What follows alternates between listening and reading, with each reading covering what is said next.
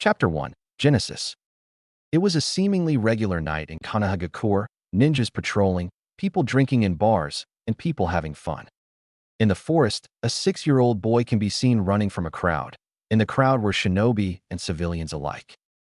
"God damn it, not again," thought our blonde protagonist as he ran from a crowd. "Why can't you guys see that I'm not Kyuubi?"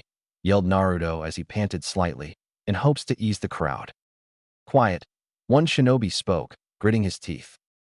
"Why can't you see all the people you've killed 6 years ago in that attack?" Naruto may he a lot of things, but stupid was not one of them. He wasn't an idiot, even a blind person can see it.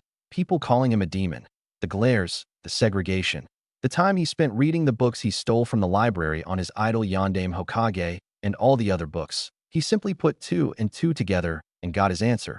He had the Jinchuriki of the Kyuubi no Kitsune. He didn't know what this entailed, or if he could even communicate with it. Why him though? Why would his idol seal the Kyuubi inside him? He must have had a reason. The Yondaime wasn't the kind of man that would ask another family to sacrifice their child. So he came to a conclusion that he was the Yondaime's child, that he sealed the Kyuubi inside his own child. Crazy, right? Of course it was a far-fetched theory and sounded a bit crazy, but it made sense if his logic didn't fail him. Jinchuriki are usually somewhat connected to big village figures, like the Yondaime Hokage, for example. But there were still holes in his theory. Why didn't anyone see the Kyuubi coming? Everything he's seen makes it seem as if it was summoned or something. Surely Konoha Nins and scouts would have seen the gigantic 9-tailed beast, whose roars can level mountains, and tails can cause tsunamis coming, so that begs the question, where did the Kyuubi come from? Was his mother attacked during childbirth? Did the Kyuubi get extracted from her during this? He learned that there were past Kyuubi Jinchuriki, and from what he's read during childbirth female Jinchuriki seals weaken, so he came to a conclusion. His mother was a Jinchuriki. He couldn't find any information on Kyuubi's Jinchuriki other than Mito Uzumaki, Hashirama Senju's wife. Anyways, all of this wouldn't matter if he's dead, so back to the problem at hand. He kept running until he reached the Hokage monument. Usually, this would be his safe haven. But right now it was all but that. He was cornered. "Please just stop, I'm not the Kyuubi," pleaded Naruto. "Stop? Stop?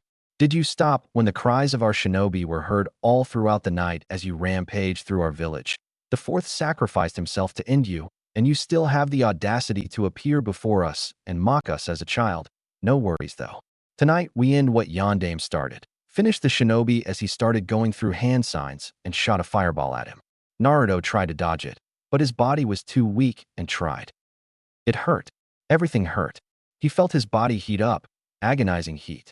As he fell off the monument, his mind started going blank. Is this it? Is this how I'm going to die?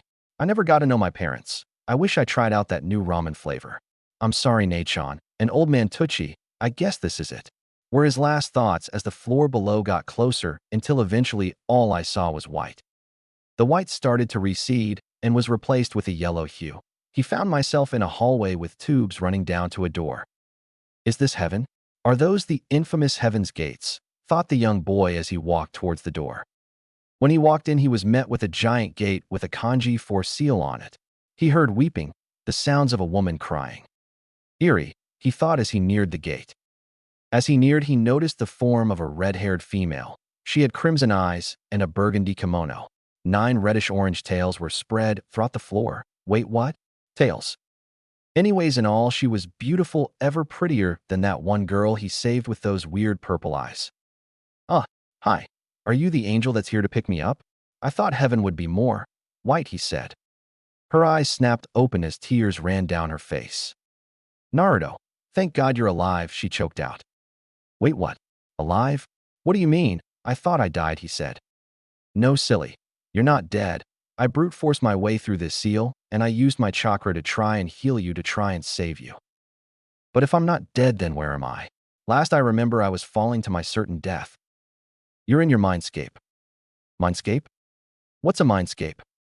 Hey, are you the Kyuubi no Kitsune? Yes, I am. So my theory is right. The Yondaime sealed the Kyuubi in me, making me your Jinchuriki. Who would have thought that the almighty Kyuubi no Kitsune was a pretty woman? He mused at himself. She smiled. She'd been watching him all throughout the years, unable to contact him, so she knew he was smarter than any typical 6-year-old. Throughout the years, she kept on trying to contact him, but to no avail. After his incident, He went through enough mental distress causing her to finally break through the seal. So if you're QB, why are you not a big bad mean scary demon fox? He asked, slightly confused. She giggled as she said, I'm not all that evil as people believe, and this is just my human form. You see, technically not even a demon fox. I'm a giant concentrated being made of chakra, so I can change my body as I like. But when Tusama made us, he gave us our form body. I was given that of a fox, but we can change our forms to be that of a human if we wish. I prefer being in this form because in this situation it would have been easier to talk to you like this. Plus I would be crammed in my fox form, because as you can see your mindscape isn't necessarily what you would call the biggest. But if you want I can change into my fox form, she said. No, you're perfectly fine like that. But if you really are the QB, then can you possibly answer some questions I have? Yes, what is it? She already had a general idea of what he was going to ask. Was one of my parents your previous Jinchuriki? Yes, your mother. She was my second Jinchuriki right after Mito Uzumaki. Uzumaki, that's my surname. Another question, if you know who my mother is, do you know who my father was? He asked in a hopeful tone. Yes, your father is, as you theorized, Minato Namikaze, the Yondaime Hokage. He smiled. I was right. Why did he seal you into me, though, Did they love me? Yes, they were ecstatic when they found out they were going to be parents. They had everything planned out and your father was very protective of your mother, not wanting anything to happen to her, and you, she said softly, smiling a bit at the end. Now, Naruto was not one to cry, but again, he was a 6-year-old child. Sure, he was smart, what people would consider a genius at his age, but he was a child nonetheless. He was an orphan, no parents, no friends, no family or close nor distant relatives. There wasn't a day that went by where people wouldn't glare at him or call him names or whisper about him. He was alone, for the most part. The only people he had to call family were Gigi and the Ichiraka family, but to hear that his blood parents loved him proved to be too much, and tears began to spill out of happiness. As he wiped his tears, he said, If you say you're not evil, then why did you attack Konoha? At this, she scowled as if she remembered an unpleasant memory. Everything was going well during your birth until he showed up. He? Who? Yeah, the masked man. Masked man? Yes, during the night of your birth, a masked man attacked and extracted me out of your mother. After that, he used those blasted eyes of the Uchiha and controlled me into attacking the village. Everything went blank after that. Her face turned into a frown. After your father removed me from the masked man's control, I was confused and didn't know what was going on. My mind wasn't in the right place. When I saw the sealing ritual on instinct, I attacked you, not wanting to be sealed again. Her voice slightly faltered, and she took a deep breath. When I did, your parents jumped in front of my attack to stop me. She paused and balled up her fists. I was the one who killed your parents, she finished as tears began to roll down. He looked at her, betrayal evident on his face. Tears ran down his face. He was looking at his parents' killer. He closed his eyes and took a deep breath. He was unable to finish. He wanted to hate her, he really did. But he just couldn't. This wasn't her fault. None of this was. He can't blame her. It would be hypocritical of him to fault her. Just like he doesn't want people to ostracize him for being Kyuubi's holder, he couldn't hate her for being controlled. It was all that Uchiha's fault. His life being miserable was all his fault. Kyuubi-chan ransacking Konoha was all his fault. His parents' death, his fault. He hesitated, but he then walked into the cage and hugged a crying Kyuubi. They both needed this. Naruto had never felt anyone's hug. It was comforting. He felt her hug back. He felt himself break down. It was too many emotions for him to handle. He didn't know how to respond to them. The fact that there was someone who would even replicate a hug, it made him feel warm inside. I wonder if this is how it feels to have people that care about you. None of this is your fault. It's all the masked man's fault, he said to her, breaking the silence.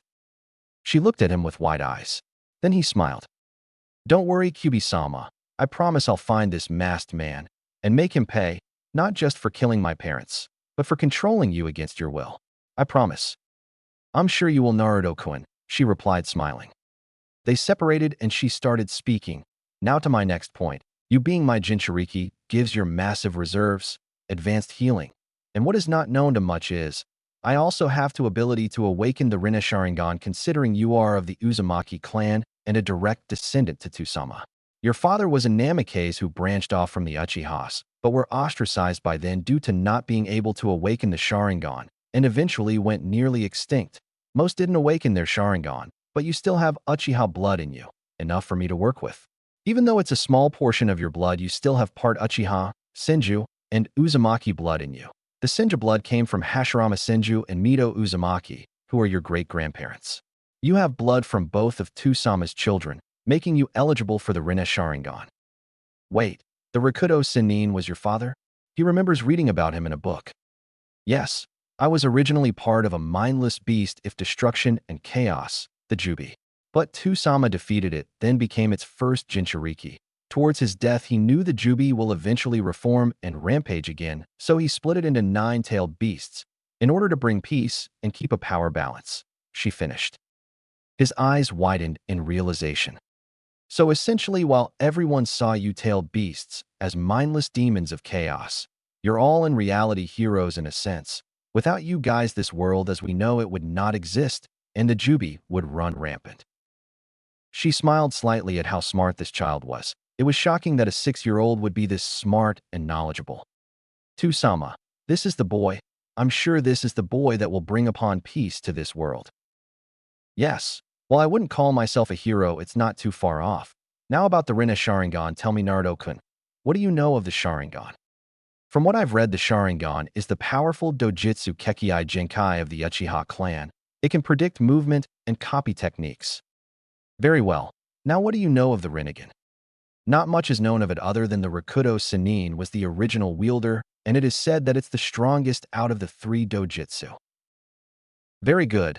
Now the Rinne-Sharingan is a combination of the two, with the added abilities of the Eternal Mangekyo Sharingan, which is the next stage of the Mangekyo Sharingan. The abilities of the Mangekyo are powerful, but it comes with a severe drawback. It slowly leads to loss of sight. This issue is solved with the Eternal Mangekyo Sharingan. It stops your blindness. The Mangekyo Sharingan's abilities consist of the Susanoo, Tsukuyomi, Amaterasu, Kamui, Koto Amatsukami, and Izanagi. With the Susanoo, you can create a humanoid avatar that works as a shield and is made out of your chakra and fights for you on your command. With the Tsukuyomi, you can cast a powerful Jinjutsu, said to be the strongest, and can only be dispelled by the Rinnegan. With Amaterasu, you can create the strongest flames that burn through everything as long as you can focus on your target. With Kamui, you can travel to the Kamui pocket dimension, you can move objects in and out of it at will, and it's said to be superior to the Yondame's Hiraishin since you don't need seals. Koto Amatsukami is a subtle but powerful Jinjutsu that allow you to modify and change people's memories and replace them with false ones. However, this ability can be used once every year, but as your eyes grow stronger, you can shorten this to once a day or 2. With Izanagi, you can cast an illusion over reality, allowing you to decide what is and isn't while it's active, neglecting any injuries, even fatal ones, even after death. Although it has its limitations, it is mostly used as defense or avoiding lethal wounds. But I recommend not using the last one since it can cause tremendous strain to your eyes, leaving them unusable for a few days. The Rinne-Sharingan also gives you the abilities of the Rinnegan. Information on the Rinnegan is scarce due to the rarity of users, but due to Tusama being the original wielder, I know of its abilities. The Rinnegan has the abilities of the Byakugan minus the 359-degree vision. It gives you the ability to use all 5 elements. You can see chakra and its flow. It can also see the Tenketsu of the 8 gates. You can also create black receivers that can transmit chakra. Then there are the 6 paths. The Deva path can control gravity and either pull things towards you to push things from you. The Azura path allows you to mechanize your body. With the human path, you can extract souls and read their memories. You can use certain Rinnegan summons with the animal path. These differ from regular summons. You can absorb chakra and pure chakra techniques through the Petra path, although you cannot absorb Senjutsu chakra. With the Nakara path, you have access to the King of Hell. Then there is the outer path, which is you. The Rinnegan allows you to preside over life and death, granting you the ability to revive the dead, but beware, it costs a lot of chakra. You can summon the demonic statue of the outer path, which is the body of the Jubi. I'm made of its chakra, and the statue is the hollow husk of the Jubi. Although I recommend not using this, as it does not require chakra but your life force. Usually it will kill you, but due to your Uzumaki lineage, it'll leave you in a terrible crippled state. There are certain abilities limited to the Rinne-Sharingan, like Limbo. Limbo allows you to reside inside an invisible world that is usually impossible to detect. While in this world, you can still make physical contact with the physical world, allowing you to harm your enemies. While in this world, you can make up to 4 clones that reside in the Limbo world, all of which have the same abilities as you. Finished the redhead. Wow, that doesn't sound fair to the rest of the world. She chuckled a little bit at his response. Yeah, I know. It's a lot to take in, but don't worry, Naruto-kun, I will train you how to use these abilities, said the red-haired beauty, reassuring him. Will you really? Will you teach me how to be strong? I hate being weak. Yes, don't worry. After I'm done with you, there won't be a single soul who will beat you, she said smugly. Yada, he exclaimed and jumped in happiness. Thank you, Kyubi-sama, I promise I won't disappoint you. She slightly smiled. This child is destined to do great things. Please, none of that Kyubi-sama stuff. Call me by the name Tusama gave me. Call me Kurumi. But it's time you should be waking up, Naruto-kun. I'll be giving you tips on how to use your abilities while in your mindscape. Since you've already made initial contact with me, I'll be able to talk to you while you're not in your mindscape. So when you respond, talk in your head, I'll be able to hear. Now wake up, Naruto-kun. I sense people near you. Okay. I'll see you later, Kurumi-chan. Chapter 2. The Awakening. As Naruto's consciousness started returning to him, and he regained my senses, he began to hear talking. Sounded like Old Man Hokage and 3 other voices, 2 male, 1 female. No, Danzo. I'm not letting the boy become one of your mindless puppets, said the only voice he recognized, which was the voice of the 3rd Hokage. Then what do you suggest we do with the boy, Hiruzen? Said the other male voice. When he becomes of age, I will enroll him in the academy. Why will you let the demon brat join the academy? Don't tell me you really plan on letting the brat become a shinobi, said the female voice. Let me remind you, Koharu, he is not a demon. He simply holds the demon, replied Hiruzen. Naruto started shuffling. You're dismissed, he's waking up. When he heard footsteps, then the door opened, then close. He took this as a cue to start shuffling some more, and his eyes fluttered open. Ow. Even opening his eyes hurt. Gigi, is it true you're going to enroll me in the academy? Asked the blonde boy. Yes, once you reach age 10, I'll enroll you in the academy. I smiled slightly. I will be making my ascent to become a shinobi. Gigi, can I leave this place and have that new ramen flavor? The old man chuckled. Yes, boy, but not right now. You need to rest. I estimate you'll be out in 2 months, but you should be able to eat in about a week. Time skipped to 8 days later. These past 8 days, he's been spending his time in his mindscape. While his body rested, he changed the appearance of his mindscape to make it more hospitable for Kurumi-chan. It changed from a sewer to a plain with a few trees. Here and there basically just looked like a regular outdoor plain. Although his injuries, realistically, it was supposed to take more than 2 months for his body to heal, but thanks to Kurumi-chan, his body healed at a ridiculous pace. 3rd-degree burns, fractured ribs, and broken arm and leg are not injuries that healed in 8 days. The nurses and doctors were shocked to say the least, but it just added to their rage. The demon can regenerate at a rapid pace. He was free to go, so he headed to his apartment to let Kurumi-chan begin the process. After consulting Kurumi-chan with it and talking about it during these past 8 days, he decided against telling the Hokage about the whole Kyubi situation and the Rinne-Sharingan he was going to get. Not that he didn't trust him, but still. As he made his way to his apartment, a thought reached his mind. Hey, Kurumi-chan, is it going to hurt? Although he couldn't see it, he could have sworn she just smirked evilly. I hate to say it, Naruto-kun, but yes, it will feel like your eyes are being stabbed, repeating. After that, it'll feel like someone casted an Amaterasu on your eyes. But don't worry, Naruto-kun, the pain will only last for an hour. While your eyes may feel sore for a few days after the process it'll definitely be worth it. The red-haired female said. Now he was nervous. That definitely did not sound pleasant. But he did have to agree with her. The benefits definitely outweighed the bad. He laid down on his mattress in his apartment and entered his mindscape. Inside was Kurumi-chan. Her appearance was same as before except for a necklace she wore with the kanji 4 seal. I would recommend creating a table so I can strap you in. I know this will be painful and I can't have you flailing around. It will mess up the process.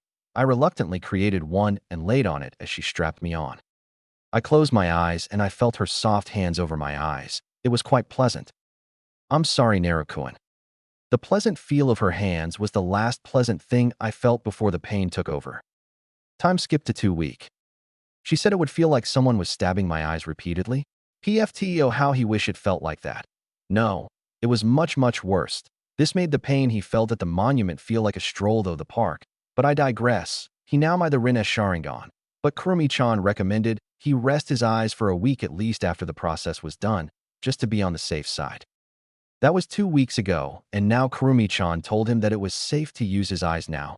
She told him that before he jumps into the deep end, he should start with the basics. And it would be better that he trains his body to handle the strain that using these eyes will give me.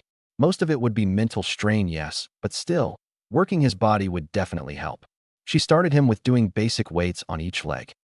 After I was fit enough for jutsus, she taught him his first one, the Kagebushin no Jutsu, Shadow Clone Jutsu. It was an A-rank technique that required a lot of chakra, but was no problem for him since cause of his massive reserves. The trick to shadow clones is that the memories from the shadow clone return to the caster after dispelling. It proved great for training. She had him perform them while water walking. Of course, learning these techniques was a walk in the park with his Rinne-Sharingan, but the difficult part proved to be doing these techniques while walking on water. But he eventually got it down quickly due to his Rinne-Sharingan. She taught him the basic academy techniques. After I got them mastered, we started getting into elemental jutsus. She taught him one jutsu from each element. The first one she taught him was the Katan, Gokakyu no Jutsu, Fire Style, Fireball Jutsu. The basic fireball technique of the Uchiha clan. The second was the Futon, Daitapa, Wind Release, Great Breakthrough, a C-rank technique that allows you to blow wind through your mouth. The third was the Raitun, Jabashi, Lightning Release, Electromagnetic Murder. It allows you to send a wave of electricity through your hands. The fourth was Doton, Dorihiki, Earth Release, Mud Wall, which allows you to create an earth wall when you slam your hands on the floor. The fifth technique was the Suetun, Sueten no Jutsu, Water Release, Water Bullet Jutsu. This jutsu allowed you to spit a steam of water out your mouth. You can also split it and shoot them like bullets. He did these until he was able to do them with 2 hand signs, except for wind and lightning. He showed complete and utter mastery over these 2 elements. He can do his lightning and wind jutsu without any hand seals, but he still liked using one-hand seal. Kurumi told him that he would have to practice with the 3 other elements until managed to gain the same amount of control he has with his lightning and wind techniques. Once he's done that, then he would be able to dabble into sub-elements. It's a popular belief that sub-elements like Yoton, Lava Release, or Hyaton, Ice Release, for example, can only be used with a bloodline.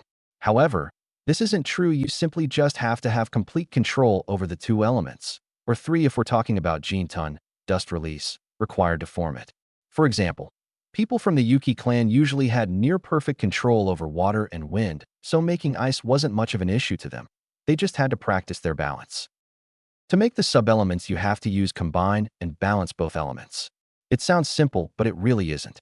It usually takes a long time, but with shadow clones this time should shorten. His body can now handle taijutsu, so Kurumi had him work on his taijutsu. He learned a taijutsu style based on agility. You would outmove your opponent and land hits and pressure points, slowly crippling your enemy. He had to extensively study human anatomy in order to learn where the pressure points were to make this style work. He also had to be really fast in order for this technique to work. If he was going to be honest, it's based on the Hyuga's Jukin. In a matter of fact, he can probably replicate their Jukin because he can see the Tenketsu, but he didn't want to. Maybe eventually, but not now. Going to the library was also much easier now. He didn't need to steal the books now. He would simply make clones and hinge them, and have them go to the library and read a book on every subject ranging from history to books on chakra theory. He had them go to the restroom and dispel every 10 minutes, so his brain won't overload with information. On a book on the Third Shinobi War is where he found out about Yuzushiogakure. His curiosity toward Fuinjitsu bloomed. When Kurumi initially told him of the Uzumaki clan, he was fascinated. They were known for their longevity and their seal masters. He was shocked at how badass his clan was. He decided to try and become a seal master, to continue the Uzumaki legacy and not let his ancestors down. He made a mental note to visit the ruins at one point. Because there was bound to be some scrolls or something, Iwa and Kumo must have searched through the ruins for stuff, but the Uzumaki were known for their seals. He's sure that there was some secret vault with really badass jutsu, or seal locked behind really complex seals that only allowed someone with Uzumaki blood or something to open it. Well, at least he hoped there was. But damn, his clan must have been such badasses. He really wanted to bring his clan back to its former glory. That's a goal he'll work towards. It all sounded great and all. However, there is one problem. Konoha. He doubts the Konoha Council allow him to simply waltz out of the village and start a new one. And if he did, then he's sure they will try and control him and the village. He came to the conclusion that he would eventually need to leave the village in order to fulfill his ambitions. However, he will need his inheritance from his father. He already got his mother's, but he can't get his father's until he made Chunin or was 18, so he would have to stay until then. He thought back to the conversation. Flashback. 12-year-old Naruto was making his way to talk to the Hokage about his parents to see if he had any inheritance. He decided to say he read about the Uzumaki in a book, cause he wasn't entire sire if he should tell him about Kurumi-chan. I opened the door to see him cursing paperwork, then looked up and noticed me. Hello Naruto, my boy, what can I do for you? Hey Gigi, I have a question. What is it? Asked the elderly man. Hey Gigi, can you tell the shadows in the room to leave? I'd prefer it if this conversation was kept just between us. His eyes widened in shock, but soon receded and lifted his hand to signal his A and BU that they could leave. How did you know they were here? I could sense their chakra. His eyes widened once again. A sensor? Those are rare. Mamai Minato, Kushina, your son is definitely something, he mused.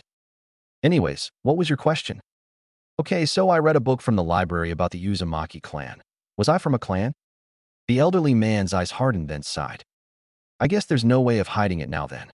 Yes, you are the last of the Uzumaki clan. They, along with Uzushiogakure, which is where the majority of them live, fell in a joint invasion by Kumo and Iwa due to fear of the Uzumaki growing stronger. When Konoha arrived to support, it was too late. However, your mother was in Konoha time and was safe, but I'm sure there are Uzumaki scattered around the elemental nations. Gigi, who was my mother? Sorry Naruto, I'm not sure it's the right time to tell you. Come on Gigi, I'm 12. I'm not some idiot kid. I'm sure I can handle it, I said with enthusiasm. The older man could only chuckle. All right, if you say so. Your mother was none other than Kushina Uzumaki. She was a phenomenal kunoichi. She was also known as Konoha's Red Death. I faked a shocked face since I already knew who she was. Did she love me? Asked the blonde boy. Yes, my boy. She loved you more than anything else. You should have seen her reaction when she found out she was pregnant with you. He already heard this from Kurumi, but nonetheless, it made him happy and brought a smile to his face to hear it again. Did she leave me anything? I wasn't going to give you her inheritance until you made Chunin, but seeing as you are mature to handle it, I'll give it to you, said the older man as he pulled out a scroll and said, It will open with your blood. Open it when you get home. Okay, thanks Gigi, but what about my father? Asked the blonde boy. I'm sorry Naruto. That information I cannot disclose. You have to make Chunin or be 18. I decided not to push it. I already got my mother's inheritance, so this trip was already a success. Okay, thanks Gigi, Gianni. Flashback end. It was now night and he was resting, so he entered my mindscape to spend some time with Kurumi. Hey, Kurumi-chan, what are your thoughts on my plan to revive Uzushio? It's definitely ambiguous, but I believe if anyone can bring Uzushio back to its former glory, it's you. You have my support. Thank you, Kurumi-chan. Nah, do you really think there are others besides me? I'm not sure, but I'm pretty sure that there are clan members scattered around. The Uzumaki are too stubborn to die out after all. A small chuckle left my mouth. Right? Chapter 3, Graduation. I'm now on the last day of the academy, so it's been 8 years since I've started my training with Kurumi-chan, and I must say, I'm quite proud of my progress. I'm not one to toot my horn, but I would definitely stomp on all my academy classmates combined. I've mastered all 5 of the elements to the point where I no longer need hand seals and can call out my techniques in my mind without having to say them out loud. I've also managed to pick up some kenjutsu because there is nothing better than a well-rounded shinobi. Of course, I was still pretty sloppy and didn't know any stances. I was hoping to find someone that will maybe train me. I'll have to ask Hokage Gigi if he knows anyone. I've learned how to use the Petra path, Deva path, human path, and animal path and human path. I had to practice on animals for the human path, but I didn't just want to needlessly kill animals, so I used this as an opportunity to practice the outer path. I just can't get myself to use the Azura path. It's way too creepy. With my Sharingan abilities, I can use the Kimui, Tsukuyami, Amaterasu with ease and no strain. The Kimui ability is quite neat. I find myself using it a lot. I haven't found a use for Koto Amatsukami and Izanagi yet with my Susanoo. I'm only up to the skin. I already have the rib cage and skin, but no armor, so it still needs work. With the scrolls Kasen left, I've gotten a better hang with seals. I can now make gravity seals, which help a great deal with my physical training. I've also learned how to make chakra blocking seals and chakra disrupting seals. The chakra blocking seals seal off your chakra, and the chakra disrupting seal messed with your chakra flow, making it harder to perform techniques. I'm working towards not needing paper to use them. I've also created a seal that stores my chakra, so if at some point I run out of chakra, I have a little boost and a backup.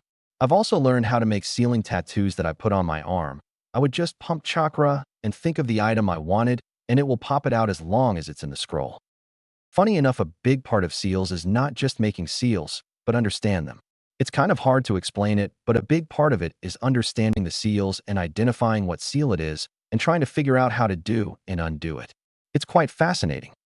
My current Fuinjutsu project I'm working on is a seal that allows me to seal any chakra-based jutsu fired at me and shoot them back out. Like say for example, I face another Manji-Iko Sharingan user and they fire an Amaterasu at me, I could seal it and shoot it back out at them. This would be useful if I'm trying to conserve chakra. However, I was currently stuck. I was able to suck it in to shoot it out, but instead of having it burst out and shoot towards them, it would simply just plop down. Then I remembered back to when I received my mom's inheritance, and scrolls, then a smile crept to my face. Flashback. As soon as I left Hokageji's office, I dashed home as fast as possible. When I arrived, I opened the scroll and used a kunai to prick my finger and wipe my finger in the scroll. Soon a few items popped out. The first one I picked up was a scroll. From Kushina Uzumaki, your Ka-san.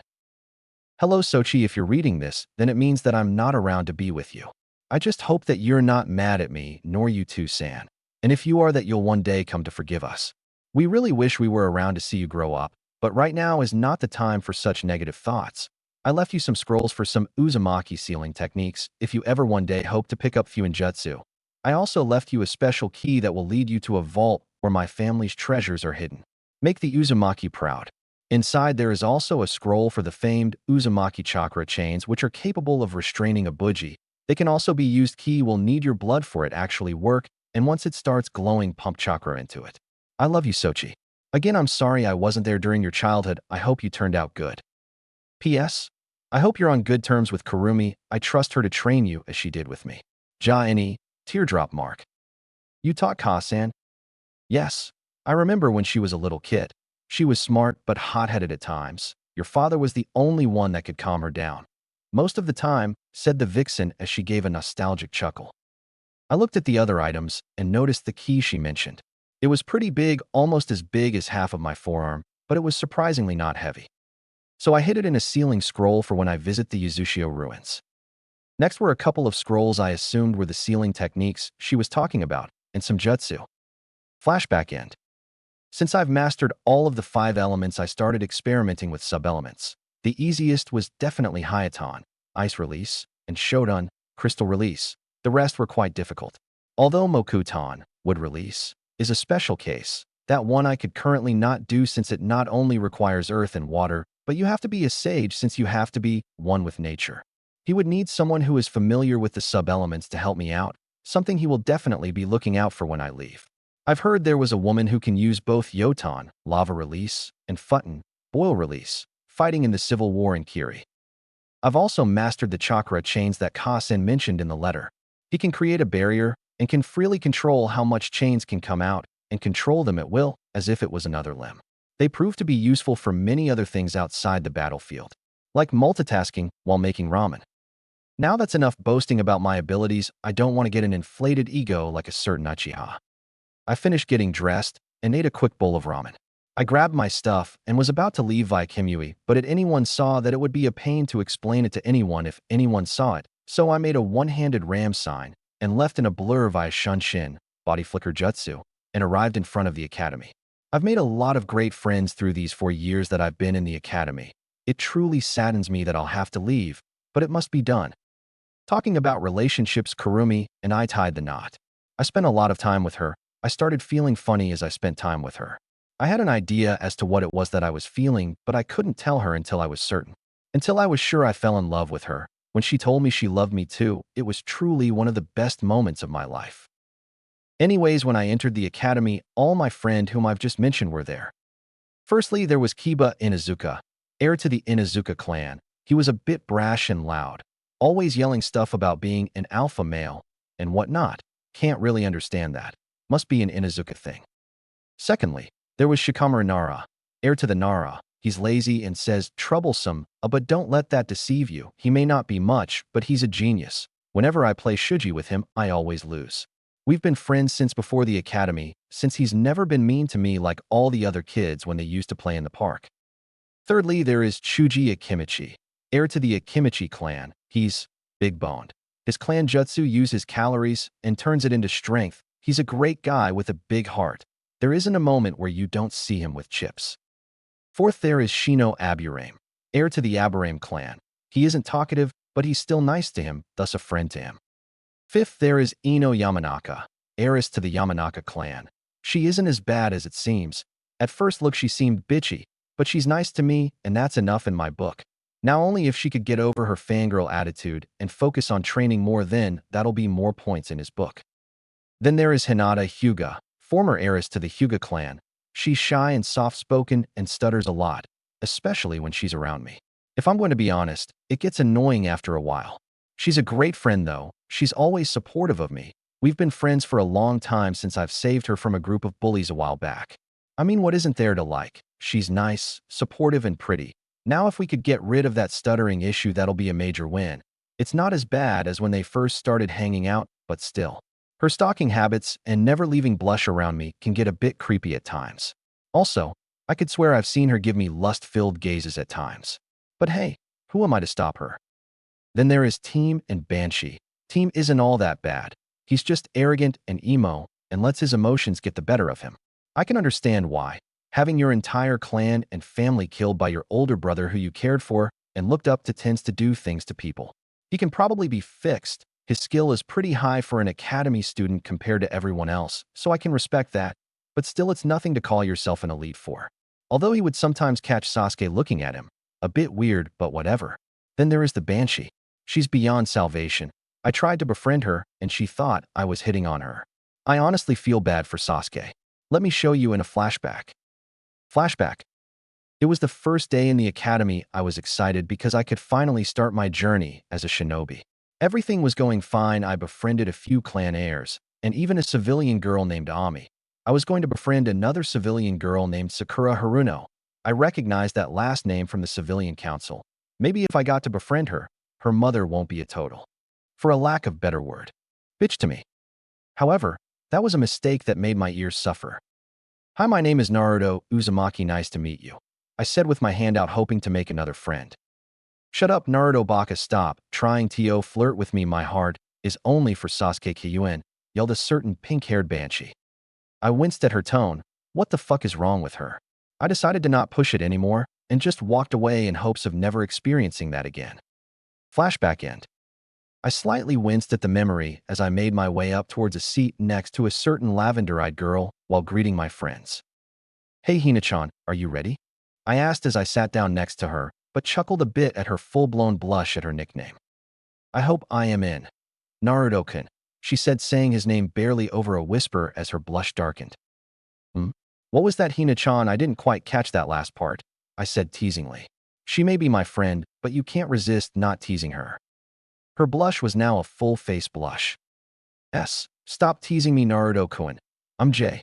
Just not used to this yet, she said, looking down slightly. I smiled. It's okay, Hina-chan. I didn't mean to tease you.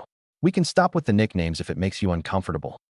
No, don't, she said a little bit louder than she expected as her face started steaming in embarrassment as everyone turned at her to see what all the fuss was about. So she crossed her arms on the table and hid in them to hide her embarrassment.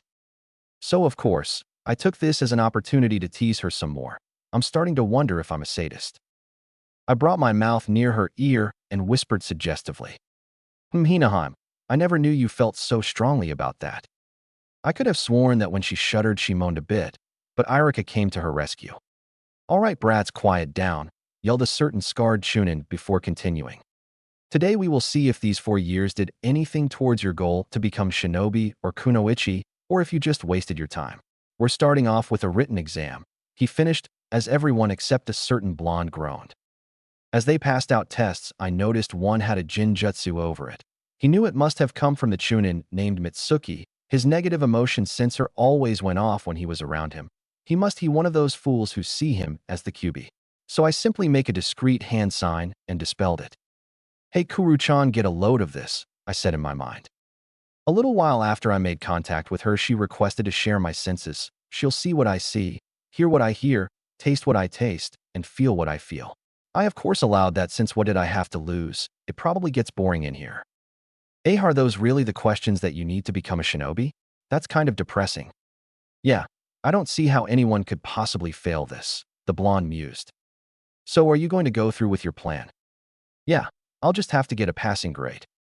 I read somewhere that every year there is a squad that has the Rookie of the Year and Dead Last of the Year with the best and most promising Kunoichi of the Year in the same squad in hopes that the two top rookies will be a motivational factor for them to improve.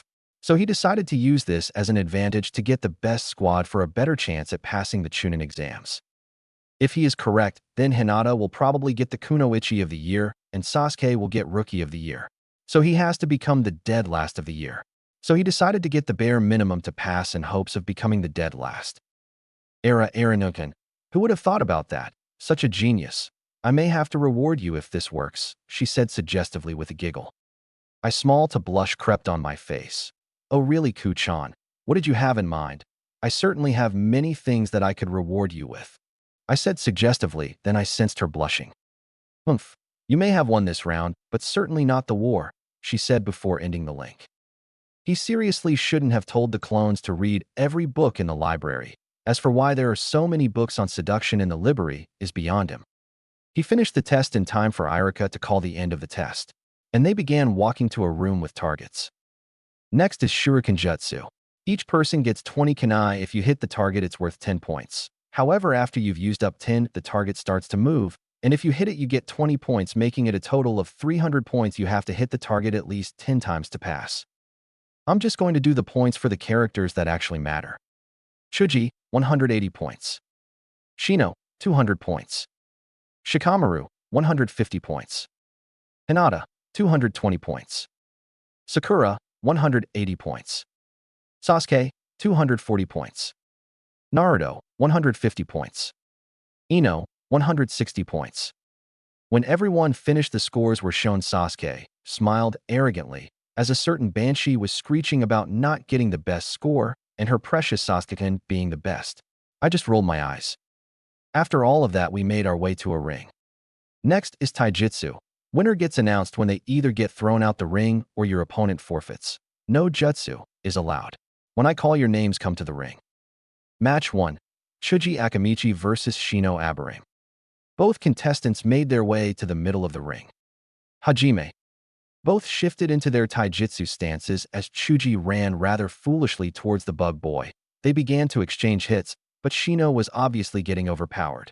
Chuji threw a punch but dodged it, but didn't see the other fist coming his way before it made contact with his face, sending him back slightly before getting kicked off the ring. Winner, Chuji, said Irika before continuing. Match 2. Shikamaru Nara vs Random Civilian. A certain Nara whispered, troublesome, before lazily walking towards the ring. Hajime. They both got into the academy taijutsu style. The civilian stance was rather sloppy, then rushed the Nara before stumbling at the foot. Shikamaru put out before pushing him off the ring. Winner, Shikamaru. Match 3. Hinata Hyuga vs Sakura Haruno. Both made their way, so Naruto decided to encourage his good friend. Good luck, Hina-chan, said the blonde. Thank you, Naruto-kun. I have to win this for Naruto-kun, and because the banshee keeps insulting my Naruto-kun. She blushed at the concept of Naruto being hers, but shook it off. Both girls made their way to the ring. I have to win this. To prove to Sasuke Kun I'm strong, and then he'll date me, screeched Sakura, while Hinata just stayed quiet and get into her clan's taijutsu stance. Then Sakura got into her sloppy academy stance. Hajime. Sakura immediately rushed before getting tripped and tumbled to the floor. Naruto couldn't help but snort, which didn't go unnoticed by a pink-haired banshee. Sakura was fuming. The blonde idiot laughed at her. And this bitch, this weird-eyed bitch is embarrassing her in front of her Sasuke-kun.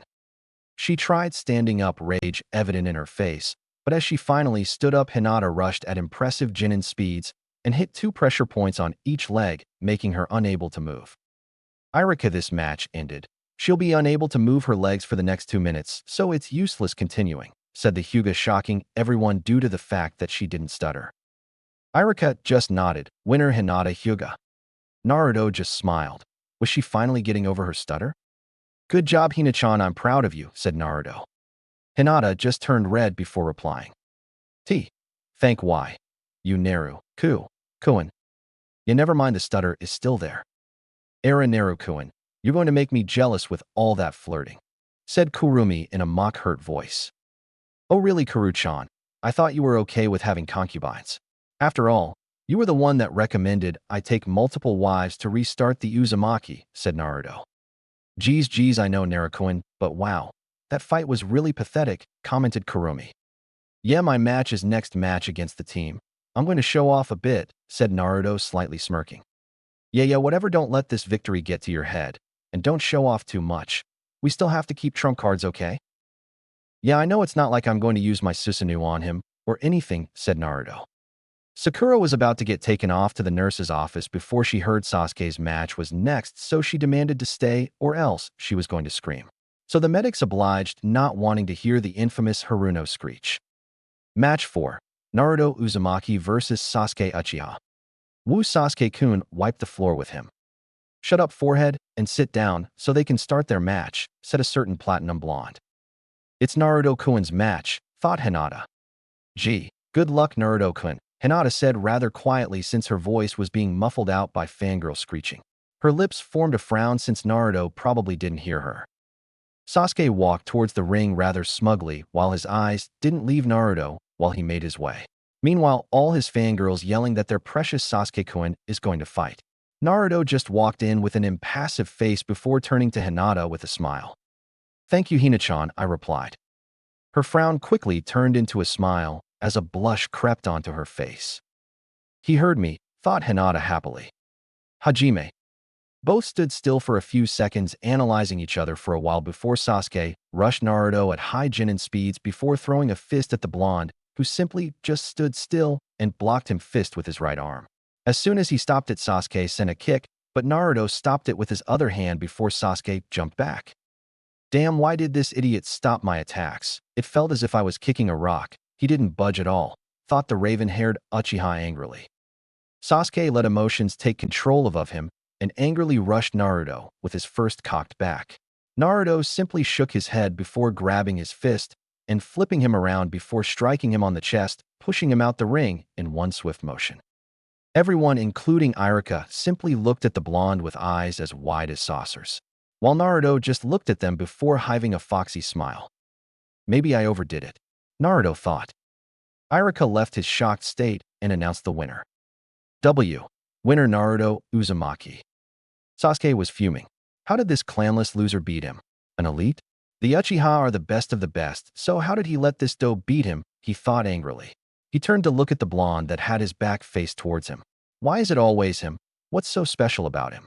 He ran through hand signs and called out his clan's signature jutsu. Katan, Gokakyu no Jutsu, Fire Style, Fireball Jutsu, yelled out Sasuke. As if it was in slow motion, everyone could see the fireball make its way towards the blonde. Hinata's heart dropped as she was about to yell out something. At the same time, Irika was about to stop it before the blonde did something Irika thought he would never see. Naruto didn't even look back when he put up the single ram hand sign, and from out of thin air a water dragon formed and crashed into Sasuke's technique, creating a smoke screen. When the smoke cleared out, they noticed Naruto was no longer where he was standing, but behind the Sasuke. My Sasuke-chan, I never thought you'll be the type to have his emotions take control of you like that, said Naruto in an amused tone. Sasuke's eyes widened at the honorific as he turned around, expecting to be face to face with the blonde, only for him to be gone. He looked around before noticing he was beside Hinata, smirking at him. How did he get there that fast? How did he do that? I let my emotions take control of me. Itachi never let his emotions take control of him. How can I even think about defeating Itachi if I can't even control my emotions? Thought Sasuke grimly. It was dead silent. You could even hear crickets in the background. Everyone had a single thought on their mind. What the fuck just happened? Everyone eventually left their shocked state. Naruto, where did you learn that? Asked Irika. A magician never reveals their secrets, said the blonde cryptically, while everyone just sweat dropped at his answer. That was amazing, Naruto-kun, finally spoke up Hinata. Thank you, Hina-chan. I appreciate it, replied Naruto. PFFTTT, their reactions were priceless. Naruto-kun, did I ever mention that you're my favorite container? Said Kurumi. I'm pretty sure you've mentioned it at some point, I replied in amused tone. It took everything I had to not burst out laughing at their reactions. Irika-sensei, Naruto Baka cheated. There is no way he would beat Sasuke-kun. He should be disqualified, screeched Sakura. Everyone face-bombed. Actually, Sakura, if anyone is going to get disqualified, it would be Sasuke for attempting to use a possibly fatal jutsu towards a classmate, said Irika. But I can't disqualify him though, because the council would kill me, thought Irika. Anyways, Sasuke, don't let this happen again or you're not graduating. Now let's all head to the room and wait for the ninjutsu test. The way there still couldn't believe what happened, and everyone looked at Naruto in awe, until Ino was the first one to speak up. Naruto, where did you learn to do all that? It was kind of cool. Yeah, you definitely put the team in his place, said Kiba enthusiastically. Troublesome, mumbled a certain Nara. While Sasuke was in the back brooding, but saw the blonde in a new light. I need to get him to teach me how to do that, and how he's so fast, thought the Uchiha. When they arrived to homeroom, Irika started speaking. Next is the ninjutsu segment. You will have to do the 3 ninjutsu we taught you. If you fail to do any, you will fail. When I call you, you will go with me to room 101. Starting with. I just dozed off and entered my mindscape. Hey, Kurumi-chan. Hi, Naruto-kun. I've been working on your seal and goddamn, my Tusan is a genius. It's okay, Naruto-kun. Although I do wish I can be out of this seal so I can claim your lips. Maybe when I visit the Uzumaki ruins I can find something that would help me. However, the conversation was cut off. Naruto Uzumaki, said Irika. I heard my name being called, so I walked to Irika, then we made our way to the room. First is the Kimawari, replacement jutsu, switch spots with that chair, he said, pointing to a chair on the left. So I replaced spots with it. Very well. Next is the hinge, transformation jutsu. So I hinged to look like Irika. Lastly is the clone, Bushin no Jutsu. So I made a single-handed ram seal and made a shadow clone. Very well, you passed. Choose your high 8-band color. This is easily changeable though, said Irika as he pulled out high 8s with different colored bands. So I chose a black-colored one. Thank you, Irika-sensei, I said as I tied to my forehead as I made my way out of the room. A while later, Irika came back after everyone was done. Congratulations to those of you who passed the test. Today paves your journey as shinobi. Tomorrow you will come here to know who your Genin squads will be and to meet your Jonin senseis, he said as he left, followed by everyone. Nighttime. I was currently finishing training when in the distance I noticed someone passing by. It was for a second, but I managed to recognize who it was. It was my friend Ami. The last time I saw her I was comforting her because she was crying due to not passing the exam. But then I noticed a giant scroll on her back, so I decided to follow her. I arrived to the clearing she was at, and she was looking at the scroll. I noticed it was the scroll of sealing. I decided to show up behind her without her noticing and ran my eyes through it, so copy the techniques. Thank God for the Sharingan's photographic memory. After I finished, I decided to make my presence known. Hey Ami-chan, I hope you know stealing the scroll of sealing can put you into prison. She jumped up in shock. You scared me, Naruto-kun. Guess what? I'm gonna pass, she said happily. Mizuki-sensei said that if I learn a jutsu from here, I'll be able to pass. Mizuki-sensei? What does he dash? But my thoughts were cut off by the sound of air being cut. On instinct, I grabbed Ami, and the scroll jumped away. I turned to look at the spot where they came from, and Mizuki was standing there. I see what's going on. Mizuki-sensei, I got the scroll, said Ami. Okay, good, now give it to me, said Mizuki. No, Ami, don't, I said as I put out my arm to stop her. Well, why? Said Ami before being cut off by Mizuki. You, he said as he looked at me with venom laced in his voice before an evil smile crept onto his face. Say, Naruto, Do you know who everyone hates you? Because you're the QB, the demon who killed countless people. You are the demon, he said with a smirk. I could have sworn I heard Kurumi snort in my head. I just looked at Mizuki with a blank stare before I went into a mock thinking pose. A demon you say? That sounds pretty cool. I mean, QB is the strongest of the tailed beasts, so it must mean I'm strong, right? I'm used. Mizuki just looked at me with shocked eyes before they turned into angry hate-filled eyes. Yes, a demon, and I will be the one to kill the demon, he said before throwing a couple of shuriken, so I grabbed Ami and the scroll and took her to another secluded place. Stay here and take care of the scroll. He tricked you. I'll take care of him, I said seriously. When I saw her nod nervously, I left in a blur. When I arrived to where Mizuki was, I was met with Mizuki rushing me with his fist cocked back. I sidestepped his fist and grabbed it and spin him and threw him to a tree. I then called out my technique. Bansho Tenin, Universal Pull. Mizuki found himself being pulled by Naruto by an unstoppable force before he was met with a punch to the face with a strength no genin should have. He flew to another tree and was knocked out cold. He heard Irika coming, and when he arrived I told him what happened and where Ami was. We then tied up Mizuki and took him with us. We went to where Ami was and explained what happened. Irika told me we would go to the Hokage to make sure Ami wouldn't be punished and explain the situation since I was the one with Ami. When I arrived at the Hokage Tower house via Shunshin, I walked in and kicked the door open to the shock of Ami and Irika. Hello, Gigi. So basically I was training in the forest when I saw Ami running with a giant scroll. I decided to follow her to see what happened, but when I arrived I noticed that it was the scroll of sealing. She then told me that Mizuki told her that if she got the scroll, she'll be able to pass the academy test she failed. Mizuki then came and attacked us, proving that he tricked her, so I confronted him and stopped him. Then Irika came. And now we're here. The Hokage was shocked that Naruto managed to take out a Chunin fresh out of the academy. Very well done, my boy. For doing such a great job, this will go on your record as a B-ranked mission. You're free to go. I nodded and left via Shunshin. When I got home, I laid down and entered my mindscape as my body rested. Tomorrow would be a new day. I'll meet my Jonin sensei and my Genin squad. Chapter 4, Bell Test. Naruto awoke to the blazing sun in his face, screaming, "Wake up!" So today you'll see if your plan worked, said Kurumi in his head. Yeah, if it doesn't, I just embarrassed myself these past 4 years getting the minimum passing score on my tests, replied Naruto. He left his bed and started changing into his new appearance.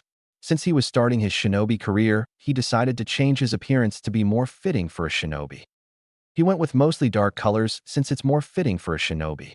He of course would have preferred to wear orange, but orange isn't very shinobi-like, and plus if he put too much orange, Kurumi would probably kill him. He wore black ANBU pants with tape wrapped around his right thigh with standard black shinobi sandals. He had a custom-made dark gray shuriken and kunai holster. Inside has a seal for the pocket dimension where he has hundreds upon hundreds of kunai and shuriken. He wore a dark gray vest, think Kakashi's vest while he was Hokage, with the Uzumaki swirl on the back. He had medical tape wrapped around his neck. Underneath the vest was a standard long-sleeved black shirt and black fingerless gloves. He put on the mask he made using the creation of all things technique and utilizing the Yin release to materialize it, and made it out of his chakra. Think Minma's mask from Road to Ninja movie, except instead of red coloring it had orange coloring. Kurumi told him it's the same technique that was used to make the tailed beasts. Rakuto Sennin used the Yin release to make their bodies and Yang release to give them life. Man, if Rakuto Sennin used this technique to make the Biju in his death bed, he must have been terrifying. He finished up his daily ramen breakfast and activated the gravity seals he had on my legs at level 10. Equivalent to 350 pounds on each leg. He left in a lightning shunshin and arrived to the academy doors. When he went inside, everyone looked at him strangely. He then realized he still had his mask on, so he took it off and put it in a seal on his arm. He just ignored the blushing faces and made his way to his seat next to Hinata. She turned to look at him with a lustful daze in her eyes. Must resist jumping and claiming him, thought Hinata. You look, great Naruto-kun, she said with a blush. Thank you, Hina-chan, Naruto replied with a smile. What's with the new look, Naruto, said Kiba with a whistle as he started walking up to him. Yeah, you actually look really good, said Ino with a small blush. Well, I'm an official shinobi now, so I thought, might as well look like one, right? Naruto replied. Of course, Sakura had to come ruin the moment. "Stop trying to look cool like Sasuke Kun Naruto Baka," yelled Sakura. Everyone just face-palmed. "What did I ever do to her?" he asked Kurumi. "Maybe being annoying is just in her blood," replied Kurumi. Irika entered the room and began to speak. "All right, everyone quiet down and head to your seats. I'm about to announce your Jinin squads and your Jonin-sensei," said Irika before being cut off by Kiba. "Wait, Irika-sensei, where is Mizuki-sensei?" he said before a few people nodded in agreement. Irika glanced over to Naruto before he began speaking. Well, he was sick and couldn't make it." Everyone just nodded before Irika began to list off the teams. Going to skip teams 1 to 6. Team 7 is Naruto Uzumaki, Sasuke Uchiha, and Hinata Hyuga with their sensei Kakashi Hitaki, said Irika. Naruto just smirked as he thought, it worked. Hinata thought, I'm in a team with Naruto-kun. I couldn't have been more happier. At least he isn't with that bitch Sakura, she thought happily but with a venom-laced voice when she thought about Sakura. Hinata is strong and smart, so she won't hold me back. At least I hope she doesn't. And Naruto. Naruto isn't all that bad actually, but soon shook that thought off, and he continued. From what I saw yesterday, he's strong. But he hides it. I must get him to teach me how to do what he did yesterday, thought the Uchiha. What? Why does Hinata team get to be with Sasuke Kun?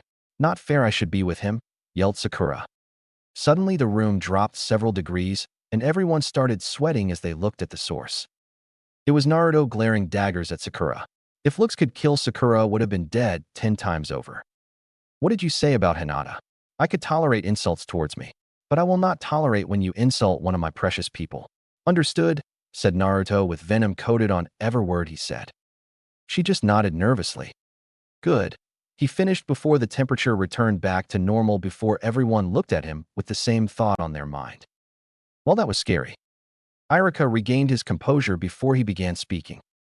Well, to answer your question, the reason they're in a squad is because Sasuke got Rookie of the Year, Hinata got Kunoichi and Most Promising Student of the Year, while Naruto got Dead Last of the Year. This team was assigned because the 2 top students will push the Dead Last to do better. Wait, Irika-sensei, how did Naruto get Dead Last of the Year if he wiped the floor with Sasuke in the exam yesterday? Sasuke scowled and glared at him when he said that. Well, Naruto, on every test we've taken since the academy started, he's gotten just enough to pass. On the exams too, he just barely passed the written test and Shuriken Jutsu test, replied Irika. Everyone looked at the blonde confused. They could have sworn Naruto was smarter than that. But Shikamaru narrowed his eyes at him. Bare minimum? He's always sleeping in class, and when he isn't, he's usually talking to Hinata and not paying attention. Did he do it on purpose? Troublesome blondes, he thought with a sigh.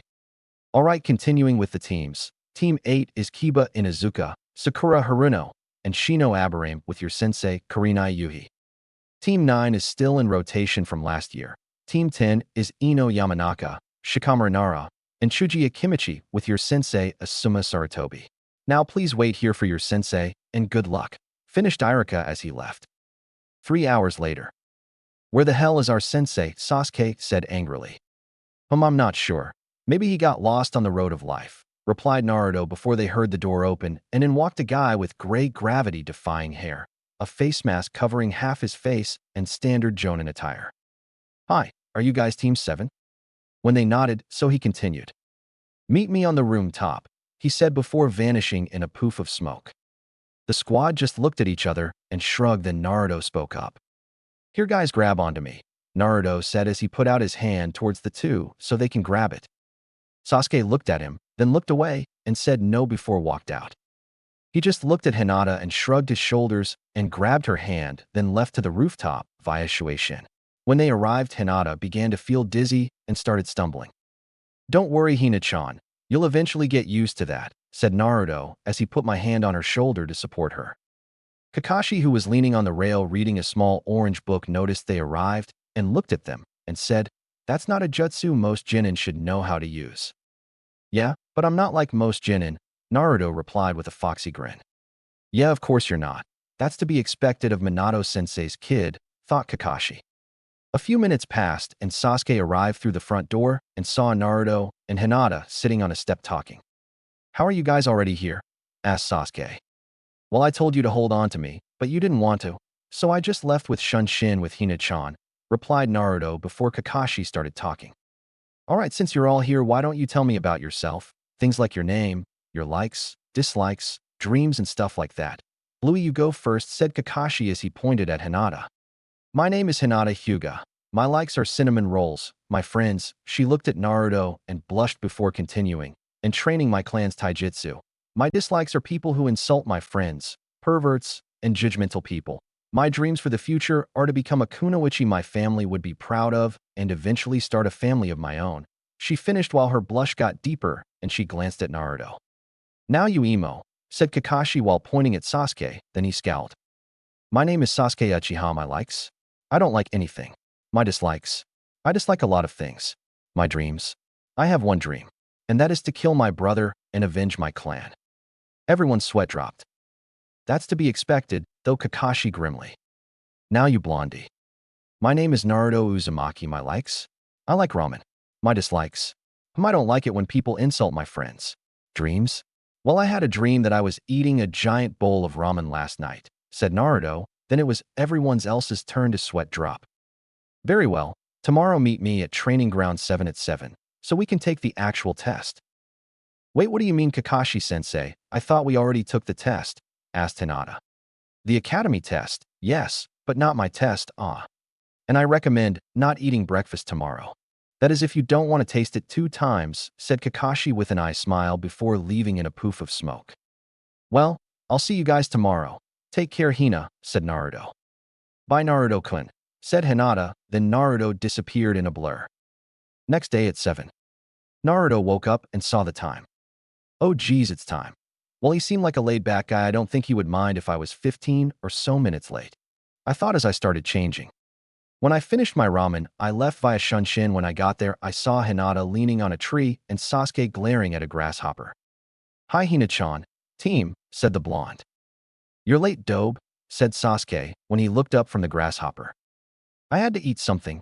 I wasn't about to come on an empty stomach, said Naruto. Kakashi-sensei said not to eat. No, he said, I recommend you don't eat. He never said it was an order, and if I do end up tasting it twice, then oh well, said Naruto as he sat next to Hinata before he continued speaking. Talking about Kakashi-sensei, where is he? I don't know, he said before starting to brood. Hi, Naruto-kun. What do you think the test is about? Spoke up Hinata. No idea, I'm as clueless as everyone here, replied Naruto. The two continued to speak while Sasuke glared at Hinata and Naruto at times. 3 hours later, Kakashi arrived in a poof of smoke and saw Hinata and Naruto asleep on the tree bark, and Sasuke was brooding.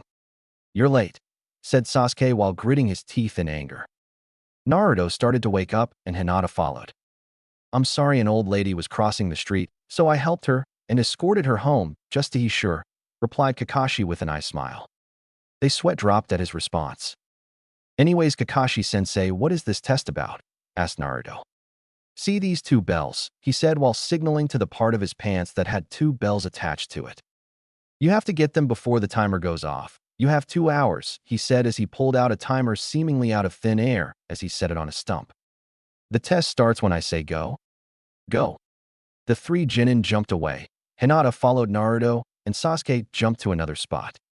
Hey Naruto-kun, what should we do? First, let's look for Sasuke and regroup so we can come up with a plan, replied Naruto. Okay. They both jumped away to look for Sasuke, and eventually they found him. Hey Sasuke, we need to come up with a plan, said Naruto appearing behind him. This surprised Sasuke, and he gave put a very unmanly eep. Naruto and Hinata had to hold back a snort. Sasuke looked at them red-faced, whether if from anger or embarrassment is unknown. What do you want, Dobe? He said, trying to but failing to hide his anger. I know what you're thinking, and it's a bad idea. He's a jonin. He'll wipe the floor with you. I don't care if you think you're an elite. We have to work together and come up with a plan to get the bells. Sasuke looked a bit shocked since Naruto read him and his plan easily. All right, Dobe. Let's say your plan works, and we get the bells. There's only 2 bells. One of us is going to fail, said Sasuke. Naruto had to resist the urge to facepalm. Sasuke, tell me, when have you ever heard of a 2-man cell? This is designed to have us go against each other. This is a test of teamwork, but don't worry, if we get the bells, I'll give them to you guys. Sasuke and Hinata nodded, trusting him since he had a point. Okay, so here's the plan, began the blonde. With Kakashi. What's taking them so long? Wondered Kakashi while reading his pervert book when he heard Shuriken coming towards him, so he instinctively jumped back. You're going to have to do more than that if you plan to take these bells, Naruto, said Kakashi as Naruto jumped off the tree he was on. I know, Kakashi. Iruka told me to not underestimate Naruto, that he's smarter than he lets on, he thought, thinking back to when teams were assigned. Flashback. Kakashi and all the Jonins were getting the information on his team when Iruka said something interesting. Lord Hokage, I noticed something interesting when reviewing the tests throughout the academy and the final exam. He got the bare minimum passing score for the Shuriken Jutsu and written exam. But in the Taijutsu test, he beat Sasuke Uchiha with ease. I believe Naruto is hiding his abilities. He made a water dragon out without any water source nearby when Sasuke launched a fireball at him. The only other person who's been able to do that is the Nidaime Hokage. Not only that, but he only used one seal to cast it. Everyone in the room looked shocked. All right, thanks for that information, Iruka. Kakashi, I want you to test the boy and see if what he said is correct. Hi. Flashback end. Naruto pulled out a kunai out of his pack, then put on his mask. What's the mask for? Asked Kakashi. Not really sure, just for aesthetics honesty, but I might add some seals, replied Naruto. Kakashi's eyes widened for a second. He knows Fuinjutsu, but his thoughts were cut off when Naruto rushed him at shocking speeds with a kunai in hand. This alerted Kakashi, and he put away his book and pulled out his kunai to block it. When the kunais crashed, Kakashi was surprised at his strength. He jumped back and thought, Iruka is right. I can't underestimate him. I was hoping I wouldn't have to use this. Kakashi pulled up his headband, revealing his Sharingan.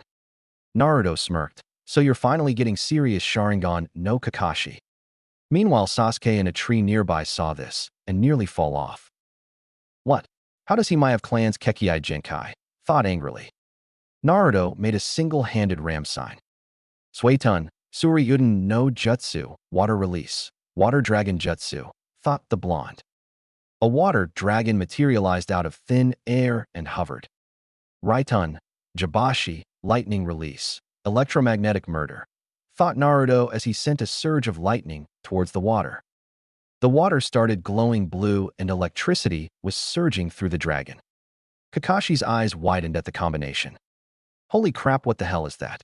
I definitely can't get hit by that, he thought as the dragon shot at him quickly. Kakashi made a big jump back to avoid the small AoE damage it does.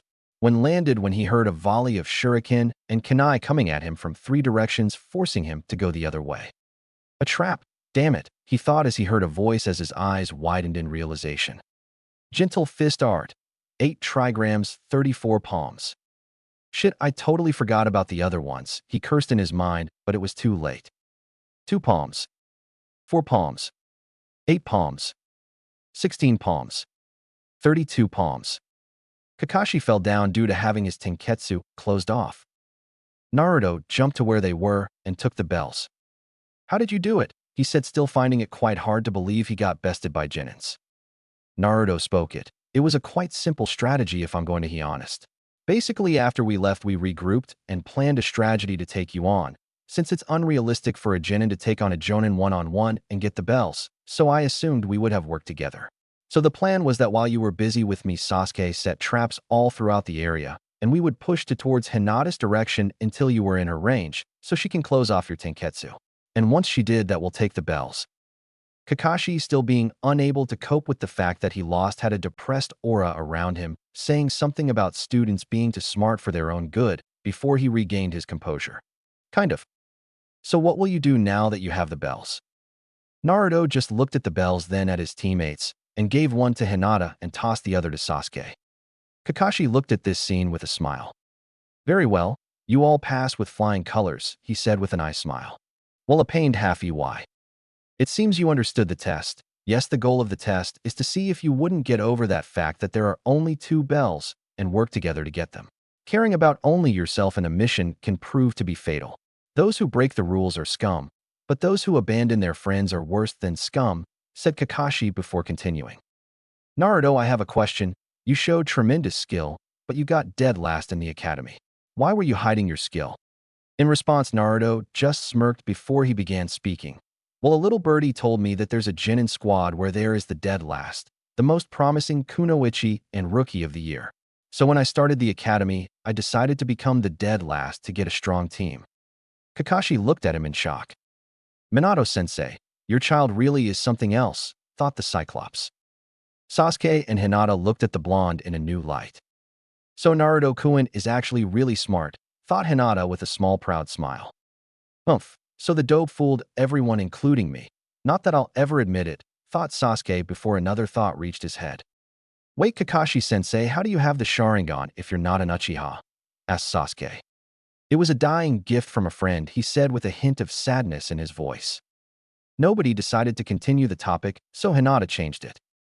Kakashi-sensei, you should be able to stand up in about 2 hours. I try to not hit you too hard, said Hinata. It's okay, Hinata. All right, tomorrow we're meeting here at 9 to start missions, replied Kakashi. Everyone nodded and began to walk off before Naruto spoke up. So you guys want to go get ramen? Sure, Naruto-kun, replied Hinata with a blush. Calm down, Hinata. It's not a date. Not yet, at least. The thought as her blush grew deeper, thinking about a date with Naruto. Sasuke just looked away. I don't want to go, but I'll go. Only because that plan wasn't all too shabby, and we passed thanks to your plan. Naruto just chuckled. The trio walked off, failing to hear Kakashi asking for help. At Ichiraku Ramen. As they arrived to the booth, Naruto sat down. Hey Tsuchijiji, 8 bowls of miso ramen. An elderly man came out alongside a girl with brown hair who didn't seem much older than them. What would you guys be having? He asked as he looked at his team. Same as Naruto-kun, but only 1 bowl, said Hinata. I immediately got a wide grin and nudged Hinata and whispered. So Naruto-kun is it? She said as her smile got wider. I can't say it's a bad catch, especially with that new wardrobe change, she continued, wiggling her eyebrows as Hinata got an atomic blush. All right, Yame-chan, stop teasing Hina-chan, you're gonna make her faint from embarrassment, said the blonde before continuing. What would you have, Sasuke? 2 miso ramen for me, he replied. Right on it, said the old man. Their food eventually came, and Stay started eating and talking, and to the team's surprise, Sasuke was also talking and not brooding the whole time. Where the hell is Kakashi? This meeting was supposed to start 30 minutes ago, said an impatient Hokage. It's Kakashi, what were you expecting? Said Asuma with a chuckle. A door flew open, showing a battered, panting Kakashi. What happened with you? Asked Asuma. Kakashi just said one word that caused everyone's eyebrows to raise. Genin. Nobody was able to comment on it, then Hiruzen started talking. All right, now that you're all here, give me the results. Team 10 passed. The new generation Ino Shikacho could use some work, especially Ino. She still has fangirl tendencies we need to work on, said Asuma. Team 8 passed. They mostly did well, but Sakura was the weak link. She didn't do anything to help, and the entire time she was complaining about not being in a squad with Sasuke. How did someone like her pass? She is a prime example of the reasons kunoichi are often looked down upon, Kurenai said with a frown. Team 7 passed IR dash, but was cut off. Well, that's a new one. Kakashi usually never passes a team. Yeah, I assumed the Uchiha was the cause, although he doesn't seem like much, said Kurenai. Asuma just snorted in response. I'm pretty sure the Uchiha wasn't the cause. Anyways, Kakashi continued. I'm curious to see how Naruto-kun did. Everyone else raised an eyebrow but weren't able to comment on it because Kakashi started speaking. Well, it seems that Iruka was correct that Naruto is hiding his strength. Immediately when the test started, he gathered up the squad and figured out the point of the test. Naruto attacked me and made a water dragon out of thin air with a single seal like Iruka said he could. But the next part is the terrifying part. He added lightning to it, making it stronger. I, of course, had to dodge it, but he kept on attacking me, forcing me to move. I ran into some traps that forced me to move into a clearing where Hinata was waiting for me, ready to close off my Tenketsu with her Jukin. It was all a plan formulated by Naruto. He would pressure me into moving in a specific direction, and to make sure I didn't stray away from the path he was making for me, he made Sasuke set up traps, and once they had me where they wanted, Hinata would finish it, said Kakashi. To say everyone was shocked was the understatement of the decade. Everyone except Asuma couldn't believe it. How? He's barely out of the academy and graduated as dead last, asked Kurenai. Yes, but that's not all. When I asked him why he was hiding his skill, he told me because of how squads are formed. The Rookie of the Year, Most Promising Kunoichi of the Year, and the Dead Last made a squad. And when the academy started, he made sure to get the bare minimum score to pass through the years in order to get Dead Last to ensure he got a good squad. Everyone again was shocked. That's really genius actually, said a random Jonin. It was Asuma's turn to talk. Yeah, the kid's knowledge is nothing to scoff at. Even at 8 years old, he managed to learn how to apply wind chakra to a blade in just 2 days, and in 5 days he improved upon it. He also soaked up every wind jutsu I threw at him. The kid is a literal genius, just like his father. He finished with a chuckle as he put a cigarette in his mouth. Wait, Asuma, you knew? Asked Kakashi. Yeah, he came to me asking if I can show him wind jutsus cause he found out there aren't much in Konoha. I was shocked because he wasn't even in the academy and he knew his affinity and nature transformation. He doesn't know one, but 2 of his nature transformations. Most academy students don't even know their affinity. That's nothing though. I think he's still hiding a great lot. Interesting kid, I must say, said Asuma. Yeah, he's a natural leader. He even got Sasuke to go eat ramen with him. If there's anyone that can get him out of that path of hatred and revenge, I'm sure it's him. Spoke Kakashi, shocking everyone that the cold, aloof emo went out to eat with his squad. I also believe that Naruto can bring out the best in him. Sasuke would see him as a rival, and it would push him to get better, said Kakashi, as everyone nodded, understanding what he was getting at. All right, if that's it, this meeting ended. Kakashi, stay, I need to talk to you, said the Hokage. Everyone left, and eventually Hiruzen started speaking. Kakashi, I need you to keep a close eye on Naruto. Tell me, what level do you think he's at? I think he's low to mid Jonin, being able to formulate a plan on the spot and holding his own against me. And we still haven't seen everything. I could tell he was holding back a great lot, replied Kakashi. Okay, thanks. Kakashi, try to figure out how strong he truly is. Hi Hokage-sama, replied Kakashi. All right, you're dismissed, said Hiruzen. Hiruzen sighed while he looked up and thought. What monster have you created, Kushina? Minato, he thought with a chuckle. 3 weeks later. In a bright sunny day in Konoha, within the shadows, a pair of piercing blue eyes could be seen in the dark, moving from shadow to shadow. Foxy at point A. Avenger at point B. Stutter at point C. N. Naruto-kun, why did you give me this name? I don't stutter that much anymore. Sorry, Hina. It was either that or red face. All right, guys, pay have a lock on our target at point B. Avenger, engage in 3, 2, 1. Shrieks and crashes can be heard, and out an alleyway Sasuke walked out with scratch marks on his face, grumbling something about cats from hell. I really hate this cat. We've caught it for the 15th time already. I would know cause I've been counting, said Sasuke. I never said D ranks would be fun, replied Kakashi. I'd much rather a boring C rank than this bullcrap. With C ranks you still have the possibility of running into bandits. Better than catching this cat, grumbled Sasuke. Yeah, but on every C rank we've done we haven't ran into anything, Sasuke, said Naruto before continuing. But I agree. I'd rather a boring, uneventful C rank than this. They arrived to the Hokage office and returned the demon cat to its owner. GG, I'm tired of D ranks. Give us another C rank, said Naruto while groaning.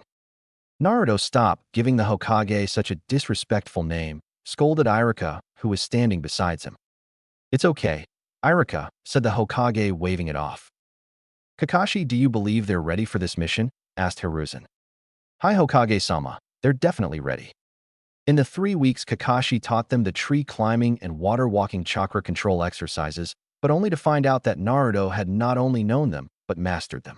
After they all learned it, he found out their affinities, and Kakashi was shocked to find out Naruto had all 5. Flashback. All right, see this that I'm holding, said Kakashi as he gestured towards 3 slips of paper he had on his other hand, which Naruto recognized as chakra paper. Crap, Kurumi. I have a feeling we're going to have to eventually tell Gigi and Kakashi about and you and the Rinne-Sharingan. Are you sure, Naruto-kun? Yeah, Kakashi is about to find out about me having all 5 affinities, and maybe I could help train Sasuke with his Sharingan. Why are you so intent with training Sasuke though? Don't tell me you're just doing this cause of that, she finished with a chuckle. No, of course not, replied Naruto with a chuck of his own. What are the papers for? Asked Sasuke. These are chakra papers. When you pour chakra into them, they'll do one of 5 things. It'll either wrinkle, get soggy, ignite into ash, split in half, or turn into dirt and crumble. If it wrinkles, you have a Raiton, lightning release, affinity. If it gets soggy, you have a Suiton, water release, affinity. If it splits into half, you have a Futon, wind release, affinity. If it ignites and turns into ash, you have a Katon, fire release, affinity. And if it turns into dirt and crumbles, you have a Doton, earth release, affinity. He handed them out. Sasuke, you go first, said Kakashi. His paper wrinkled and ignited and turned ash. Very well. I have lightning affinity too, and I know some fire techniques. And I'm sure your clan vaults have some jutsu too, said Kakashi. Naruto's eyebrow quirked up this, but no one noticed. You next, Hinata. Her paper split in half and got soggy. Very well. Since Naruto has a water affinity, then he could also help you with your training. She blushed, imagining some training. Now your turn, Naruto. His paper formed in X-shaped lines from the corners and split into 4 pieces. One piece ignited and turned into ash. The ash started to dissolve into nothing. The second piece got soggy and continued getting soggy until it eventually dissolved. The third piece turned into dirt and began crumbling into nothingness. The fourth piece wrinkled inwards until it was a tiny ball. Then the tiny ball kept on getting smaller until it blinked out of existence. Kakashi and the rest just started gaping and started at where the paper used to be with eyes as wide as saucers before Kakashi spoke up. What the fuck? Flashback end. He shook his head to dispel the flashback when he started to hear the Hokage speak. Well, your team is in luck. A new mission to escort a builder to the wave just arrived. The Hokage signaled for an ANBU to appear, and in a blur it appeared. Bring him in, said the Hokage.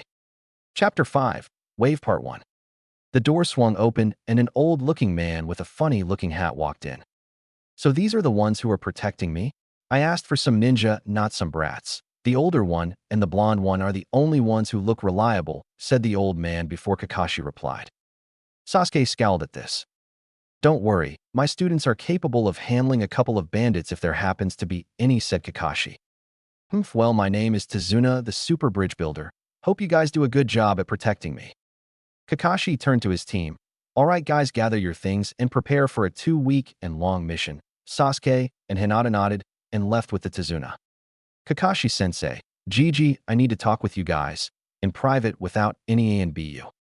Hiruzen just nodded and signaled for the ANBU to leave. All right, so I'm going to be forward with this. I know about the QB, said Naruto. Kakashi and the Hokage were about to say something when Naruto interrupted them. And no, she isn't influencing me. She also told me who my parents are. Their eyes widened, then Kakashi spoke up. Wait, the QB is female. Was of course the first thing Kakashi asked. Yeah, said Naruto. And a pretty hot one at that, he followed up underneath his breath. They both sweat dropped. Anyways, that's besides the point. Who did she say your parents were? Asked Hiruzen said in a serious tone as he narrowed his eyes. Minato Namikaze, also known as the Yondaime Hokage, and Kushina Uzumaki. The Hokage just sighed and closed his eyes. I guess there is no point in hiding it anymore. Yes, your parents are Minato Namikaze and Kushina Uzumaki, but you're a smart boy, Naruto. You must know why we kept it a secret. Naruto sighed. Yeah, I've read about them. They were both feared shinobi and had many enemies. If word got out that they had offspring, then there would have been countless assassination attempts. More than there already was, he said, making both older men wince slightly before Naruto continued talking. Gigi, can I have my father's inheritance? I already know who they are, and I'm strong enough to protect myself. Plus, you would only be giving me my inheritance. What's supposed to be mine anyways? You don't have to let the public know if you don't want to. The Hokage sighed for the 500th time today before saying, all right, since there is no point in hiding it. When you return from your mission, I'll give you the scroll your father left you. All right, thanks, Gigi. Naruto, about the QB. Did you release it? Naruto glared at him. I mean her. Did you release her from her seal? Asked Kakashi. No, don't get me wrong, I've been trying. Upon release, she won't go ham. I can control her chakra, but only a small portion because most of it is still locked, so I can't use full Bijou Cloak. I need a key. Do you happen to know who has the key? Asked Naruto. Yes, Jiraiya has it. Are you sure you can control her chakra? Replied Hiruzen. Yes, I'm sure I can do it with her help, but Jiraiya? One of the Sannin? I take it he's not in the village, right? Yes, He runs a spy network, so he can't always be in Konoha. He should be back during the Chunin exams. Are you sure you want to release her? Do you trust her? How do you know she won't escape and go on a rampage? Asked the Hokage sternly. Naruto glared at him. Yes, I'm sure. She's the one that's been training me. If she was deceiving me, why would she try to get me stronger? I've been talking to her for 8 years. She was my first friend, someone I could talk to. We're really close. She's the only person who has truly been there for me. I love her, said Naruto. Both older men raised their eyebrows at the blonde's confession.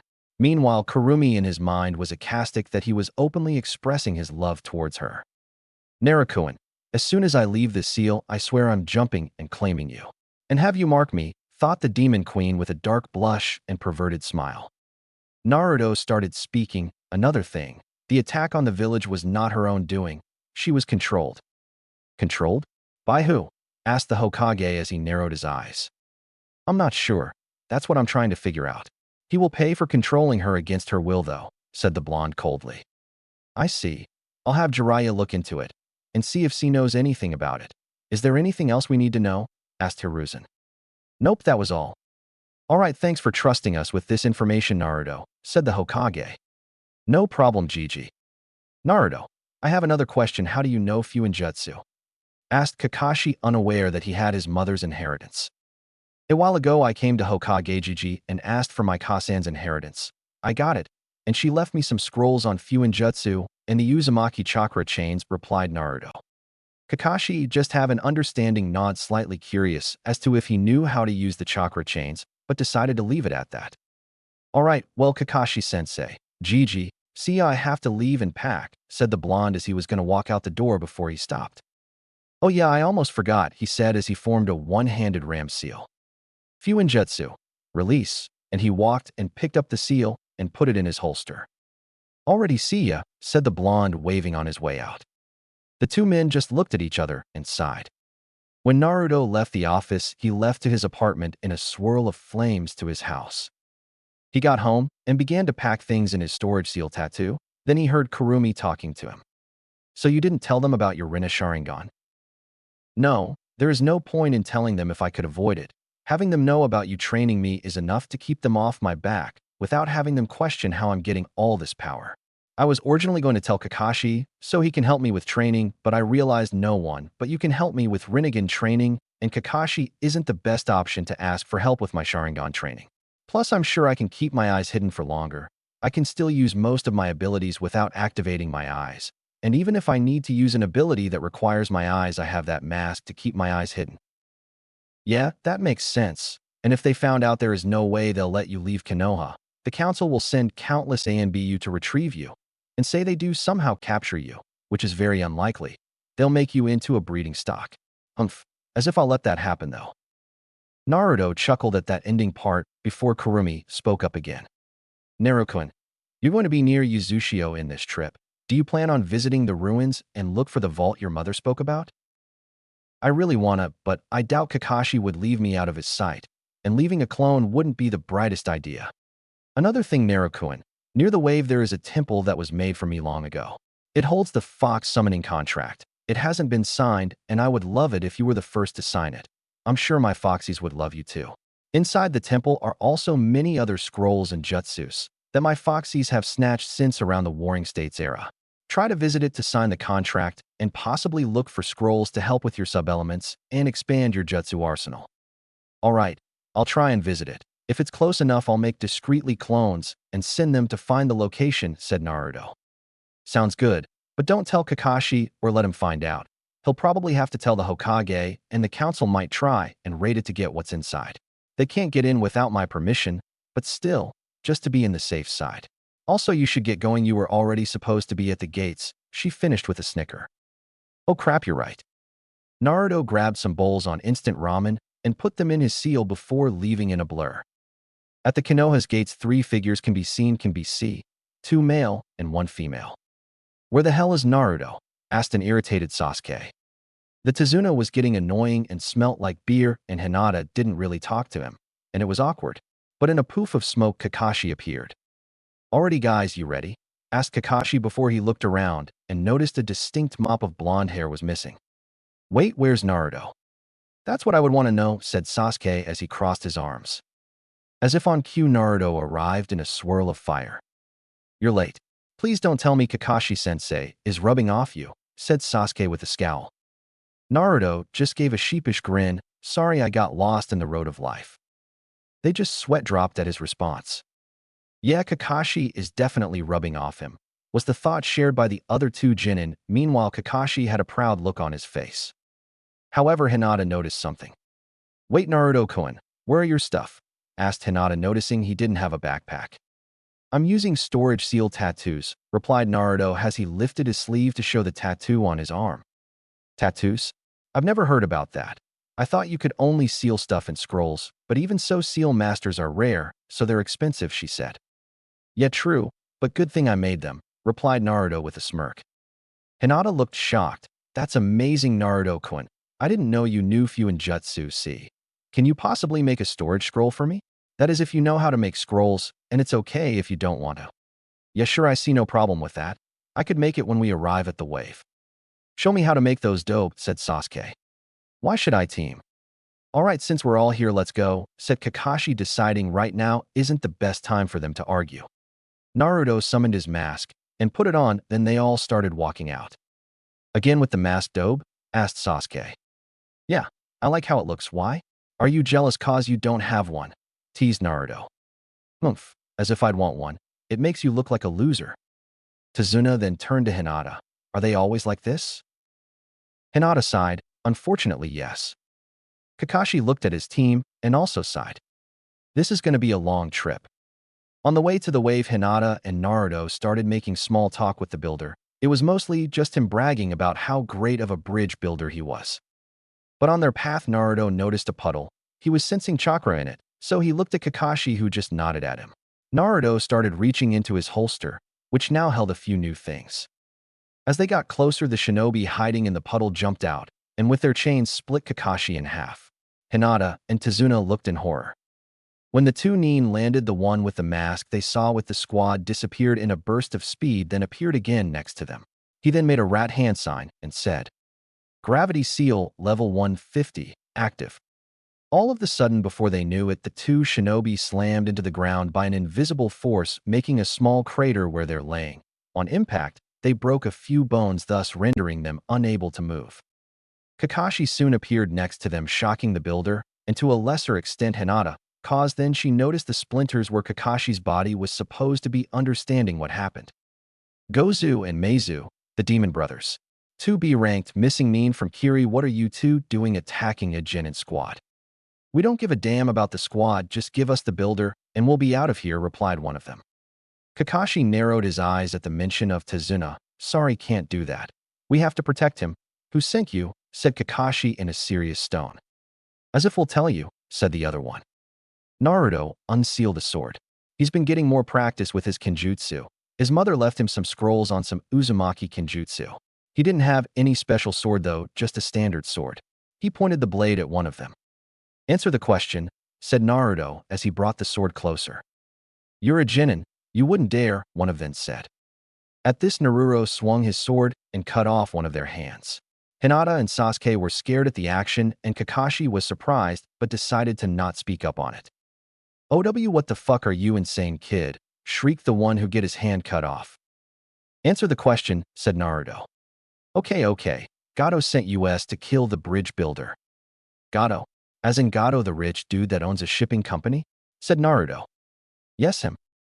Naruto then chopped them behind their neck, knocking them out. Kakashi then looked at Tazuna. You have explaining to do. Why do you have shinobi after you? This is supposed to be a B-ranked mission at least.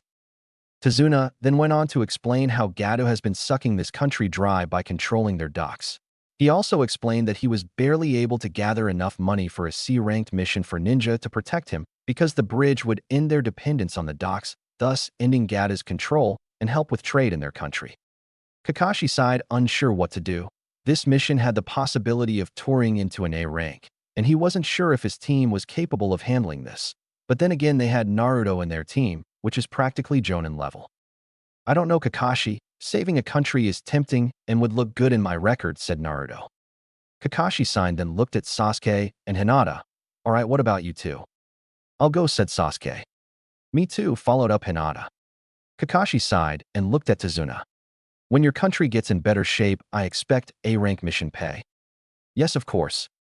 Naruto turned their attention to the two Chunin who were quietly listening to their conversation and said, I'm not you guys would want to see this. Why? What are you going to do? Asked Hinata. Kill them, replied the blonde. Why? They can't harm us anymore, said Hinata. Well, 1, they have bounties on their heads, and 2, if we let them go then they'll harm other people, said Naruto as he impaled one of the Nin in the heart, killing him instantly, then did the same for the other. Both Jinin and Tazuna winced as he did that. Meanwhile, Kakashi narrowed his eyes at the blonde. He didn't hesitate or show any remorse, thought Kakashi. You could have just sent them to Konoha Dobe, said Sasuke, slightly scared at the fact that he just killed 2 people without a hint of hesitation. Yeah, but then I wouldn't get the bounty, said Naruto with a foxy grin. Anyways, let's go. We have a country to save. Kakashi just sighed. He's been finding himself sighing a lot lately. They began to walk until they eventually reached a point where they reached the edge and had to use a boat to travel to the island.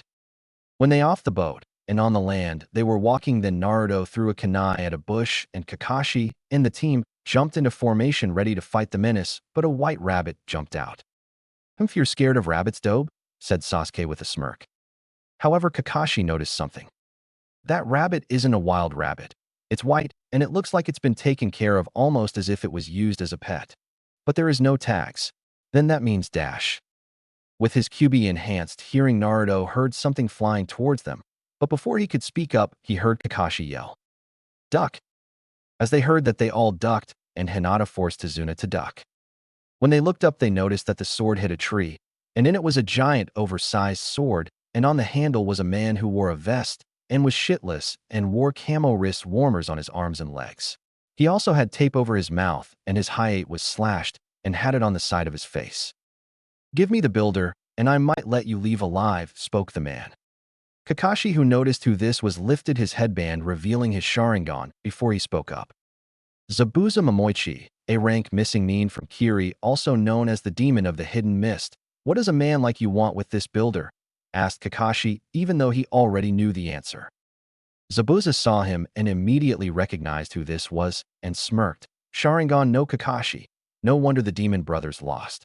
Why has someone like you babysitting children? Said Zabuza as he jumped off the handle and pulled his oversized sword out the tree it was stuck in and looked at the squad.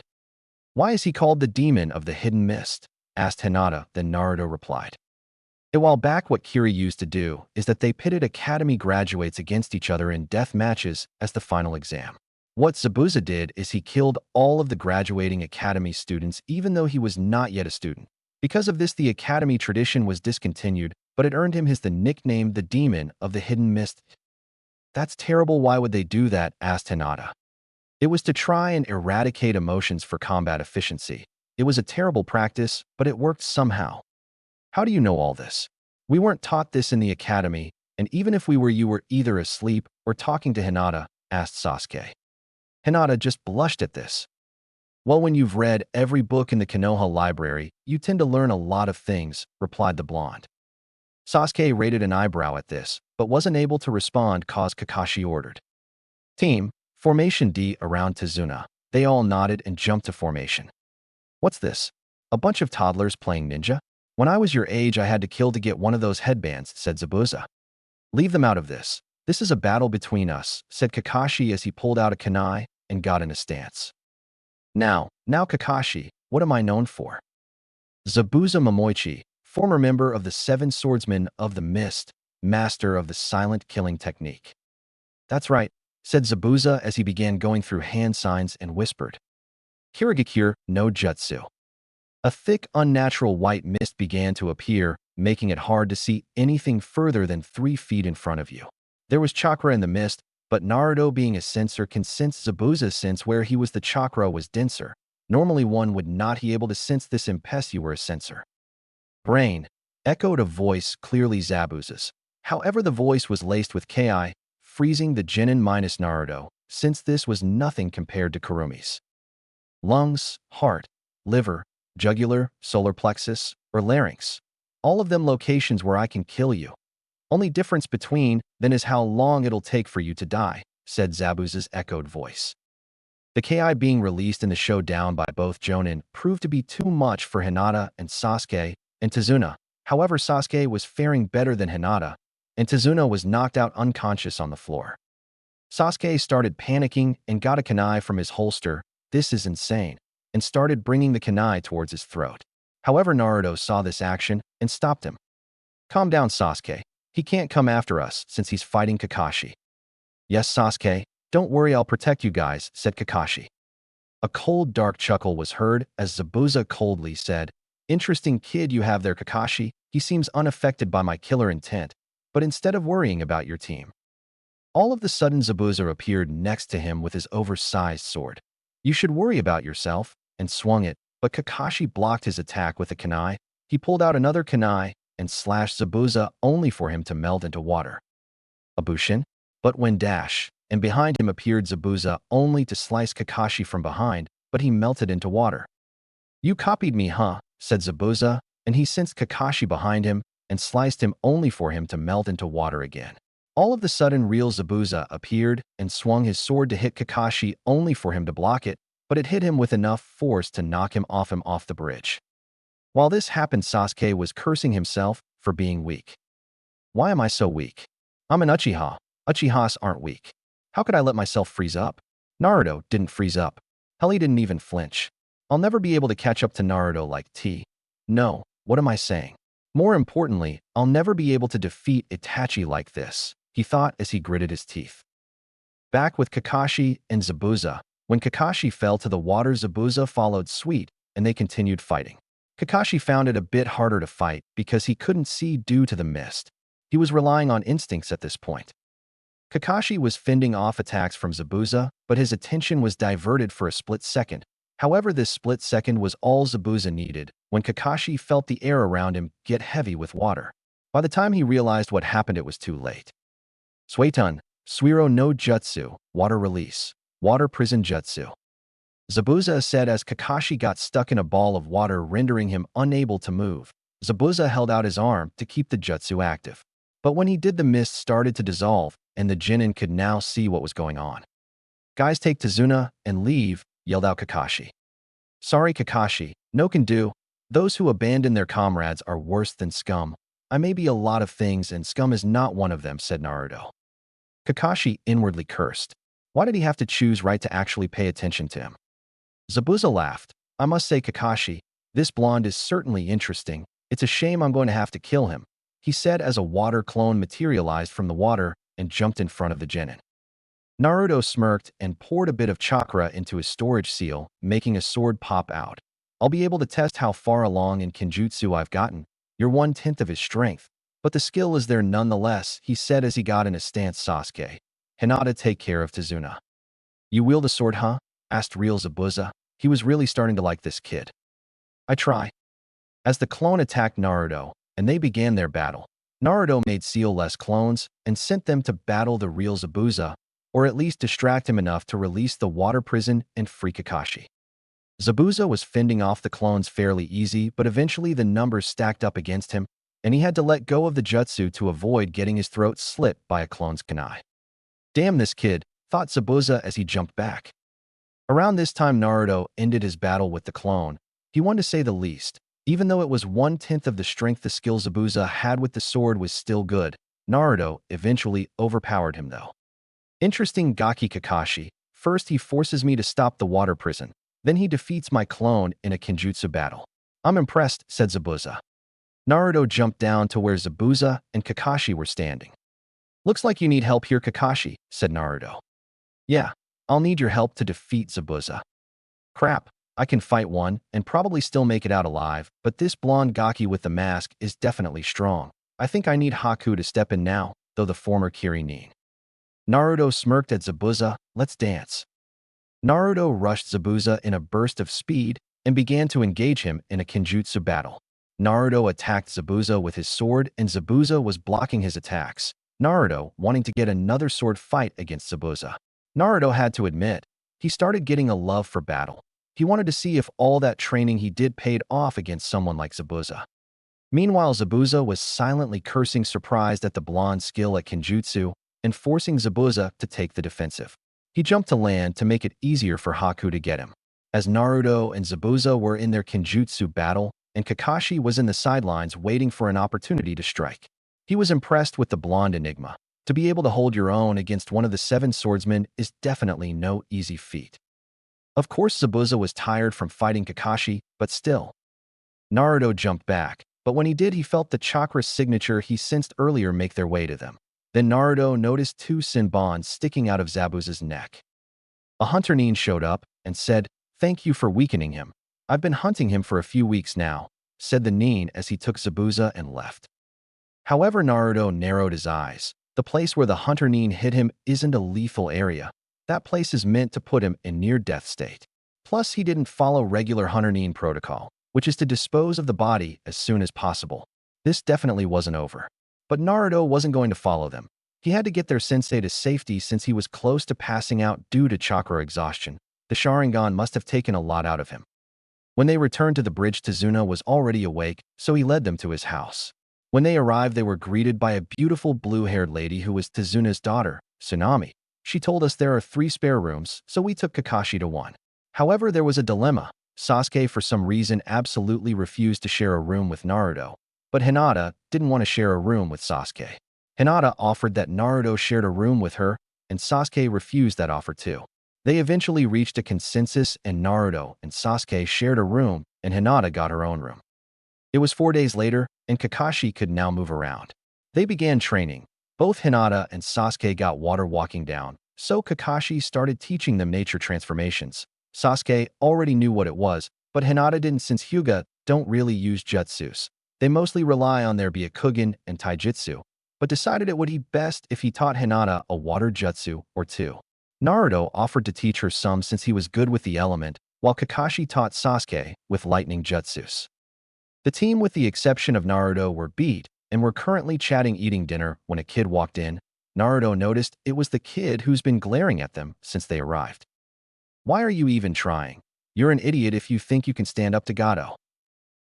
Naruto didn't like his tone and glared at him, making the kid flinch. "Then what does that make your grandpa? Are you saying he's an idiot for trying to stand up? What have you been doing besides being a bratty little kid? How do you expect to change if you do nothing for it? Your grandpa is trying, and you're just insulting his effort." The kid got angry and was practically yelling at this point. "What do you know about suffering? I'm sure over there in your village you live happy lives with your parents. You don't know what it's like to suffer." The room dropped several degrees, and Naruto glared at him and spoke with a tone cold enough to freeze hell. "Shut up. You don't know what it's like to suffer. You think you've had it rough? You have your mother and your grandfather. They both love you, and you've experienced the love of a parent." Hinata here was almost kidnapped and turned into a breeding stock for her bloodline, but her father killed the kidnapper. Because of this, her uncle had to be killed due to political reasons, and their family has been strained ever since. Kakashi-sensei here has lost everything. All his friends died in a war. His father committed suicide due cause he saved his friends instead of completing a mission. His teacher died in the Kyuubi attack 14 years ago. Sasuke here knew what it was like to have a family, but they were all killed along with all of his clan by a single man, his brother, all in one night. And I've never even known what it's like to have parents. All my life I've been hated and glared at like a walking disease due to something out of my control. There has even been assassination attempts on me, most of them happening before I even reached 10 years old. When I was 6, one of them nearly succeeded, and I nearly died if it wasn't for a certain someone who saved me, not just from dying but from loneliness. Now don't you ever come and try to tell us we've never suffered. Understood?" The kid started crying and ran off upstairs. "Kakashi-sensei, I'm gonna go relieve stress. Don't come looking for me," said Naruto as he left in a swirl of fire. Is what he said true?" asked Tsunami as she was sweating from the aura the blonde kid made. "Unfortunately, yes. All of it is true," replied Kakashi solemnly. "Why is Naruto hated?" asked Hinata. "I'm sorry, but I can't tell you," replied Kakashi. Tsunami then said, "Please forgive him. Ever since Kaiza died, he hasn't been the same." Sasuke was just quiet this whole time, wondering if the Dobe's life has really been like that. Naruto arrived to a clearing in the forest and punched a tree in rage, breaking it in half. "Calm down, Narukoi. Don't let it get to you," said Kurumi worryingly. Yeah, you're right. TCH, how can I lose my cool over something like this, said the blonde as he took deep breaths. He just pushed the wrong buttons, that's all. Anyways, this kind of worked out for the better. Kakashi isn't here to see you, so you can make clones and send them out to search for the temple. I'll lead them to it since it's hidden. Once they reach the location, I'll let them know they can dispel. Then you can go there using your Kamui. Alright, I'll just practice leaf floating. Naruto eventually got bored of this and made a few clones to continue floating the leaf. What it was he had to channel wind chakra around the leaf to make it float and move around. It was basically an advanced form of chakra control, but he can also use it to manipulate things. He was currently trying to move the leaf around, but it was pretty difficult. In theory, this can be used to make him float around. When he laid down, he just entered his mindscape, which has changed a bit. It now had a few trees and a lake, and besides a lake was a cottage with a small porch where Kurumi lived. Wasn't anything impressive, but it's better than living in a sewer. Hello, Narukoi, said Kurumi as she clomped him and kissed him as soon as he entered his mindscape. You know, Narukoi, these little speeches of yours about me are starting to excite me, she said seductively. Well, once I get you out this seal, and you can materialize outside, I'll tend to that, replied Naruto as he began scratching her ears. Also, do you have a way to hide these tails and ears? Don't get me wrong, you look gorgeous with them, but I doubt Konoha would appreciate a girl with fox ears and 9 tails walking besides the demon brat. Yeah, of course I do. I can also turn into a smaller size, but I'll only have like 2 tails of power in that size. But I could still help you with combat in that form. What can you do in your fox form? I can use a mini Baijidama, but that's about it ability-wise. I'll of course fast and strong. When you release me, you'll still have your fast healing and massive stamina blush, and you'll be able to access your Biju cloak.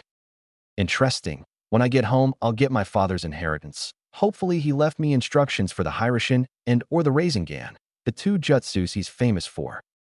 So what's your plan? When are you going to leave? My original plan was to leave after the Chunin exams, but I'll have to see because Jiraiya is the one with the key, so I need to stay and get him to give it to me. Naruto stayed in his mindscape, waiting until the clones find the location or until it's morning. Chapter 6, Wave Part 2. Haku was currently walking through the forest searching for herbs so she can heal her master Zabuza. He underestimated the masked blonde in his battle, and he did a number on him. She couldn't interfere with their battle on Zabuza's orders, but that blonde kid was certainly something. To be able to go toe-to-toe with Zabuza-sama is impressive. Even if she didn't get a good look at his face, she found herself attracted to the blonde. But she must rid herself of such thoughts. Tools aren't allowed to have feelings. She will eventually have to kill him because he poses a threat to Zabuza-sama. As she was picking up herbs, she eventually got to a clearing, and she noticed a familiar mop of blonde hair lying on the floor. Naruto was in his mindscape when in the outside world he sensed a chakra signature he's felt before. He brought himself to consciousness, but didn't open his eyes cause it would reveal he is now awake. It's him. He's the boy that fought Zabuza-sama. Though Haku, as she neared the boy, she began to notice his features. He was attractive, to say the least. She saw his whiskers, and the urge to feel them was practically yelling at her face. As she stared at him, an unfamiliar heat began rising on her cheeks.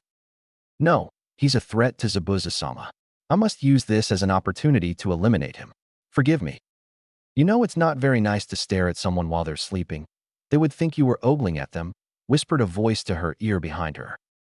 She gave a very girly eep and jumped away. She felt like her entire face was burning. She began to reach for her basket to get the senbon she had.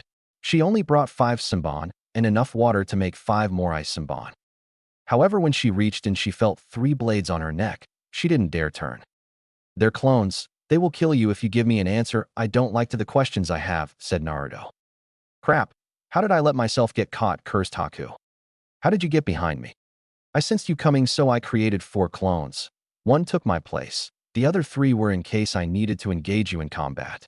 The clones and I hid and waited for you to get closer. And when you did, I snuck up on you.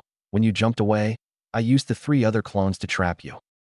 Haku's eyes widened. He's really dangerous to come up with a plan like that on the spot. While Haku was in her thoughts, Naruto took that as an opportunity to soak in her appearance. She was pretty, her skin was pale, and her hair fell down, and she had 2 locks going down the side and framing her face. Her eyes were brown. She wore a pink kimono and had a choker on her neck. So tell me, Hunter Nin, Why is such a pretty girl like you working for someone like Zabuza? Asked Naruto in a flirtatious tone. Hunter Nin?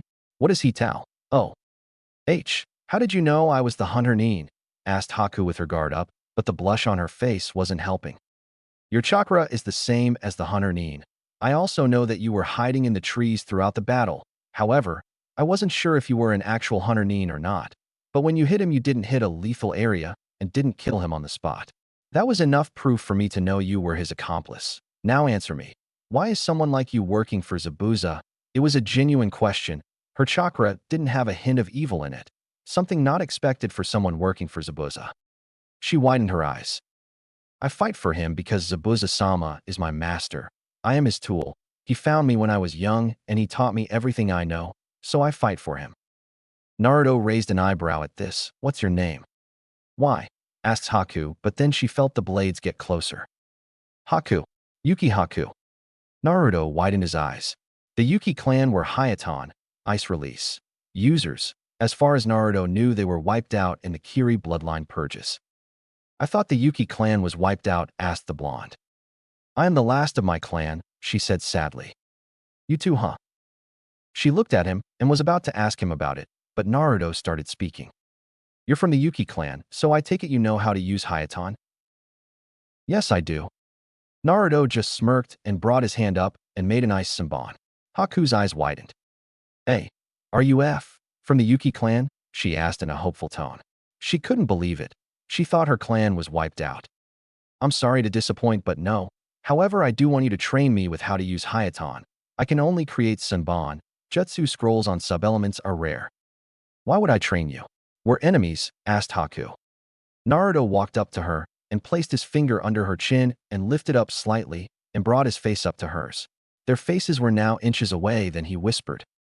Because I will give you a prize if you will, he said as he brought his face closer.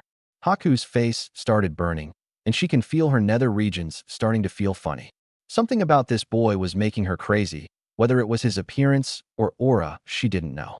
But what she did know is that he is powerful. She dares even say more powerful than Zabuza. The aura he is releasing is something else. What would my prize be? She asked, slightly panting. Naruto turned around and walked away to her disappointment. A slight whimper left her mouth as he walked away. Naruto noticed it and smirked. He also noticed the new scent coming off her. It was a scent he recognized. Hinata is always giving off that scent when she's around Naruto. Tell me, do you hate Gato? Asked the blonde. Slightly taken back from the random question, she just replied, yes, I do. Why? What would you say if I told you I would help you and Zabuza kill Gato and raid his base? I assume you're only working for Gato for the money. Yes, we are, but why would you do this? Well, for one, I've developed an interest in you. 2, I hate backstabbers, and I know Gato is going to backstab you guys. And 3, Gato is rich. I can take his company and get the money. If money is what you want, then I'll help with that. She blushed when he said he had an interest in her. How do you know he's going to backstab us? A little birdie overheard Gato saying something about letting the ninja weaken Zabuza. Then he'll attack them, kill Zabuza, and take the girl as a toy. And I'm not sure if I'd want my new little friend to be turned into a toy, he said as he walked up to her and caressed her cheek. She felt herself getting hot and slightly moaned at his touch. How do you know all of this? Let's just say I have eyes in places. Those eyes help me find Gato's base. If you want, we can go have fun and ransack the place and kill Gato and take his money. The offer was very tempting. All of her senses were screaming at her, obey the boy in front of her. Oh, okay, I'll tell Zabuza-sama what you said. Naruto began to caress her cheek again and brought his hand to her sides and started caressing it sensually. Thank you, Haku-chan. Meet me here in 2 days at 10 with your response. He leaned down and brought his mouth close to her ear and whispered, and if I don't like your response, then I might have to punish you, finished the blonde as he disappeared in a blur along with the clones. She fell down to her knees and began panting. She was sweating, and it felt like something was burning in her nether regions. She's never felt anything like this before. He's barely been gone for a few minutes, and she already missed his presence. It was intoxicating. She quickly recomposed herself and began to gather herbs for Zabuza's medicine. However, a certain blonde never left her mind. Naruto, you truly are evil, said Kurumi with a laugh. I don't know what you're talking about, Kuru-chan, said Naruto innocently. You almost made her orgasm with that, she replied with a full-blown laugh. I did what I had to do. I don't know about you, but having a few Uzumaki Hyuton users is a very tempting offer. I was lucky she is the submissive type. If she wasn't, this might have ended very differently, replied Naruto. Well, I can't disagree with you on that. But either way, with the aura you were giving off, any girl, no matter who, would become submissive. Who would have thought that all those seduction books would turn out to be helpful? She said with a giggle. Naruto chuckled. I'll make great use of them anyways. My clones found the location. I wasn't expecting this little run-in with Haku-chan, but I can't say I'm disappointed. However, we have to hurry and get there and sign the contract before Kakashi-sensei starts getting suspicious. Right? Say Haku and Zabuza join you. What are you planning on doing after that? You have to return to Konoha. I might try and bring Haku-chan with me to Konoha and have her be a civilian, so when we leave she won't become a missing nin and can leave. However, her Hyuton, ice release, might cause problems. They might try and make her a breeding stock, unless she can hide her ice abilities. But if she wants to continue traveling with Zabuza, then I'll let her do that. I'll just meet up with them. But I'm sure Zabuza might go fight in the bloodline purges. I could get him to vouch for me when I go look for the woman with Yoton, lava release, and Futon, boil release. Now let's go to the temple, thought Naruto as he began to disappear in a swirl. When Naruto arrived to the destination, it wasn't any bigger than a shrine. Kurumi told him that it was to avoid attention and told him where the secret entrance was. To actually entering, you had to push Kurumi's chakra into the slab. Once he did, his vision started getting blurry and he appeared inside a room. There was a door, and that was about it. He looked around and noticed a lot of seals. What was that? It was a space-time jutsu, to where the actual room is. And about the seals, they're traps. Anyone who doesn't have my chakra or permission to enter would have died 71 times already. Now go through the door. Naruto made his way towards the door and noticed the door and handle had seals on it too. Goddamn, Kurumi-chan, this is a bit overkill. Yeah, whatever, just enter. When he did, he noticed the room was enormous. It was huge, and there were scrolls littered all over the ground. Hundreds upon hundreds of scrolls. Maybe even thousands. There were old-looking scrolls and new-looking scrolls. Even Kurumi was a bit shocked at how much scrolls there were. Kurumi-chan, you're insane, said Naruto, gaping at the amount of scrolls. She just sheepishly laughed. I told my foxies to get as much scrolls as possible, and I never told them to stop so. Naruto laughed. That's very like you, so I'm not surprised. Now where is this summoning contract? Oh yeah, I'll lead you to it. She began to lead him. They reached a spot in the wall where Kurumi told him to pour her chakra in, and when he did, it opened up to reveal a giant scroll. Aha, sign it. Sign it. Use your blood, said Kurumi excitedly. Naruto signed it in his blood and made 600 clones. All of you, read 20 scrolls and dispel once you've finished it. Dispel every 20 minutes so my brain won't overload with information, said Naruto. Hi, said all the clones in unison as they all picked up a scroll. Narukoi, when you send clones, make sure to lace my chakra with it so it can enter. Now let's get out of here and try out your new summons, she said. Okay, geez, you're more excited than I am, said Naruto as he left the room. Once outside, they went to a clearing. Usually you would need blood for summons, but not for this one. So I just do the hand signs and pour chakra, then slam my hands down. Yes. Naruto began running through the hand signs and finished it with a slam. Kuchios no Jutsu. When he did, a giant white fox appeared. It had 4 tails and the tips were black. Around her eyes were black marks. Huh?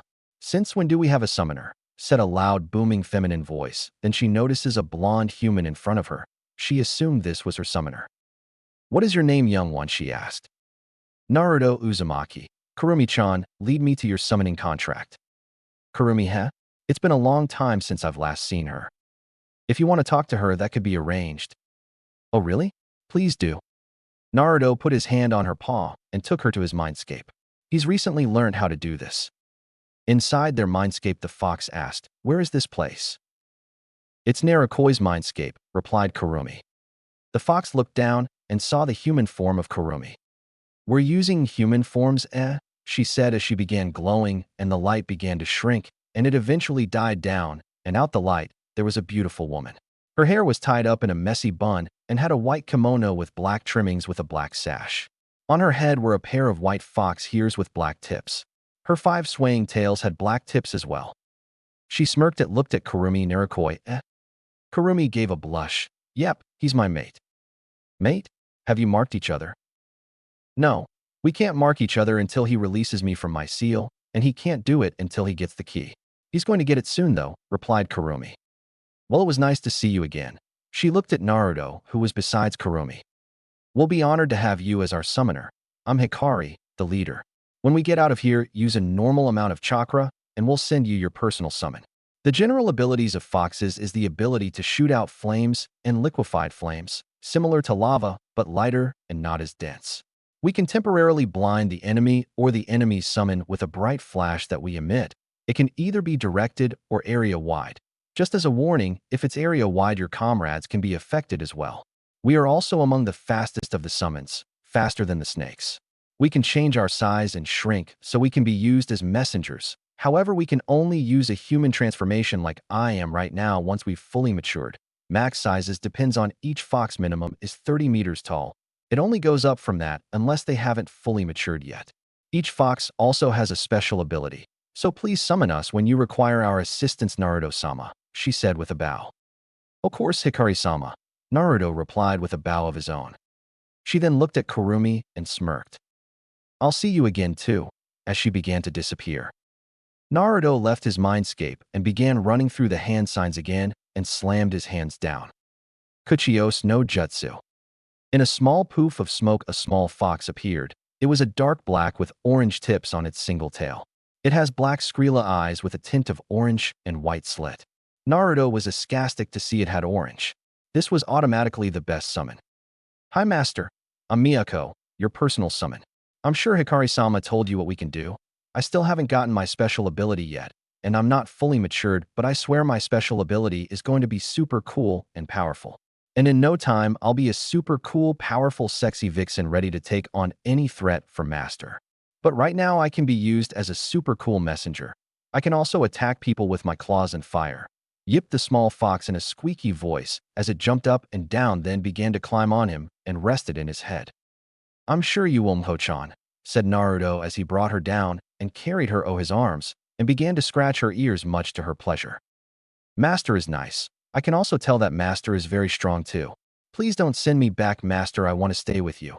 I promise I'll be a good kid if you let me stay with you here, pleaded the fox. Yeah, sure you can. I see no problem with it. Wait, does it drain my chakra if I have you here for extended time? No, Master. I can stay here as long as I like, and it won't waste any chakra. You only need to use chakra to summon me, replied the fox. I see no problem, then Miyako-chan. Let's go then. Yay, said the excited fox. I think you might want to hold on for this, said Naruto, as he felt the fox grip his arm tighter, then began to leave in a swirl. When they arrived near the wave in a swirl, Miko began to yip excitedly. Whoa, Master, what was that? That was really cool, said Miyako. Glad you like it. It's what's called a space-time jutsu that is used to teleport. That was super cool and fun, Master. Naruto chuckled. Thank you. I have a question though. Can other people understand you like I can right now? No, to other people it sounds like I'm yipping. But you can understand us because you're our summoner. When I get older, I'll eventually be able to speak your language. Another thing, because I'm your personal summon, we can talk telepathically. So if we are in a steal mission, you can hive me orders telepathically. You can't do this with any of the others though, like Hikari-sama for example. So that means I'm special, said Miyako said excitedly. I see. Thanks for this information, Miyako-chan. No problem, Master, she replied happily. Told you they would love you, said Kurumi in his head as she watched the scene. I knew they would. I mean, who wouldn't? Oh no. Please don't. I don't need you getting a big ego. You'll end up like an Uchiha, said Kurumi hysterically. Calm down, I'm not one to stoop that low, said Naruto with a laugh as he made his way to Tezuna's house with Miyako on his shoulder. Kakashi and the rest of the squad started getting nervous since Naruto hasn't returned and it was starting to get late. They went out to search for him but didn't find him. Hinata especially was worried for her blonde crush. What if something happened? What if he died before she told him how she feels? Most importantly, he died before he could take her virginity. Now she'll never be able to lose it, and she will have to die a virgin. However, their worries were cut short when they saw their favorite blonde making his way towards the house. He was seemingly talking to someone, but where was no one there making them wonder if he lost a few screws.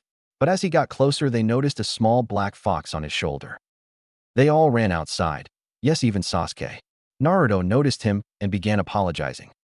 Hey guys, sorry for my outburst yesterday. He just pushed my wrong buttons and I kind of lost my cool. They heard the small fox yip, then Naruto looked at it and said, no, I'm not a robot. It's just a figure of speech. The fox yipped again. The squad looked at the blonde curiously. Wait, Naruto-kun, what is this fox? And you can talk to it? Questioned Hinata. Naruto looked at her with a smile. Yeah, I guess it's kind of like how the Inuzuka can talk to their dogs, Hinata nodded. First of all, Naruto, where did you get that fox from? Asked Kakashi. She started following me, replied Naruto. So you let it? Asked Kakashi. Well, yeah, I wasn't just gonna leave her. Kakashi decided to just leave it at that. All right, Miyako-chan, said Naruto as he pointed at Kakashi. This is Kakashi-sensei, the one that reads porn all day and my teacher. The fox yipped angrily Naruto, then pointed at Sasuke. This is Sasuke, the emo bastard that broods all day. The fox yipped Naruto, then pointed at Hinata. This is Hinata, the girl I was telling you about, a great friend. The fox growled. Now Miyako-chan, no need to be mean, the fox growled in response. Sorry Hina, Miyako-chan doesn't like you, said Naruto with a frown. It's okay Naruto-kun, but I'm just glad you're safe. I was getting worried when you didn't return, said Hinata with a blush, ignoring Miyako's growl. Well honestly, I kinda got lost, said Naruto with a sheepish grin as he rubbed the back of his head. They just sweat-dropped then entered the house to have dinner. When they entered the house, Naruto was greeted by Inari apologizing to Naruto and the team about what he said. It's okay Inari, it was also wrong as me to lash out like that. Grandpa told me how you guys defended him from that ninja in the bridge, so I think we might be saved. Yeah, don't worry. If anyone want to go after the old man, they'll have to go through me first, said Naruto, and Inari just laughed. The rest of the night went as usual, Sasuke refusing to look at Naruto while they shared the room. However, Sasuke was studying the blonde. He was an enigma. He managed to hold his own with Zabuza. He still found it hard to believe Naruto was this strong.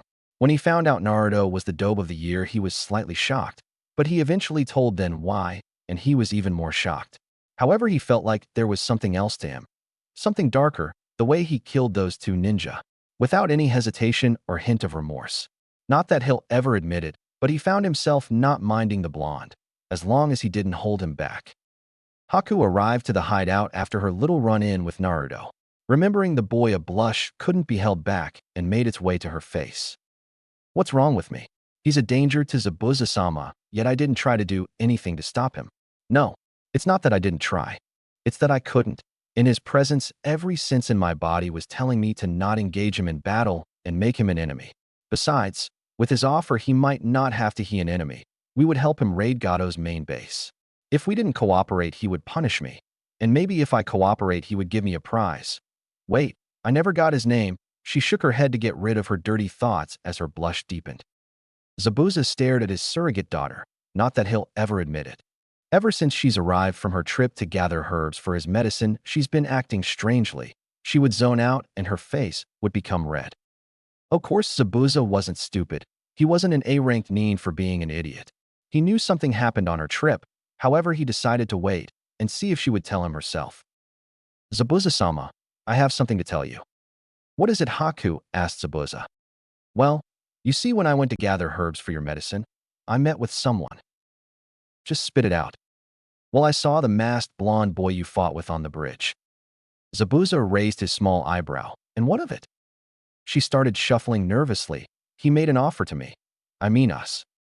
Zabuza looking at her curiously, it was sure a sight to see his previous static, almost robot-like surrogate daughter act so out of character. And what was that offer? Well, he wanted to team up with us and raid one of Gato's base and kill him. He also said he'll give you money after we raid the base and take his company. Why would we need his help? He could hold us back for all I know. Of course, Zabuza knew that blonde Gaki was no pushover whatsoever. He could tell he was holding back, but he wanted to see Haku's reaction. She started getting nervous. Zabuza-sama, please understand. This boy was holding back in his battle with you. In all honesty, even I can't defeat him in battle. When I was going to engage him, he was behind me before I even knew it. He also made 4 clones before I even realized it. One of them pretended to be him, the real one, and the clones were waiting to strike. When he sneaked up on me, he caught me by surprise, and I jumped away. Before I even reached for my Senbon, he had the 3 clones holding a blade at my neck. All of these was before I even realized what happened. He also figured out I was the hunter Nin that took you away. He is powerful, and I believe it's in our best interest to ally ourselves with him. Please reconsider. Zabuza was slightly shocked. Haku was fast. That was her speciality. If there was someone faster than and was able to sneak up on her, would have to be someone powerful indeed. All right, we'll need with him. Zabuza raised an eyebrow when she gave a small smile with a blush. This is going to be interesting. Suetun, Mizarapa, water release. Raging waves, said a feminine voice as she split a decent-sized stream of water out her mouth. Good job, Hina-chan. You did great. All of this training has paid off. Thanks, Naruto-kun, said Hinata in between breaths. It's starting to get dark. Let's go back to the house. I'll carry you if you want. Hinata blushed in. No, it's okay. I wouldn't want to bother you with the eep. Nope, too bad you're too tired to walk there, said Naruto as she swept her off her feet and carried her bridal style. They walked back to the house only to see Kakashi and Sasuke in the house. So I take it you guys finished your jutsu as well? Asked Naruto. Yeah, I take it you guys did as well. Yeah, I was impressed Hinata competed so quickly. But again, she's a Hyuga, so her chakra control is impeccable. Meanwhile, Hinata was blushing at the praise. All right guys, dinner is ready, they heard Tsunami say. They all walked to the table and had dinner. After dinner, they all went to their rooms. Naruto was currently getting out of the shower, heading to the room Sasuke, and he shared. Tonight was the night that Naruto would meet up with Zabuza and Haku. He would have to see if they actually show up or if they try to ambush them. If that happens, Naruto will finally have a reason to try out Kotoeme Tsukumi. He didn't want to, but he would have no other choice. It was now 10 and Sasuke was asleep. Naruto woke up and got Miyako up. Miyako-chan, we're going to go meet with a friend. Do you want to come? There is a very high possibility that you'll have to kill. If you don't feel comfortable killing yet, then you can stay here, because we might raid a very bad guy's base, said Naruto telepathically to Miyako. No problem, master. I'll kill for you if you need me to. I'll follow your orders. If they're your enemy, then they're my enemy, she replied telepathically. Okay, get on, he said as he patted his shoulder. She climbed on him and got on his shoulder. She gripped him tighter as she began to see her vision swirl, signifying that they were using that super cool space-time jutsu. Haku has been waiting nervously for the subject of her thoughts recently to arrive. Haku, where is this friend of yours? Asked Zabuza. They've been here for about 5 minutes waiting for him. He probably got caught up with something, replied Haku in his defense. A few minutes passed, and they noticed the space a few feet in front of them began to shift and twirl, and out the twirl a black figure can be seen coming out until eventually Naruto materialized and was standing in front of them with a small fox on his shoulder and the mask they saw him with on. Yo, said the blonde as his mask seemed to melt off, revealing something he recently learned to do. Since it was made out of his chakra, he just manipulated it to make it seem it was melting. Naruto then noticed Haku's change of attire. She now wore standard Kiri pinstrip outfit stopping at her knees. Over this, she had a green haori with white trimmings. On her waist, she wore a light brown sash, and her Hunter Nin mask hung on it. Same appearance as Kanon. And Zabuza's attire was the same as before.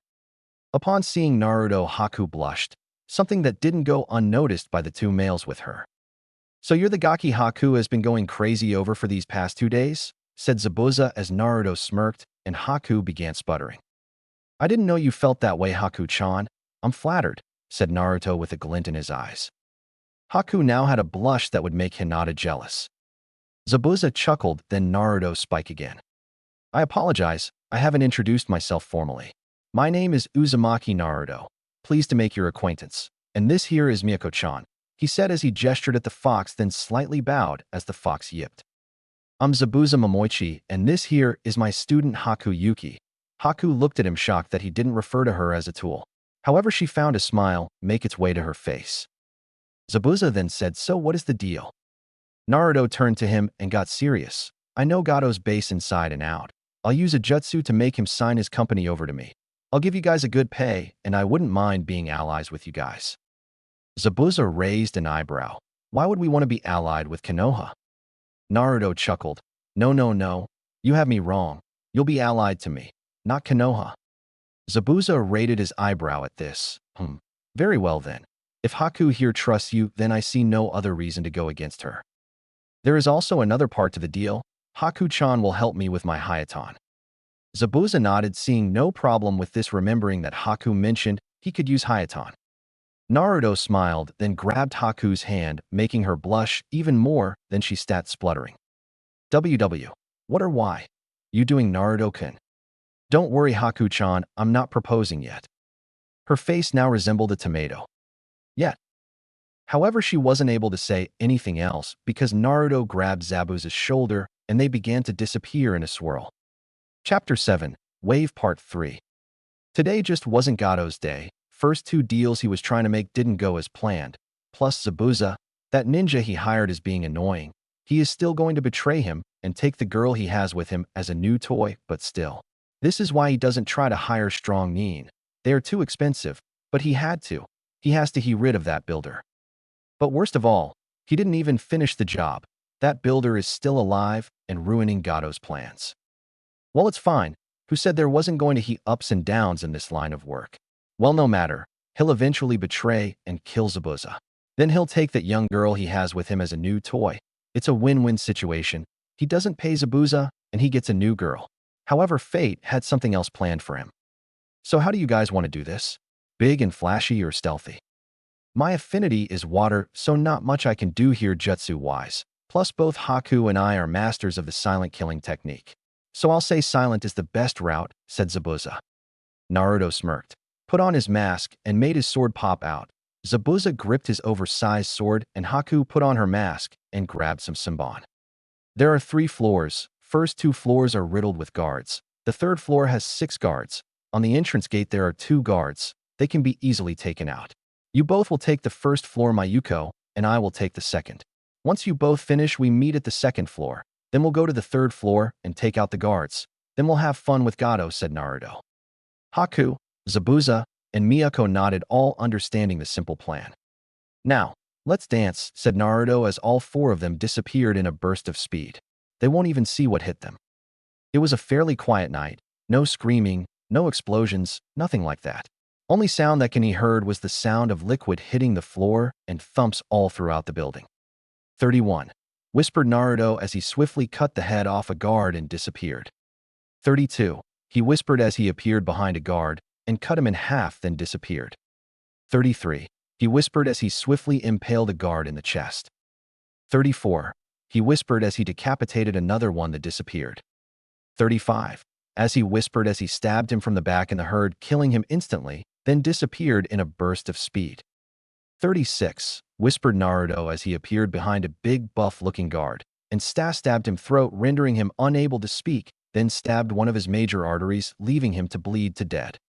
That's all of them, thought Naruto in disappointment. Then he saw Miyako covered in blood coming at him. That's all of them, Master, said Miyako, as she shook all the blood off her. Master, you stink, said Miyako as she was walking up to him and sniffed him. Yeah, I'm pretty sure you stink too. We'll go bath at a river when we leave, with a small laugh. Okay, Master. How much did you kill? Let me think. Oh, I killed 35-inch. We almost got the same, Naruto said with a chuckle. Hey, Kurumi-chan, you haven't been talking to me as much. Is something wrong? Nope, nothing is wrong. I've just been watched everything happening. Plus, you've been quite busy. Okay, I just wanted to make sure. I promise I'll get you out that seal as soon as possible. She smiled. Of course you will, Narukoi. That's when Haku and Zabuza walked in and saw Naruto. You guys done with your floor? Asked Naruto. Hi, they both replied in unison. All right, let's go, said Naruto as they all disappeared in a burst of speed. Gato was in his room counting his money. He liked counting his money because it reminds him how rich he has. He knows he has a lot, but he just likes to flex to himself. However, his flexing session was interrupted by some rude people who for some reason decided to barge in. Who the hell are you guys? Wait, Zabuza, who are the other 2 people? What are you guys doing here? Shut up and sign your company over to me, said one of the 2 masked person, the blonde one, to he specific. Gato began to laugh. You're funny kid, guards. No one came. Guards, he said again. Sorry, but your guards are taking a nap, said Zabuza as they moved away, revealing his mutilated guards on the floor lying on a pool of their blood. "Ahhh," came a shriek from a certain short smuggler. "Please don't kill me, I'll give you anything. What is it you want? Money? Women? Power? Anything, but please don't kill me, please Gato." Naruto smirked. "I might just take up on your offer," he said as he handed him some papers. Gato read them and his eyes went wide. "Why? You want my company? Please take anything else, but not my company," he said. Naruto appeared next to him and gripped his throat and lifted his small body up and said coldly, "You said anything. This is what I'm asking for. Now sign it, or you'll be meeting your guards soon again." "Oh, okay." He choked out as he fell to the ground. When he got up, he signed the papers and Naruto reviewed, then to make sure he didn't deceive him. Naruto smirked behind his mask. "Now my next request is for you to actually obey Haku-chan's request," said Naruto as he moved away to bring the spotlight to Haki. Her expression was unreadable due to the mask she had on. "My request is for you to die," she said as she threw Sinbon to a lethal area, killing him instantly. She is usually not one to kill, but the thugs she killed tonight and Gato are scum who deserve to be wiped off the face of the planet. Naruto looked at them. There wasn't much to do anymore except one thing. "Well, that's over with. What do you guys say? Want to ransack and search this place for any cool useful stuff?" said Naruto. Zabuza chuckled. "I like this Gaki," as he hung his giant sword on his back. "Already, well, we'll meet at the front gates when we finish," said Naruto as he left in a burst of speed with Miyako following him.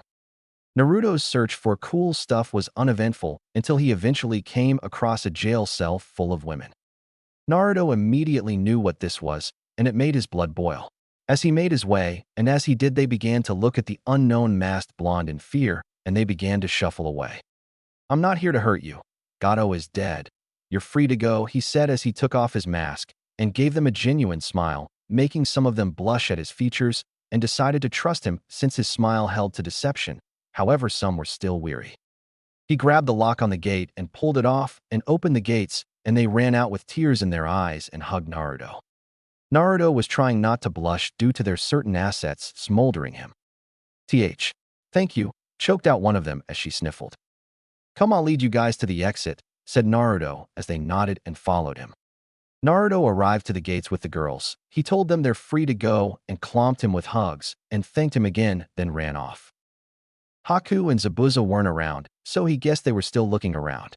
A couple of minutes later, his mind was filled with new memories, a few new techniques he'll have to lay out. Before he left with the girls, he made a few clones to scout and double-check if there were any more. They didn't find any more girls, but his clones did find a few jutsu scrolls and looked over them. A few minutes later, Haku and Zabuza walked out with a few scrolls. "You guys done?" "Yagaki, there were a few scrolls that aren't my affinity." "I found some interesting stuff," said Haku.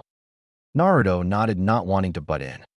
"Well, if we're done here, let's destroy this place," he said as he made a one-handed ram sign, surprising Haku and Zabuza. Then he slammed his hands on the floor.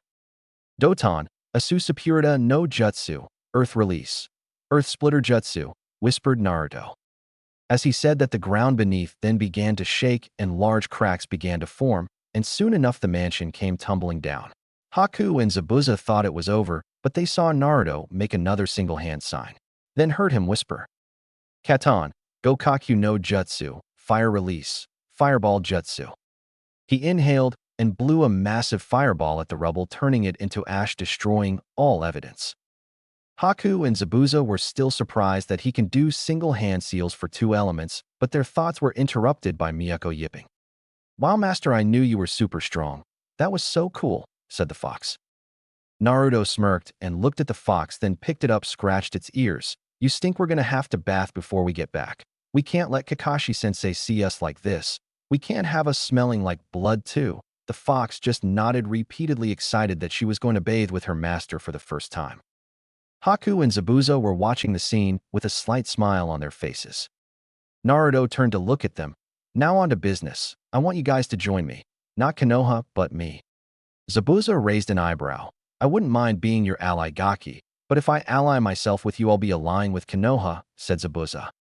Naruto smirked behind his mask and took it off. "Not necessarily. You see, sometime soon I'll be leaving Konoha in a quest to bring back my clan and Yuzushio." He widened his eyes at the revelation. He's heard stories about the Uzumaki. He's fought some before. They always had a ton of seals on their body, making them difficult to combat. They were a pain in the ass. They were too stubborn to die off after all. An Uzumaki, huh? I see. Well, I wouldn't mind being your ally, but you are returning to Konoha, right? Asked Zabuza. Yes, I am, but I'll have Miyako here send a message when I leave Konoha. Zabuza, are you going to keep fighting in the bloodline purges? Zabuza was a bit shocked. How did he know? Yes, I am. That's the reason I was working for Gato. I needed money to fund the rebellion. Naruto nodded. Right. I'll give you a hefty amount of money. But while you're there, I want you to keep an eye out for someone. I have no idea what their name is, or if they're even still alive, but there's someone I'm interested in. All I know is that she has Futon, Boil Release, and Yoton, Lava Release. Upon hearing this, Zabuza got a wide smile and began to laugh. Mei Terumi. Naruto looked at him curiously with a tilt of his head which, unknown to him, had a certain effect on Haku. What? Her name is Mei Terumi. I used to know her before I left Kiri. I'm sure she's still alive. She's the leader of the rebellion after all. I'll make sure to give a good word for you, kid. I'm sure she'll like to meet you. Naruto smiled. This was going even better than he envisioned. Very well. Another thing, he said looking at Haku. I want you to come back to Konoha with me so you can teach me how to use Hayaton, Ice Release, he said at Haku. But aren't you going to leave? That would label her as a missing nin in Konoha's book? Asked Zabuza. But she'll register as civilian. Civilians are free to leave at any time, Naruto replied before continuing. Kakashi doesn't know about Haku.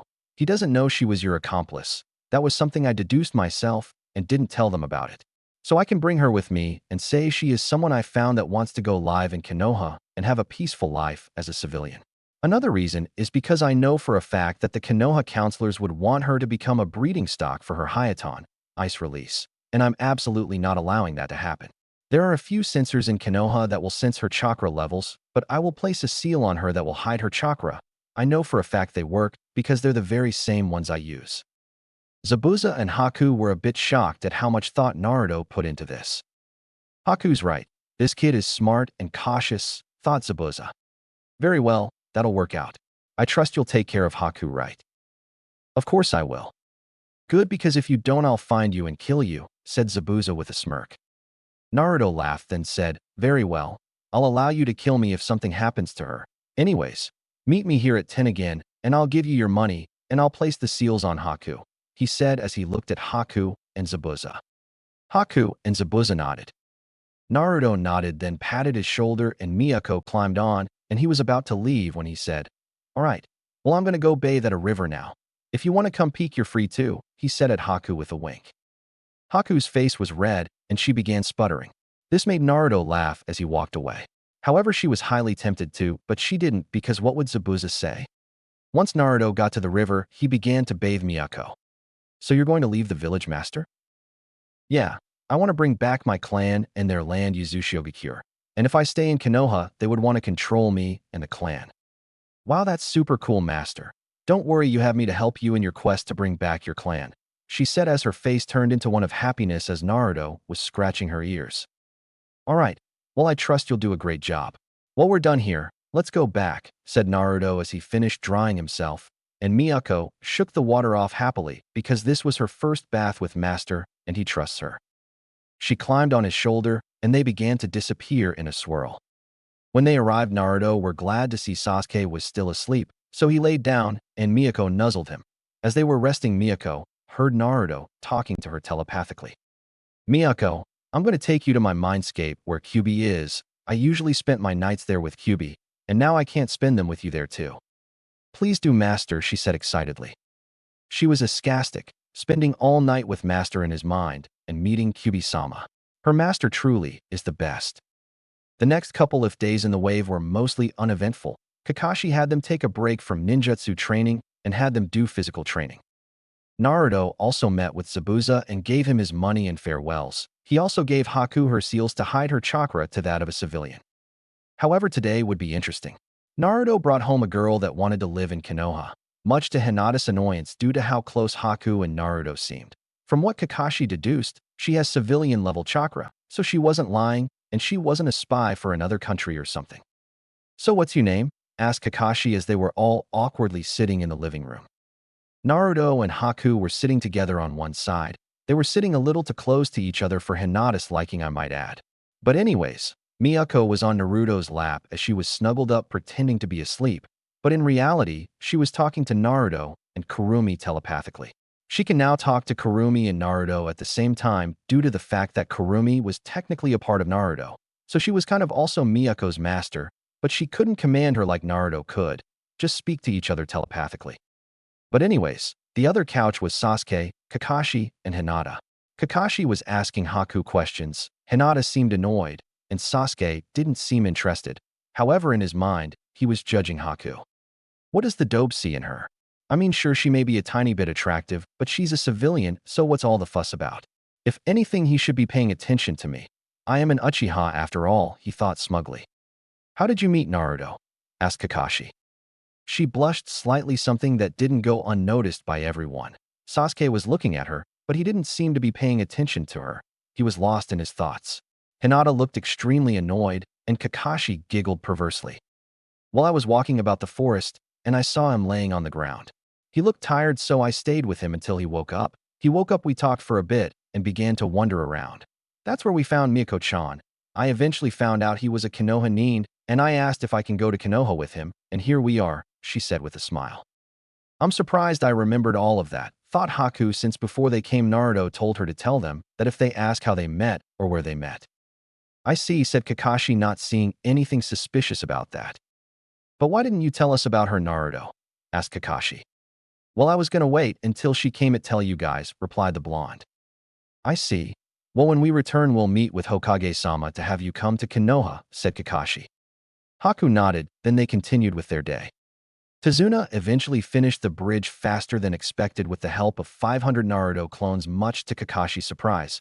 But he realized that the Kyuubi probably taught him that jutsu, considering all her Jinchuriki have been Uzumaki, and that jutsu was created and mostly used by them due to their massive chakra reserves. But Naruto is an Uzumaki and Jinchuriki, so it isn't that surprising he could make that much clones. When they were getting ready to leave, Kakashi spoke. That's odd. Zabuza didn't show up again. The hunter nin that got him didn't follow the standard procedure, so I assumed he was alive. Maybe I was wrong. Miyako started yipping. It's because he was scared of Master's super cool powers. They started at the fox, wondering what she said. Naruto chuckled and said, all right, Miyako-chan, hop on, we're about to leave. The fox got on, and they began to walk. When they arrived at the bridge, there was a crowd waiting for them. Inari ran to Naruto and hugged him. Thank you for showing me to never lose hope, Naruto and Ai-chan. No problem, Inari. Just promise me you'll protect your super bridge builder Gramps and beautiful mother, he said as he ruffled his hair. Hinata's and Haku's eyes started twitching when he called her beautiful. Tsunami was blushing a bit at being called beautiful, and Tazuna laughed, but they were both smiling at the scene. I will, said Inari. All right, Naruto, enough chit-chat, we have to leave, said Kakashi. Then they started talking away, saying their goodbye. When they were in the distance, Tazuna realized something. Wait, we haven't named the bridge. The crowd started talking, and Tsunami spoke up. How about the Great Naruto Bridge, she said with a smile. Then the crowd started muttering, then they all agreed and burst into cheers. Naruto could hear all of that with his Kyuubi-enhanced hearing. He smiled. He had a bridge named after him. Every day is usually uneventful for the Eternal Guards Izumo and Kotetsu. Today is no different. However, they saw 5 figures coming towards the gates. However, one of them they didn't recognize. Team 7 returning from a C-ranked mission, said Kakashi, and they all showed their IDs except Haku. So who's that? Asked Izumo, glancing over at Haku. Naruto's girlfriend. Haku's face became beet red and started sputtering. Naruto laughing, and Hinata glared at Kakashi. Much to his surprise, he didn't know Hinata was capable of glaring. However, soon enough a perverted smile came to his face, which was luckily hidden by his mask. Jiraiya-sama would be sarcastic at learn his godson has 2 women after him, but pushed those thoughts aside and said, no, but in all seriousness, she's someone who wants to become a civilian, so she came with us. They both nodded, and the team and Haku walked in. The guards looked at each other, then Izumo spoke up. She was kinda cute, then Kotetsu nodded. When Team 7 and Haku arrived to the Hokage's office, Kakashi began giving his report. Hokage-sama, we're back from our C-ranked mission. However, we ran into problems. This mission was turned into a B-ranked mission due to the appearance of the demon brothers. We apprehended them and stopped them, but we encountered Zabuza Momoichi and forced him to flee. After that, not much happened. The bridge builder finished the bridge with the help of Naruto, and the mission was successful. The client said he would pay for an A rank once the country gets back on track. The Hokage looked a bit shocked that they encountered two missing nin and are still here, but didn't say anything because they had Kakashi and are safe. Very well, this will go under an A-ranked mission and you will receive the pay as well. They nodded, and then the Hokage started speaking again. Now who is this? He asked as he shifted his attention to the female who was practically on Naruto's arm. He noticed the sleeping fox on his head too, but decided he would Kakashi ask about it later. This is Haku-chan. I met her at the wave and she wishes to come to Konoha and live as a civilian, replied Naruto. The Hokage saw no problem with this and allowed her. Very well, you would be registered as a civiline, but where will you live? I can show you places, or do you have a place already? She can stay with me, said Naruto. It would be safer for her and make leaving for his training easier. Kakashi gave a perverted giggle at the thought of the two of them living together, but Hinata was not a big fan of that idea. She was about to voice her opinion, but got interrupted. Would you want that, Haku? Or would you like me to fin dash? I would love that, said Haku a little too quickly for Hinata's liking. When she realized what happened, her face resembled a tomato. Hinata grit her teeth and clenched her teeth at this. The Hokage laughed and said, very well, I welcome you to Konoha. Thank you, Hokage-sama, replied Haku with a bow. They all leave the room except Kakashi and Naruto. Haku was going to stay with Naruto, but then he said, Haku-chan, please wait for me outside. I'll be out shortly. I have something I have to get real quick. She nodded and left. However, on the way out, Hinata gave her a dirty look and walked away. Wonder what her problem is. She's been giving me dirty looks ever since I met her. I'll have to ask Naruto-kun about it. Her face became red when she realized the honorific she gave him. Back in the Hokage's office stood Naruto and Kakashi. So what did you need, Naruto? Said the Hokage. He already knew what he was going to ask for, but still. Can I have my father's inheritance? Said Naruto. Hiruzen nodded and stood up. He walked up to the fourth Hokage's portrait and opened a safe that held a single scroll. He walked to Naruto and handed it to him. This can only be opened with your blood, he said to the blonde. He nodded and said, thanks Hokage-jiji, with a genuine smile. See you later, Kakashi-sensei, said Naruto as he walked out the door to meet with Haku. Once he was out, Hiruzen looked at Kakashi. So what do you have to say about his performance? It seems like he has been holding back more than what I thought. His kenjutsu was on par with one of the 7 swordsmen. He was still holding back some strength. His speed is at least high jonin, and he didn't show any ninjutsu, but I assume it's pretty high since he can do one-handed seals. Hiruzen nodded. Anything else?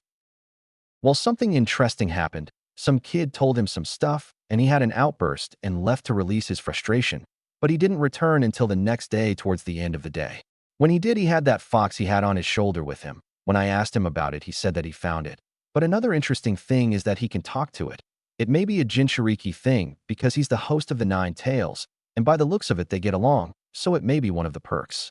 Just something I'd like to let you know. Another thing. This one is a bit worrisome. When we encountered the demon brothers, they attacked me, but I replaced myself with a log and let them believe I was dead so I can see their target.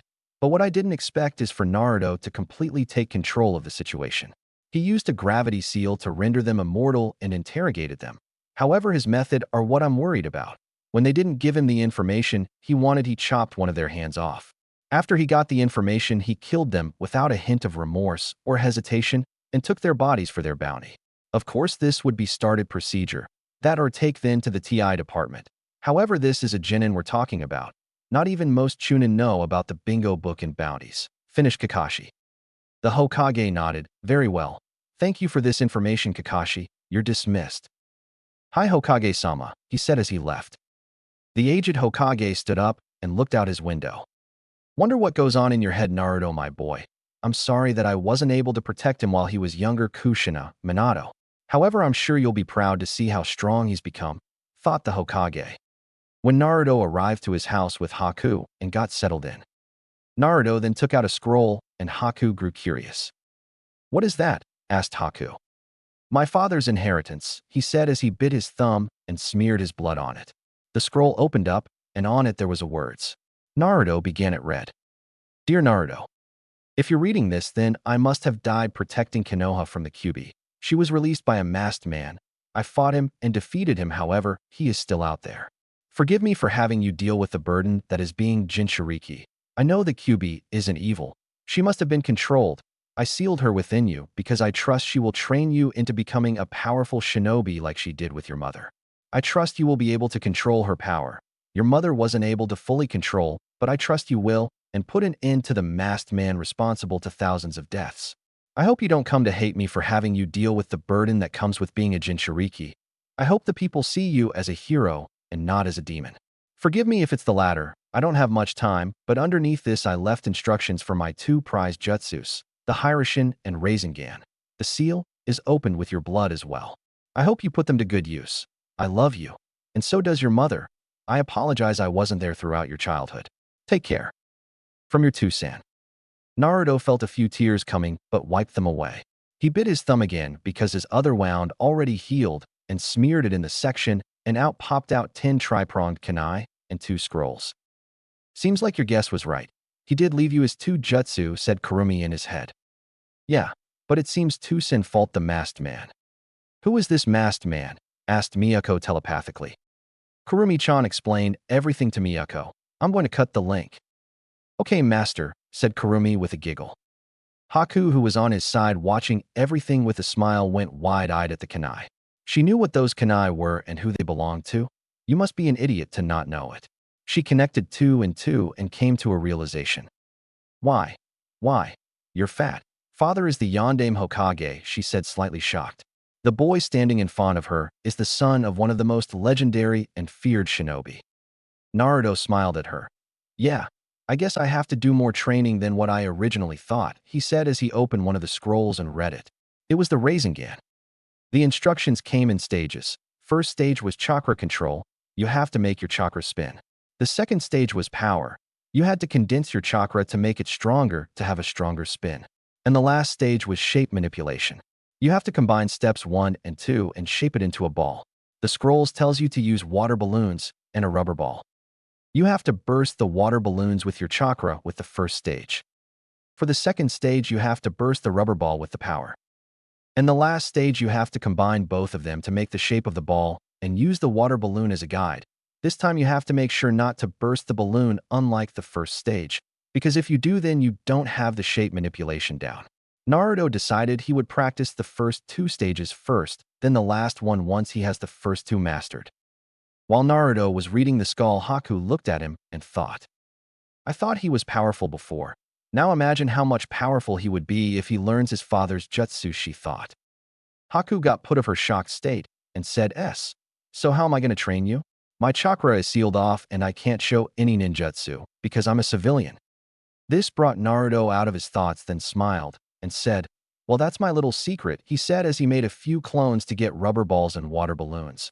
Then he sealed his father's message and the kunai with the scrolls. Naruto grabbed her hand and left via Kamui. They arrived to a secluded area surrounded by trees. However, the ground was burning, and a lot of the trees nearby were burnt to a crisp along with the ground. Miyako, who was on sleeping Naruto's shoulders, awoke and got off, then started stretching. She was excited to hear her master train.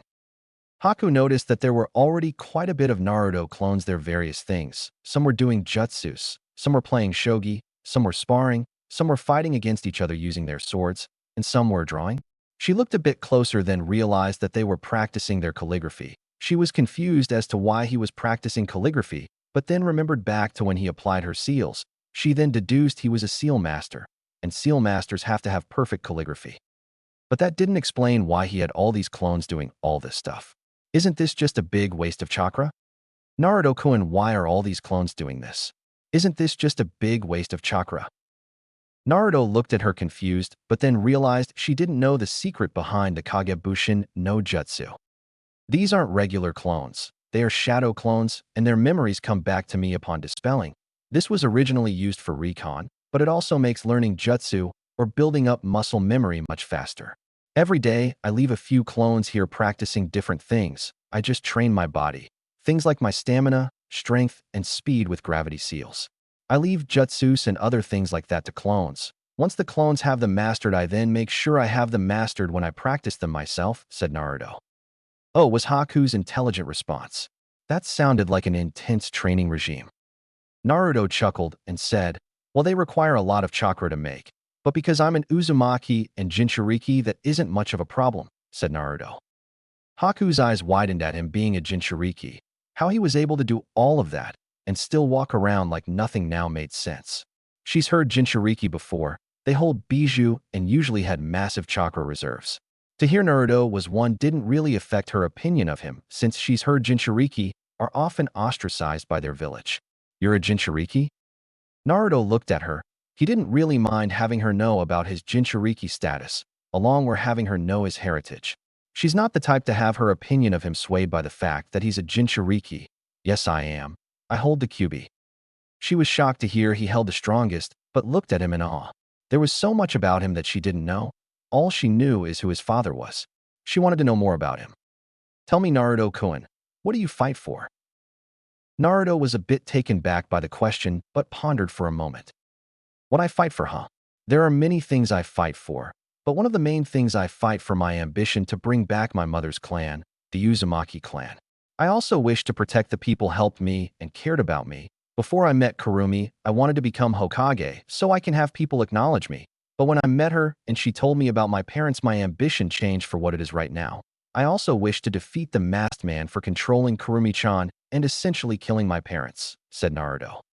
Hearing this, Haku couldn't help but smile. But at the same time, her heart felt a pang of pain upon hearing of this Kurumi person.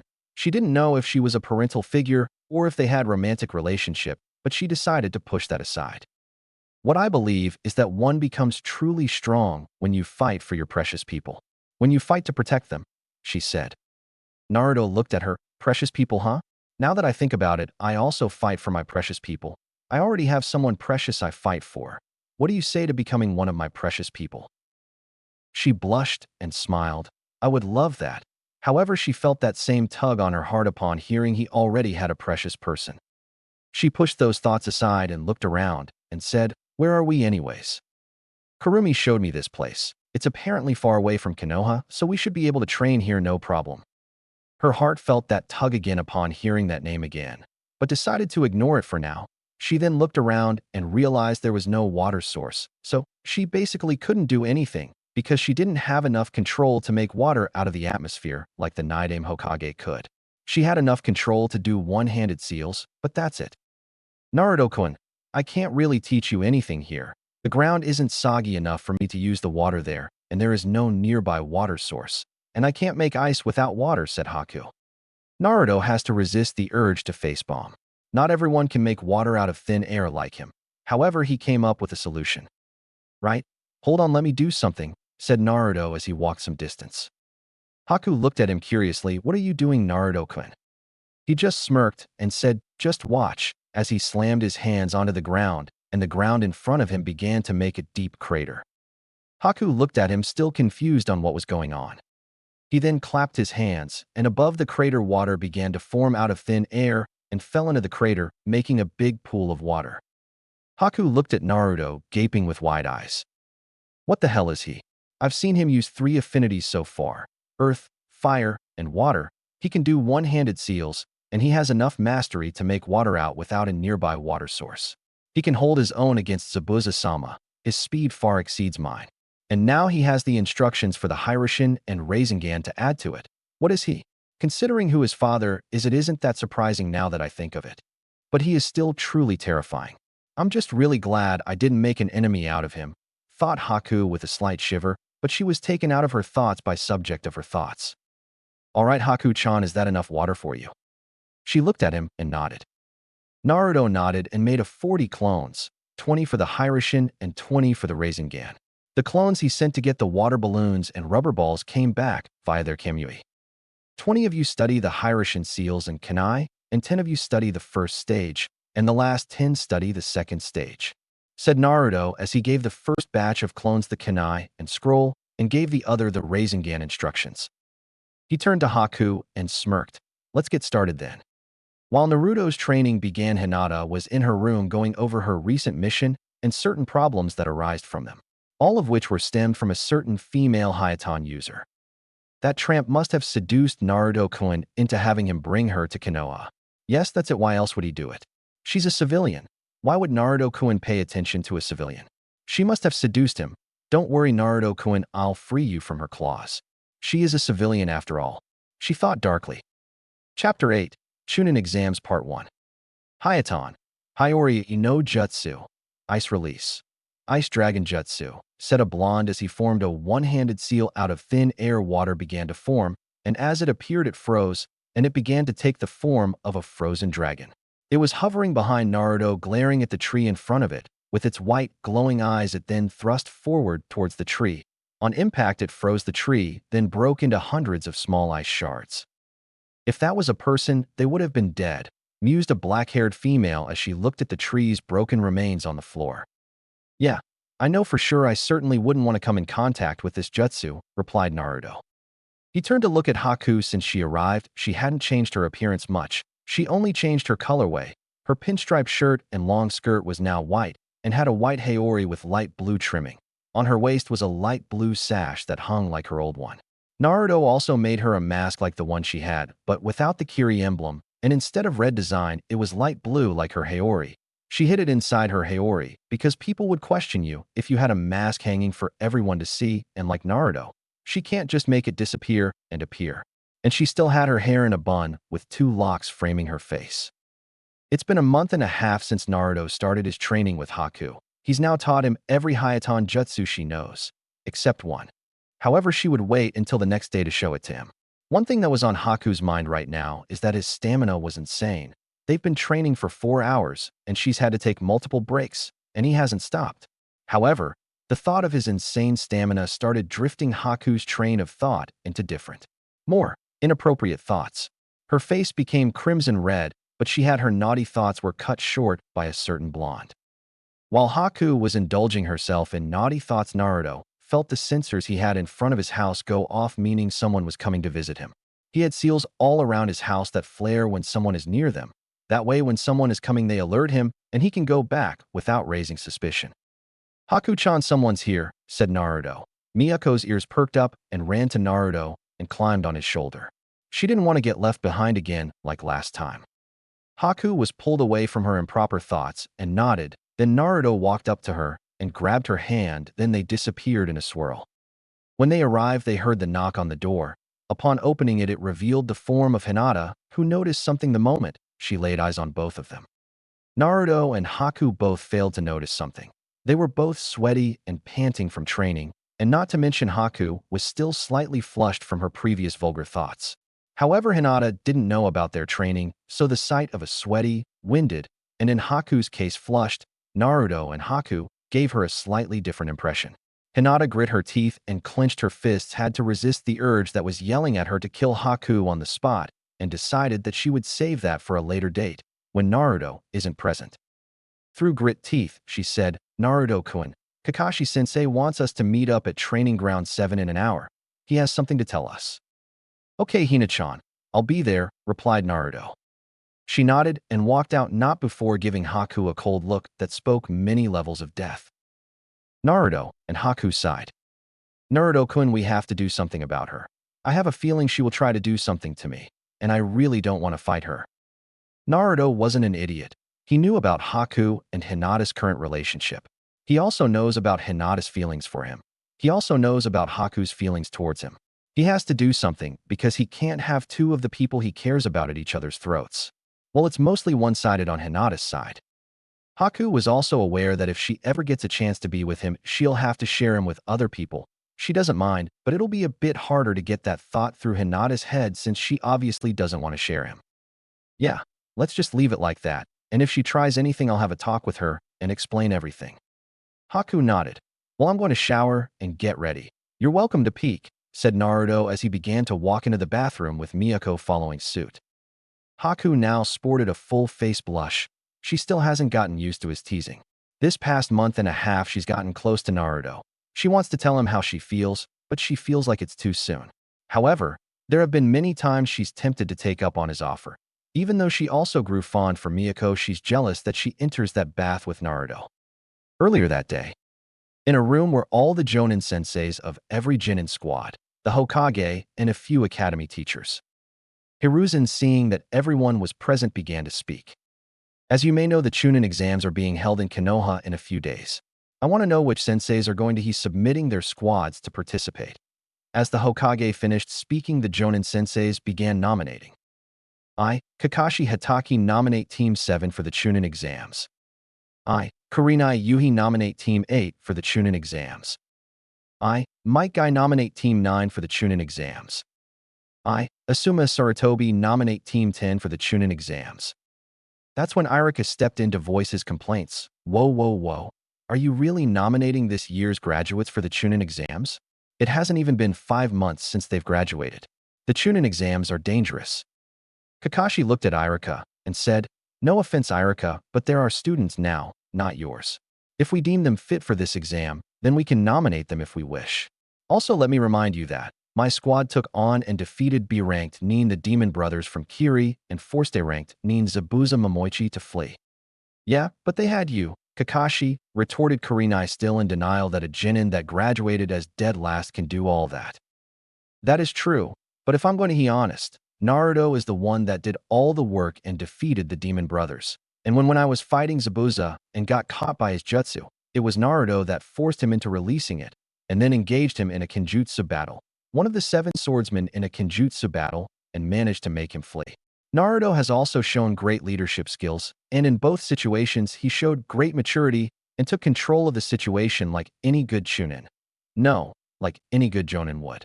So I'm definitely sure my team is ready to take this exam. With Naruto leading them, there is no doubt they'll make it through, said Kakashi. Although she was in denial, Kurenai's interest in the boy grew. She's heard both Kakashi and Asuma praise and speak highly of the boy. She'll visit him and find out for herself what all the fuss is about. Anyways, the Hokage agreed with Kakashi. This would be a great opportunity to see how strong Naruto truly is, and we'll see how he fares against others. The Hokage called the meeting off, and the Jonin senseis went off to tell their squads about the exam. When Naruto arrived with Miyako on his shoulder to training ground, Naruto was shocked to see Kakashi was on time. Naruto pointed the accusing finger at Kakashi and dramatically said, with Miyako yipping and looking as shocked as Naruto, Why? You're on time. The squad sweat dropped. Is this really the strongest person in their squad? Kakashi, I smiled. Yes, I am. This is an important matter. Naruto and Miyako regained their composure. Well, what is it, Kakashi-sensei? Asked Naruto, although he already knew what this was about. I've nominated my cute little Jinin for the Chunin exams, said Kakashi with another eye smile as he handed them their registration papers. Gee, Kakashi-sensei, when you say it like that you make it sound a bit creepy, said Naruto as he got his registration paper. Kakashi got a depressed aura around and was muttering something about disrespect students. Well, it's up to you if you want to take this test. If you do, then go to the academy in 3 days at 12, said Kakashi before he spoke up again. Well, ja-any, said Kakashi as he disappeared in a poof of smoke. Naruto looked at his squad. So I assume you guys are taking this. Hinata nodded and Sasuke snorted and said, of course I will. So do you guys want to get ramen? They both nodded and they walked towards a certain booth that served the food of the gods. Team 7 has been getting along quite nicely. Hinata decided to grow out her hair, and it now currently reached her shoulders. Instead of the tan jacket she used to wear, it was now a black short-sleeved jacket with lavender trimming. It hugged her frame and showed off her growing assets more. She had a lavender belt-like thing on her stomach. On her one arms, she had medical tape much like her cousin Niji, and wore fingerless gloves. On the other arm, she had her headband tied to her bicep. She has back shorts that stopped on her mid-thigh and long black shinobi sandals that stopped just below her knees. She had black stockings visible on one thigh, but on the other it was covered by white medical tape. On her waist was a black holster like Naruto's, which Naruto also added the storage seal. Besides the holster was her mask. Her sword and sheath were on the other side of her waist. Sasuke had a black high-collared shirt with the Uchiha symbol on the back. He had black shorts and black shinobi sandals. He had his legs bandaged. He had both of his hands wrapped in bandages that stopped at his forearm. He had fingerless gloves on. He had his mask hung on his waist, and besides the mask was his holster that was identical to Naruto's and Hinata's with the same seals. On the other side of his waist, he had his sword and sheath hung on it. Naruto's appearance didn't change aside from the fact that, like his teammates, he had his sword on his waist along with his mask. Sasuke's superiority complex has been knocked down by Naruto. He now sees him as a rival, someone that will help him get stronger, someone to compare himself with. Naruto has also been helping him get stronger. Sasuke always believed he is a lone avenger and didn't need anyone, that they would just hold him back. Oh, how wrong he was. Actually, it's thanks to Naruto that Sasuke is as strong as he is now. He's taught him some jutsu and even helped him awaken his Sharingan. He now has it at 2 Tomo. Naruto also put gravity seals on both him and Hinata, and their speed has greatly improved. Much to their disappointment, they aren't nearly as fast as Naruto, but compared to their other previous classmates, they'll certainly leave them in the dust. Hinata has also been learning a lot with Naruto. She's been practicing striking her target's tenketsu faster. She was now proud to say that she was nearly as good as her cousin Neji at their family's Jiken style. Their teamwork is practically flawless, much to Kakashi's happiness. With all three of them, they don't even need to communicate to figure out what the other is planning. Spending so much time training together has made a greater understanding on each other's fighting styles. They even can work in sync with Miyako. Currently, Naruto has been trying to get them into Kenjutsu. Hinata and Sasuke have never really put much thought about ever learning Kenjutsu, but after seeing Naruto go at it with Zabuza, their interest grew. There is also the fact that Naruto told them it's best if a shinobi is well-rounded. They agreed and have been training. They're not as good as Naruto, but they're definitely Chunin material. The Chunin exams won't know what hit them. Team 7 was currently nearing the ramen stand when they heard some ruckus. Naruto looked at them, and they decided to see what the fuss was about. Both Hinata and Sasuke put on their masks, and along with Miyako, they took to the trees to scout the situation while Naruto walked up to them. The masks were Naruto's idea. He said it would be a team thing since he had won. Sasuke's mask was all white with eye holes so he can show off his Sharingan. There was a red outline around the holes and a red stake going down from the eye holes. Think Jiraiya's red marks. Hinata's was white with black slit eye markings similar to those the Kiryu and Bu had. It had lavender lines around where the eyes are that resemble the veins that pop out when the Byakugan activates. When they arrived to the scene, they saw 5 people. 3 of them they recognized. They were Konohamaru and his 2 other friends, but the other 2 they didn't. One was obviously female and had her hair tied up on 4 ponytails, and she had a giant fan on her back. The other one had a full-body kitty suit with makeup. Hinata and Sasuke stayed in the trees, and if the situation escalated, they would make their presence known. Naruto also taught them how to hide their chakra and the shunshin. "Just let him go, Kankuro," said the female. "No, Temari, I need to teach this little punk a lesson," said the newly identified Kankuro. "Stop. Let's go. What if Gaara comes?" said the newly identified Temari. This is when Naruto decided to show up. "So what are you guys doing assaulting the Hokage's grandson? I'm sure it isn't in Suna's best interest to start a war, because the Kazekage's kids hurt the Hokage's grandson," said Naruto as he walked up to them with his mask on. "Who are you?" Kankuro asked the masked blonde. Naruto took off his mask and hung it in his waist and looked at them. However, this action caused a small blush to appear on Temari's face due to the blonde's appearance.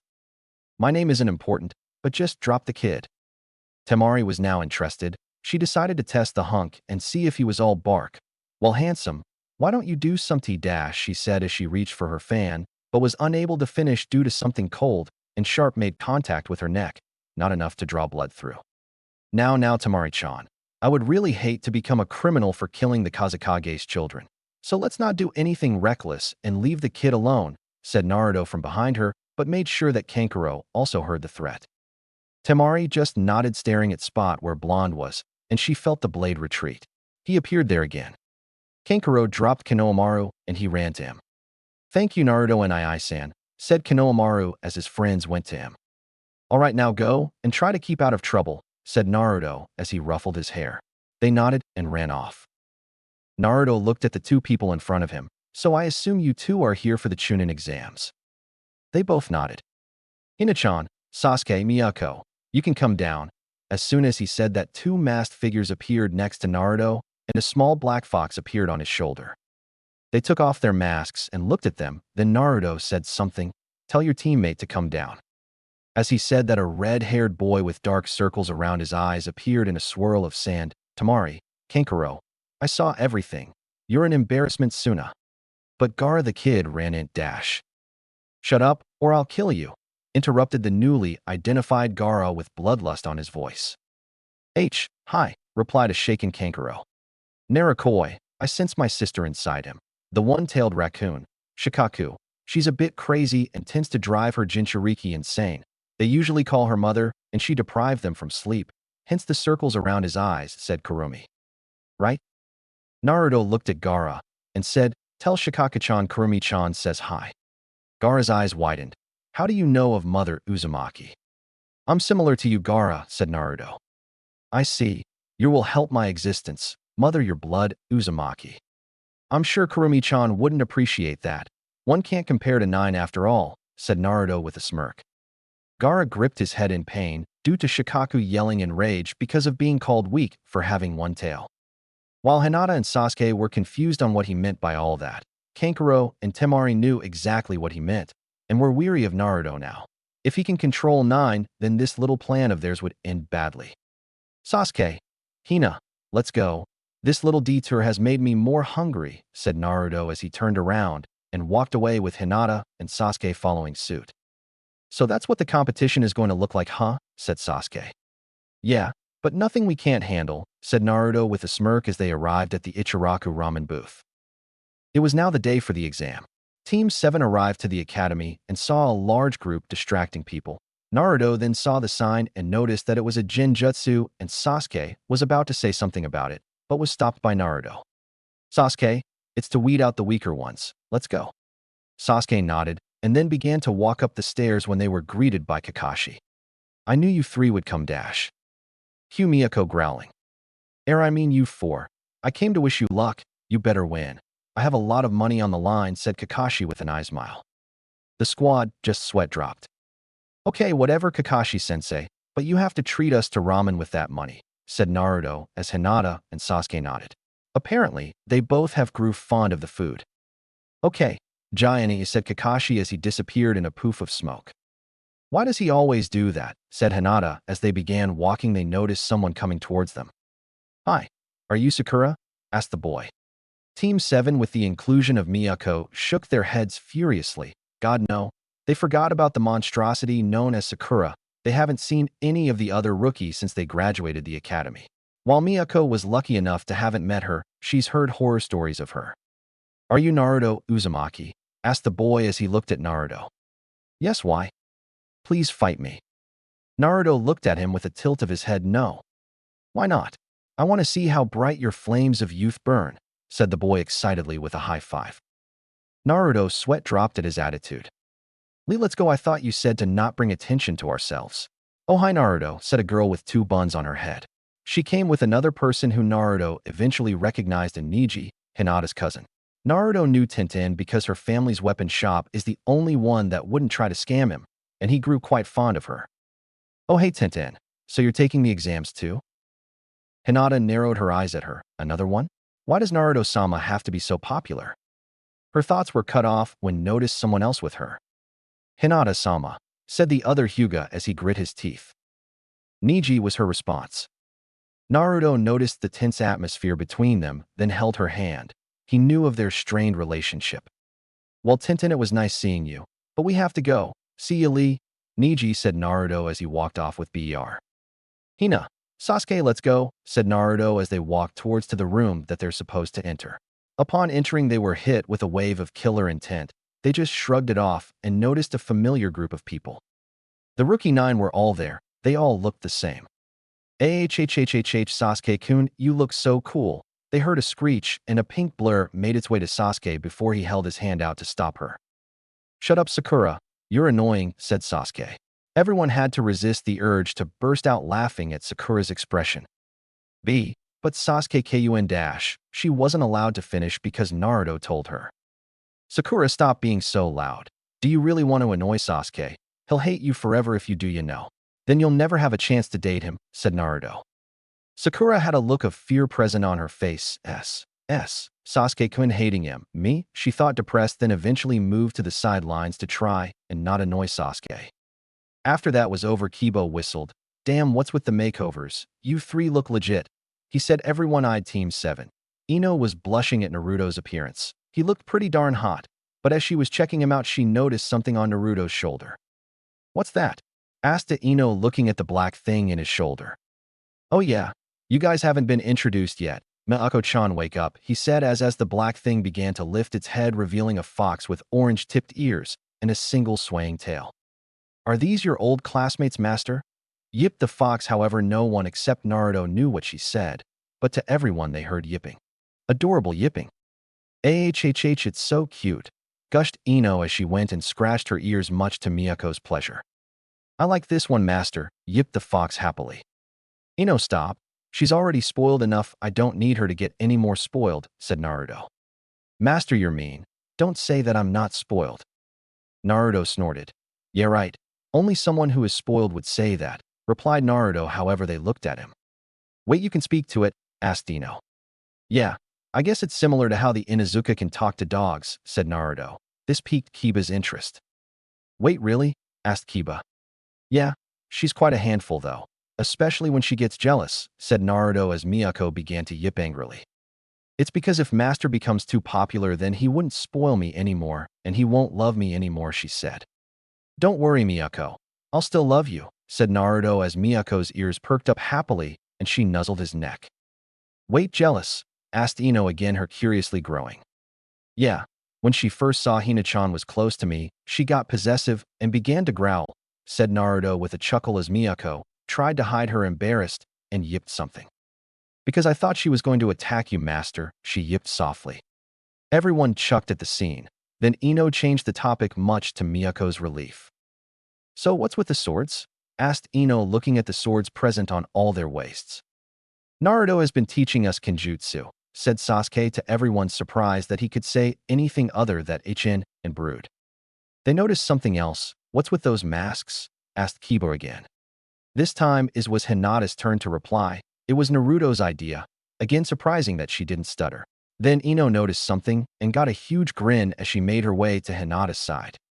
So did you and Naruto tie the knot? She said as she wiggled her eyebrows and wiggled her pinky. Hinata's face now sported a huge blush.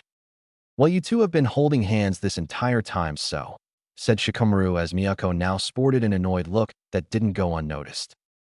Hinata looked down and noticed that they were, and jumped away. Her face now discovered new shades of red. You know, you guys are bringing a lot of attention to yourselves, said the voice of someone walking up towards them. Who are you? Asked Naruto. This guy reeked of snakes. There is only two people who have a connection to snakes, someone that goes by the name of Anko, and Orochimaru, and he has a feeling that Anko and this dude aren't acquainted. My name is Kabuto Yakushi, and I'm a fellow Konohanin. This is my 7th time taking the test. Kiba snorted. 7th? Wow, you must suck.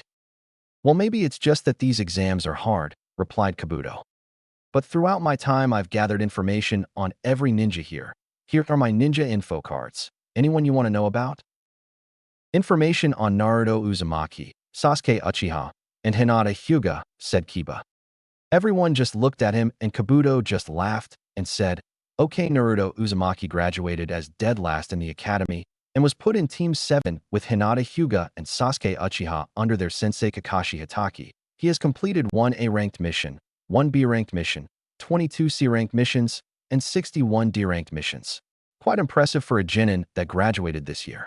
He's also trained under Asuma Sarutobi for a while before he entered the academy. How interesting, said Kabuto.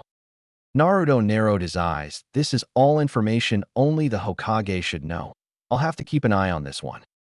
Next is Sasuke Uchiha. He graduated as Rookie of the Year and was put in Team 7 with Naruto Uzumaki and Hinata Hyuga under their sensei Kakashi Hatake. He has completed 1 A-ranked, 22 C-ranked missions, and 61 D-ranked missions. He's the last Uchiha and has shown great promise. Sasuke narrowed his eyes at him.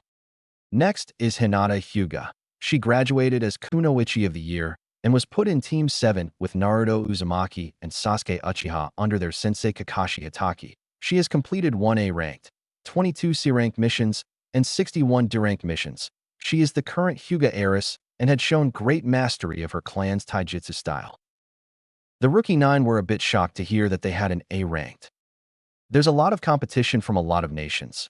While there is one squad from a new village called Odo, they don't seem like much and probably won't do much. On the other side of room, a bandaged person heard him. You hear that, Zaku? Let's show them what the sound can do. he said. Zaku threw a kunai at Kabuto. Naruto heard the kunai making its way towards Kabuto and grabbed it before it made contact with Kabuto and threw it back at Zaku, cutting Zaku's cheek a bit, then it impaled itself in the wall beside him. However, Naruto heard his bandaged teammate making its way towards Kabuto and managed to pull him back before the nin's fist made contact. The punch missed, however Kabuto's glass shattered and Kabuto threw up his lunch. Naruto looked at the attacker and tried to analyze his attack. He didn't make contact. However, his glasses broke, meaning he must have used his gauntlet to make vibrations and or manipulate sound waves. Given that Kabuto threw up, they must target the inner ear. Well, now I can see why their name is Odo. So you use your gauntlet to manipulate sound waves, you targeted the inner ear, and that caused nausea, making him throw up, Naruto told him in a matter of fact. The attacker and everyone looked at him a bit surprised that he analyzed his attack so quickly. Yeah, just because you found out what our attacks do doesn't mean you'll stand a chance against us, he retorted. The door opened to reveal a tall, scarred man. All right, brats, quiet down before I disqualified you all. Imibiki Marino, your proctor for the pirate part of the exams. Follow me. Everyone nodded, began to follow him. In a room with all the Jonin senseis, they were discussing their team's chances of passing. But when Ibuki showered up, Asuma paled, but Kakashi showed no reaction. Oh no, Ibuki.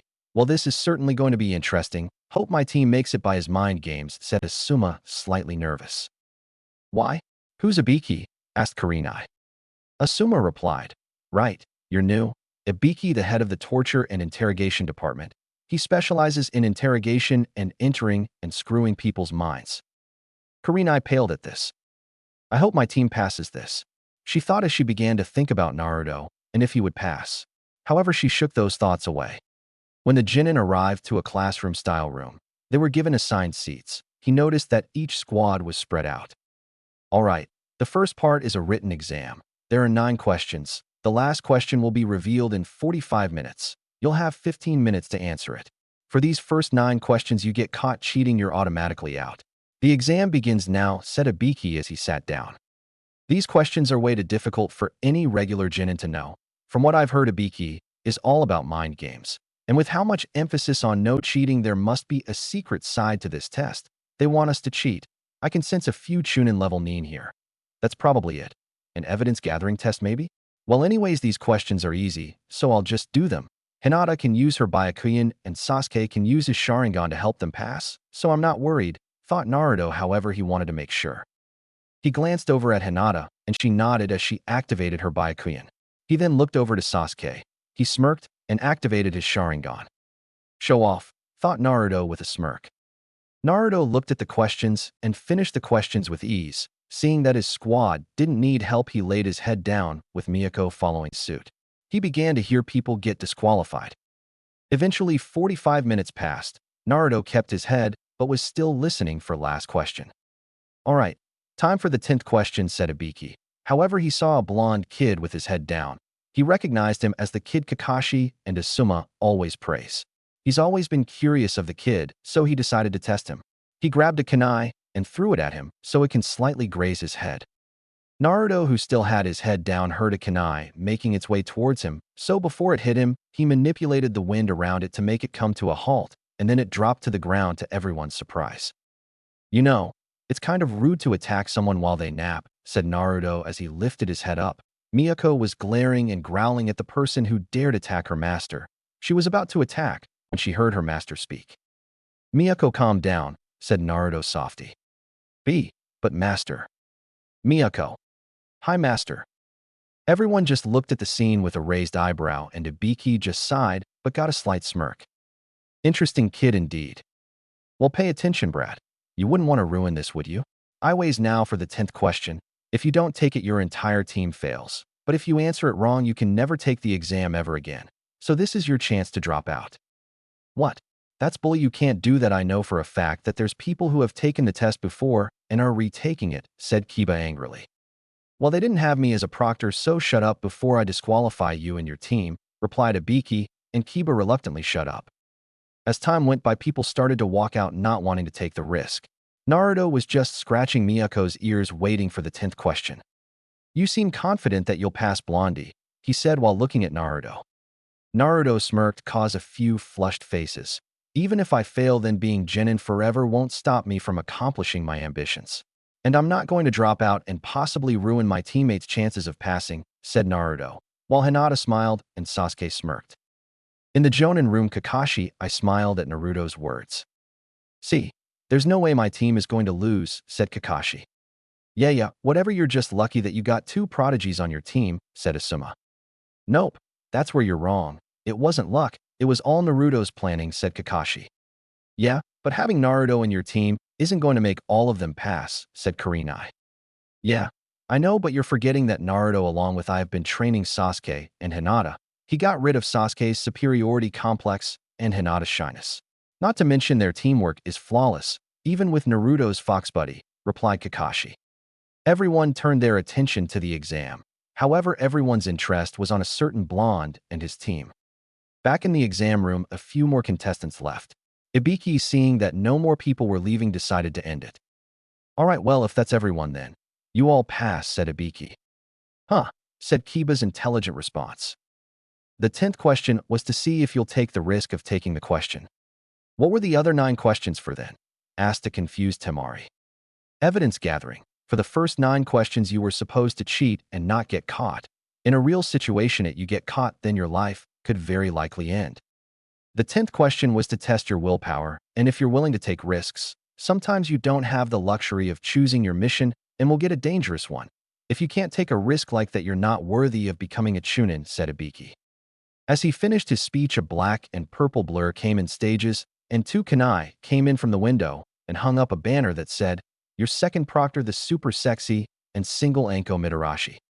Ibiki's sweat dropped at her arrival. That's a lot of brats, Ibiki. Don't tell me you've grown soft. Ibiki smirked and said, well, maybe we have an interesting batch this year, as he glanced at Naruto. Anko looked at the kid he was hinting, and then saw it was a blonde boy with whiskers marks on his face. She recognized him as the Kyuubi Jinchuriki.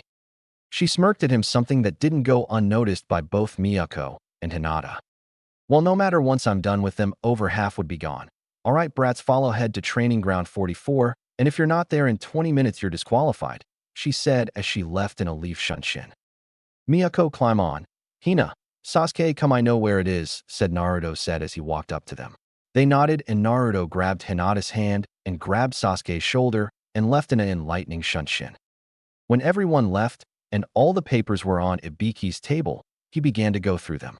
However, on one of them, he noticed some writing on the corner. Be weary of Kabuto Yakushi and another Kusa Kunoichi. They both reek of snakes. There are only 2 people that I'm aware of that use snakes. And call it a hunch, but I feel like Anko isn't acquainted with any of them. Just letting you know. Uzumaki Naruto. Ibiki narrowed his eyes.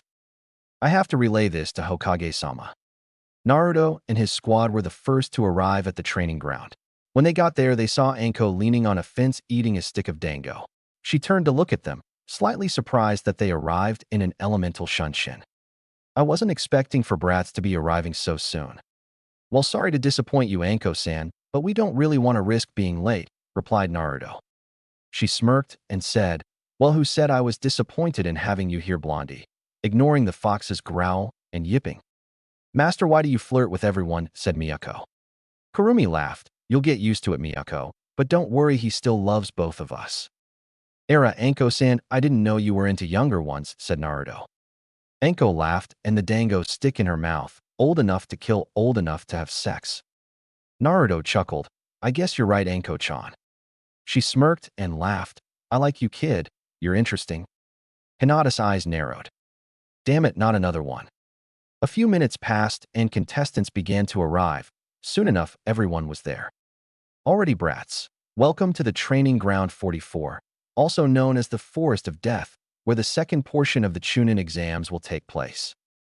Chapter 9, Chunin Exams Part 2. Everyone was taken aback at the training ground's nickname. Why is it called the Forest of Death? Asked Kiba curiously, albeit warily. The second part of the test will be proctored by me.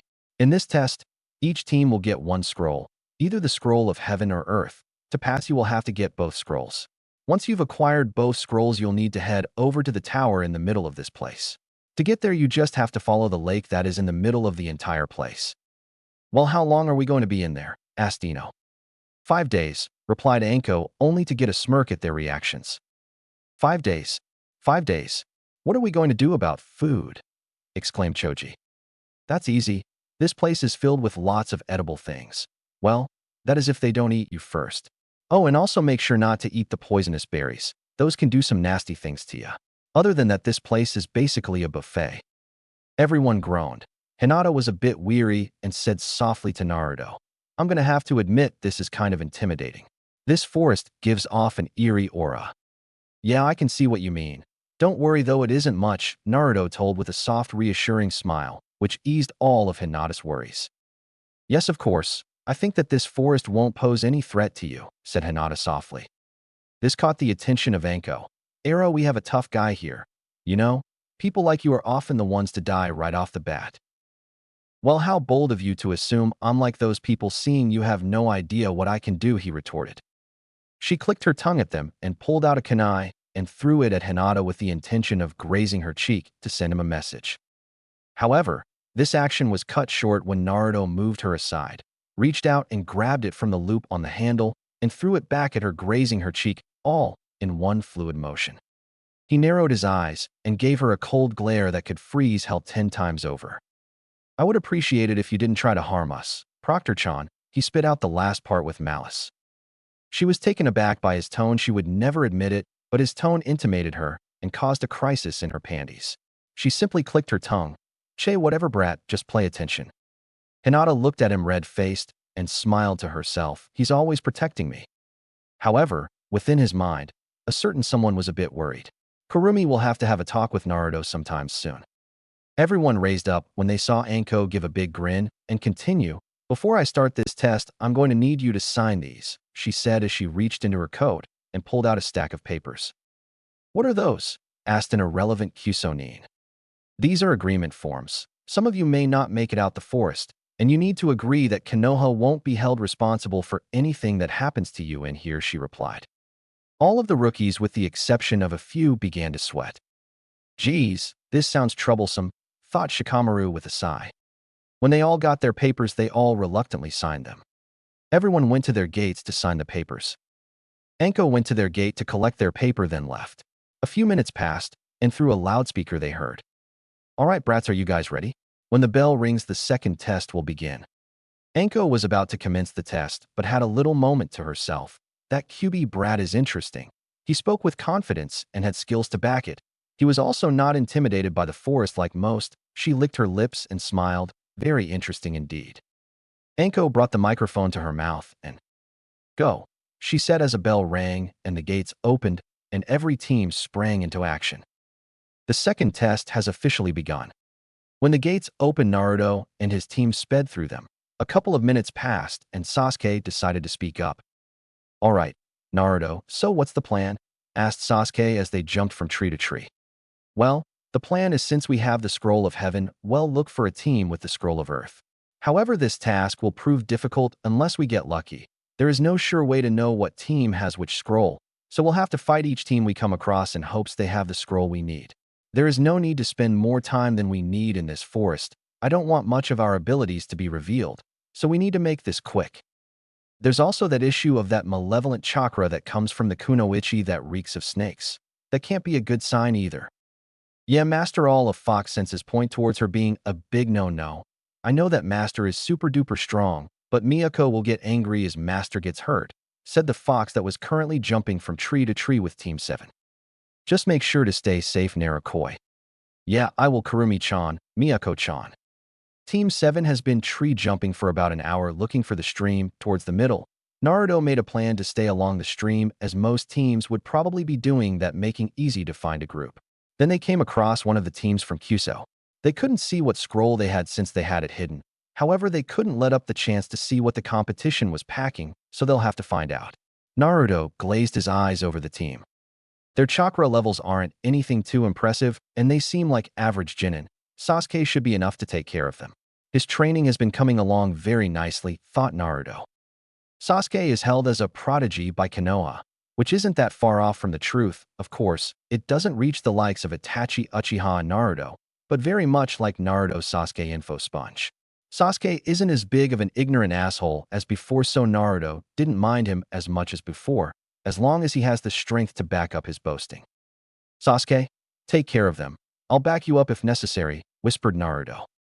Oomph. As if I'll struggle with these weaklings, said Sasuke with a famous Uchiha smirk. You idiot, don't show off too much, and don't get distracted from our objective. We're here for their scroll, not to show off, said Naruto, then Sasuke nodded, yeah sheesh, and left. The Kusa team was currently all sitting around planning their next move. The female in the group began to speak. Ninori, how about we dash? She was cut off by the sound of a kunai tearing through the air, making its way towards them. On instinct, they all jumped away and pulled out a kunai. With their guard up, they began to examine the field around them, trying to find the culprit that threw the kunai to them. Sasuke appeared in front of them, mask and all, and said, hello. I am here for your scroll, he said with a bow. What this hell is this idiot doing? I said a quick in and out not to play with them and show off. Sai, okay, whatever, I'll just continue watching, said Naruto internally as he looked on. So you showed yourself. Too bad you're outnumbered, said the now identified Nori. Sasuke scoffed at this. What good will numbers do if you're all weak? It's as if 100 ants were to go against an armadillo. They'll all end up dead in the end, he taunted. Apparently the taunt worked because the green-haired Nin got mad. Against grit teeth, he replied, I'll show you weak, he said as he took out a couple of kunai and threw them at Sasuke and rushed towards him. Sasuke whipped out a kunai and blocked them. He then noticed his female companion coming at him with unimpressive speeds. Then she attempted to kick Sasuke, keyword attempted. Because her leg never made contact, Sasuke moved out of the way and considered using a jutsu, but went against it and decided to fight with only taijutsu. Naruto said not to show off either way. The fact that he wasn't even trying to attack and just dodging their attack infuriated the female. She ran back at him. With two people attacking him, he'll for sure struggle, she thought. She flashed a knowing look at her male companion, Nori, and they both nodded in unison as if they both had the same idea. They both dashed at him. Sasuke, still in the same stop he's been this whole time, simply deflected their attacks. As a fist made its way towards his head, he simply moved his head and pushed them to the side. Nori, while this action took place, decided to strike from another place and went for his legs. Sasuke jumped to dodge it and kicked Nori away. He hasn't moved from that spot and is still destroying us. What the hell, this is so infuriating. Why can't we hit him? I'm supposed to be one of the strongest from this year, thought Nori as he watched his female companion fight the masked enigma. Said female was now fighting sloppily. Her anger and slight fatigue was getting to her. She stopped to begin to run through some hand signs, albeit slowly. This gave Sasuke enough time to rush her and kicked her away. She landed near her blue-haired teammate, who was watching from the sidelines this whole time. However, Nori saw this as an opportunity to attack Sasuke. Sayuka, we have to leave. Nori is fighting the masked-haired Nin right now. We can escape, because as we can see, he won't win. We have to try and make it out of here, said a blue-haired Nin to the now identified Sayuka. Huh? But shouldn't we help him, she retorted. Don't be stupid, do you want to pass this test or not? He asked.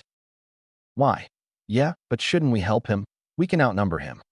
Sigh asterisk. Nori is getting his ass handed to him. If he can beat him, then what makes you think we can? He asked her. Why yeah, but we can't just leave him. He's our teammate. She was starting to get mad. Was this really her teammate? She knew he was trying to get in her pants, but she never thought he'd go this far. Humans are truly despicable. You idiot, don't you want to become a Chunin? Come on, let's go, we don't need him, we'll just leave the with scroll, he insisted as he grabbed her wrist. She recoiled her wrist away from him and narrowed her eyes at him. No, she said firmly. I'm not leaving Nori. I'll never do that to someone I dash. She stopped herself with a cough. That's when they noticed a fox near them giving off an aura. What the dash? They simultaneously thought. It's not every day you see a fox giving a powerful aura. Sorry, Ms. but Master kinda needs me to take you guys out. They weren't able to react because before they knew it, they lost their concessions. Yay, Master is surely going to praise me. Now I just have to search for their scroll. I hope they have it, Miyako thought as she began to examine them. Sasuke was not struggling with his opponent. In matter of fact, he was just playing with him, like how people would play with their food. Glue. Nori was thrown behind and threw up blood and gripping his stomach, a result of Sasuke's attacks, damaging his internal organs. I'm fighting with everything I have, and he doesn't look a tiny bit winded, and my teammates are nowhere to be seen, he thought as he looked around. I'll have to surrender, he thought to himself. If what you're looking for are my scroll, I don't have it. My teammate Sakuya has it, he finally said. As if on cue, two other masked people showed up, one female, and the other had a fox on his shoulder. Imo-chan, we have the scroll. Fighting them is useless now. Let's go, said Fox Boy. TCH, what did I tell you about calling me that? Also, you ruined my fun, scowled Sasuke. Yeah, whatever, let's G dash. However, Naruto was cut off. Wait, what happened to my teammates? Nori asked weakly. Naruto turned to him and said, they're not dead. That's all you need to know. Killing will just make me suspicious. Even though killing is allowed, I don't want to risk it, thought Naruto inwardly. Not wanting to be interrupted anymore, Naruto knocked Nori out. All right, let's go. They nodded and moved out. So did you get their scroll? Asked Sasuke. Yes, but it isn't the one we needed. Sasuke sighed. I was afraid you were going to say that. Yeah, well, it's not my fault. We'll just have to keep looking. A body could be heard slicing through the air hastily. Cuckoo. I have eyes on you, Sasuke. Soon your young body will be mine along with those blessed eyes of yours. However, other blonde kid can prove to be a fun toy as well, were the thoughts of a certain snake as he made his way towards his target. Three bodies could be seen rushing through the air as they stepped from branch to branch. All right, let's stop here. I'm sensing chakra signatures. They're flaring, so that means that there must be a battle going on. Hopefully there we find the scroll we need and get to the next stage as soon as possible. Right, nodded Hinata. Miyako yipped in response. Sasuke simply nodded. We'll conceal our chakra and wait for their battle to end. Their fight was overall nothing that impressive. It mostly consisted of taijutsu and some small C-rank techniques. Eventually their fight ended and the team that won had both scrolls. Now they just need to take the one they need. Let's go, said Naruto as they all made their way down. I'm sorry, but I'll need that, came a voice behind the team's leader. On instinct, he jumped back and pulled out a kunai. Who are you? He said as he noticed there were two other people behind him, all donned in masks. He made his way to his team to group up. He needed to come up with a plan to deal with these intruders. They just fought for them, and he's sure as hell not about to have some masked weirdos take them from him. He's trying to group up again. He's not as brash and stupid as the last team. This makes it all the more fun, mused Naruto. Who we are is of no importance. We're just here to take your scroll, said Naruto as he pulled out and swirled a kunai on his hand and threw it only for it to be blocked. They rushed towards each other and engaged in a battle of taijutsu. He's actually not that bad. He's pretty good. He definitely would have made Chunin, but unfortunately fate put him against us. Wait, I probably sounded like Hinata's cousin right there. Naruto mused to himself. You know, you're actually not too bad, but I'd rather this not drag out, said Naruto as he dodged a punch and grabbed his arm and slammed him into the ground with a crunch. There go a few bones. With a single hand sign, the ground shifted and made cuffs around his arms and legs, locking him into place. He had to dodge an incoming kunai. Get away from him, she said angrily as she pulled out another and prepared to battle him. He turned to look her and simply put his arm put, and she began to feel an invisible force push her towards him and then spammed her into the ground. More bones were broken at the moment and locked her in place. He turned to look at the last remaining teammate. Who has the scroll? Asked Naruto. The other teammate was scared out of his shit. This man just waltzed in and completely wiped the floor with his two teammates that he looked up to and were considered the strongest genin from their village. Keikasumi has it, he said, not wanting to end up in the same state as his teammates. You're saying it as if I knew who that was, deadpan Naruto. She's the girl. Miyako. Yes, master, I'm on it. Yipped the fox a little too happily for the nin's liking as she began to search Kasumi. Why do they all make the females carry them? This is starting to get predictable, he mused to himself. Aha, I found it, master. I expect a reward, she yipped. Yeah, you know what to do. The fox yipped in reply and swallowed the scroll, much to the other team's disgust, but decided to say nothing on it, as they didn't want any more broken bones. They left, but not before knocking the other team out. Naruto felt the malevolent chakra from before and was instantly put on guard. Sasuke, Hinata, Miyako, formation, she's is here. They all jumped into formation, each covering each other's backs. What is it, Naruto-kun? I don't sense anyone, said Hinata. It's faint, but it's there, and I get the feeling it isn't here to share their rations. Cuckoo, so Sasuke. We finally meet, said a disembodied voice that echoed through the trees. Sasuke instantly perked up. Who is this? Do I know you? He asked. Master, this is the person we saw that smells a lot like snakes. I don't like her. She smells, said Miyako in his head. Naruto for some reason imagined her making a funny wincing face as she said that. No, I don't believe you do, however your brother does, said the voice followed by a cackle that sent shivers down his spine. My brother? His eyes hardened. What about my brother? What do you know about him? He said as he slightly raised his voice. Cuckoo, ever so gullible. However, his thoughts were cut short by a kunai making its way towards him at impressive speeds. How? He thought. I was concealing my presence. He left his disguise and Sasuke and Hinata instantly gripped their kunai preparing for fight. How interesting. I didn't think you would figure out where I am, he said as he locked eyes with Naruto. Naruto didn't reply. His gaze still locked on Orochimaru. He addressed Sasuke. Sasuke, we'll take him on together. We don't know how strong he is. Hinata back up if we need it, he nodded in response. Orochimaru smirked and inwardly thought, they believe they can take me on, cute. But much to his surprise, both Naruto and Sasuke pulled out swords and made it towards Orochimaru with the intent to kill. This caught him off guard, and he had no other choice but to dodge. What the hell? Sasuke is supposed to be Chunin level, and call me crazy, but that was definitely not Chunin level speed, and Minato's brat may even be faster than Sasuke. No matter, I am a Sannin. However, having the Sharingan and a Bijou wouldn't do any harm, the snake thought with a smirk. Meanwhile, in Naruto's head, he was thinking of something along the lines of, I can't show too much skill, so I need so hold back. Miyako, protect Hinata and the scrolls. Orochimaru will be my first test of strength. He won't be an easy opponent, but I'll manage, plus I have Sasuke, and my Naruto sense is telling me he wants something from Sasuke.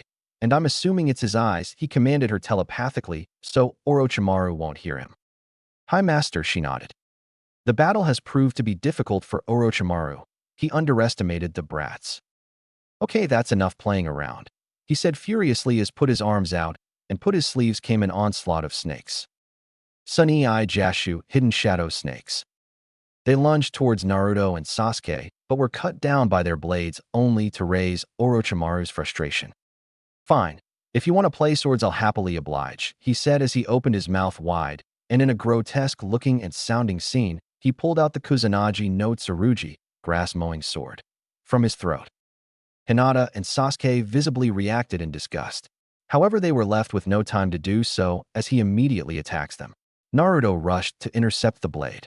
Orochimaru and Naruto then find themselves in a dance of some sort. Orochimaru definitely deserves the title Snake Sannin with the way he moves. When trying to land a strike on him proved to be tougher than he imagined. While Naruto was strong and physically fit, he unfortunately wasn't to the level of Orochimaru at his current level. Naruto reluctantly released one level on his seals. Upon doing that, the air around him seemed to change, and he moved at even greater speeds and was not able to land several hits on him. What the hell? Did he have seals on him?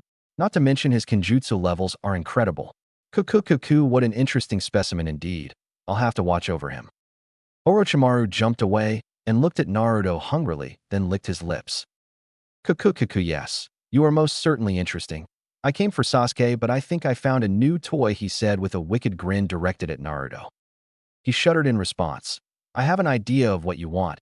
However, I'll have to apologize. Sasuke isn't going anywhere. We'll see about that, Orochimaru said, narrowing his eyes. I can't underestimate this kid. He held his own. I need to at least mark Sasuke and plant seeds of doubt, but that will prove difficult with him here. Clones would be difficult to use since the Hyuga is here and would be able to identify it. Unless, thought Orochimaru. Orochimaru ran through hand signs and blue mist effectively blinding everyone. Hinata, eyes. Hi. She closed her eyes and focused chakra to her eyes. Byakugan, she exclaimed as veins bulge around her eyes. Naruto-kun, I can't see anything. Mist is laced with chakra. It's really dense too, so it's making it difficult to see. Naruto closed his eyes and tried to use his sensory skills to try and locate him. The downside to this is he had to stay still and focus in order for it to work. However, it was to no avail because all he could sense was the mist. However, he felt an influx of chakra, and it was right next to. He opened his eyes in realization.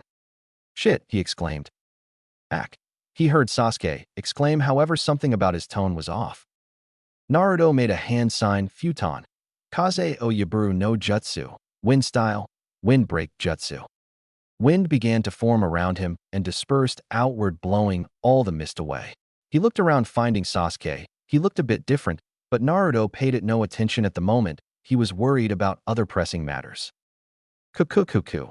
You may be strong, but you still can't stand up to one of the Sani dash. He was cut off by a fist introducing itself to his gut. Orochimaru fell back and grunted in pain as he got up. He sensed Naruto coming at him and was about to react when he felt a kunai stabbing through his hand. Then multiple other kunai on his leg. He didn't exclaim in pain, but it still hurt even for a Sannin. What the hell did he add to these kunai? What did you do to him?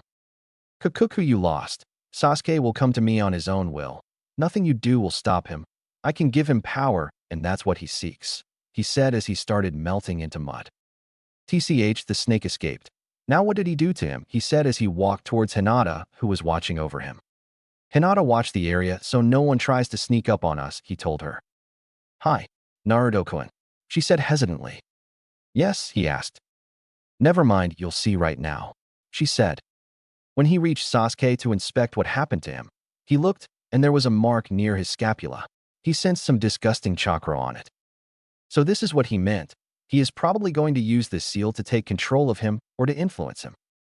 While inspecting it, he noticed something about him. Huh, he thought as he noticed his hair was noticeably longer. He also didn't look as broad as before, and his face was slightly more angular. What in the dash, he thought as he added 2 and 2.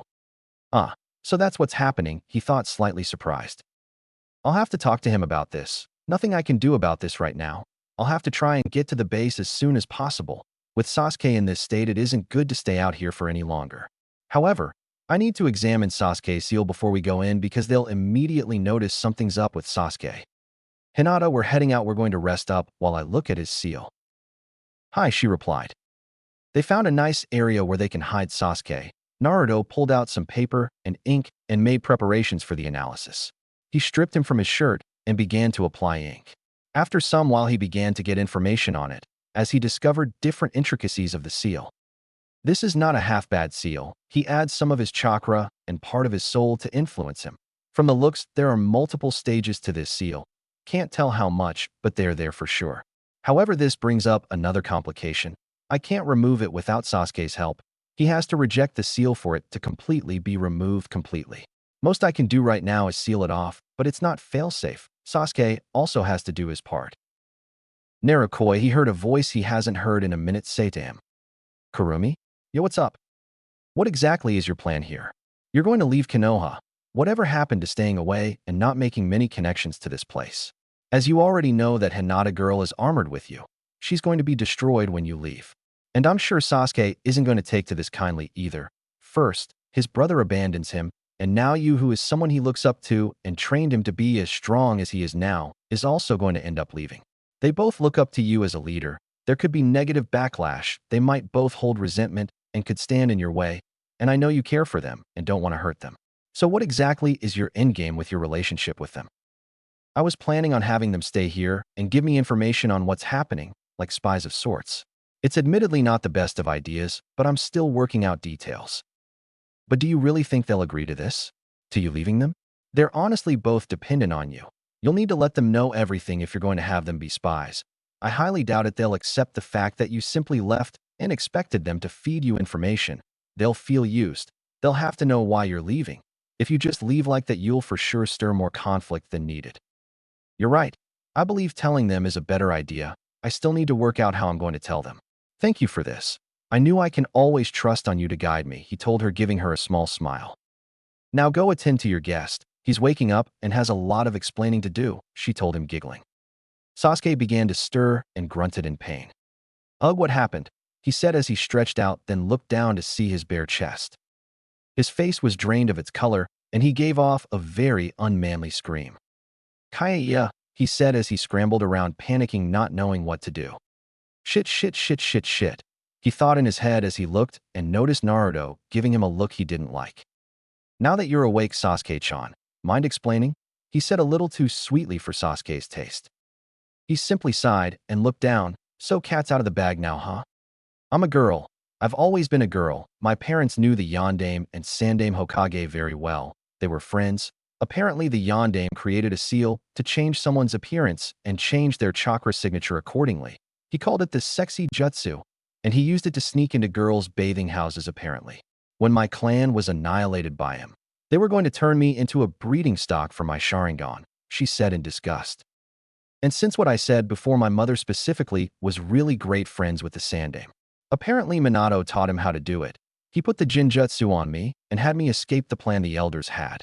My gender was hidden since infantry by request of my father. My father, he had a certain type of mentality of power and gender. My brother, Itachi, he was a prodigy, everything my father wished to be, his pride and joy. However, when I was born, he expected another male, so he can hone me into another Itachi, so he can boast about birthing two powerful shinobi. Now imagine I come out as female and sent his plans to ruin. He wasn't too fond of the idea and make the Sandaime change me. I eventually grew accustomed to it, she finished. Naruto was looking at her, analyzing the situation, trying to make something out of this. She's been through some things. Everyone has their story. However, this makes me think back to what Kurumi said. Knowing Sasuke, she won't just reveal all of this to someone she doesn't trust. Sasuke, don't worry, your secret is safe with me. I won't tell anyone, and even if someone finds out, I won't let anything happen to you, he said to her. We're heading back to the base. We got the scroll we need. Go back to your male version. We'll talk in further detail when we get back. We can't talk about this here. Not secure enough. Hi, she said as she ran through a long series of hand signs, but she hissed in pain. What the hell? She asked as she reached where her seal was. Oh right, forgot to mention that Orochimaru marked you with a seal. I sealed it off for now. Try not to use chakra for a bit, cause it might hurt. You should wait a few days. Hi, who's Orochimaru, and why did he mark me? She asked, grabbing it.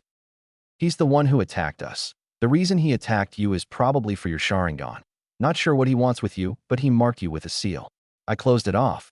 That's when you were topless. I needed to do that in order to complete the seal, and that meant working with your bare body. I apologize if you are uncomfortable, but it had to be done. I examined it, and it's used to influence you. There's different stages. I don't know what they do, but all I know is that they're not good. Don't try and use it. Part of his soul is in that seal. It may be tempting to use it. It has some of his chakra in it. As regrettable as it is, he is powerful, more powerful than you, so that power will be tempting. Don't use it. If you ever lose yourself to it, I will not hesitate to take care of you. Right now it's sealed off, but it's not foolproof. You have to do your own part in resisting it if it tries to influence you. Understood, he said in a serious manner. Understood, she said firmly. Naruto smiled at her. I cannot remove it right now.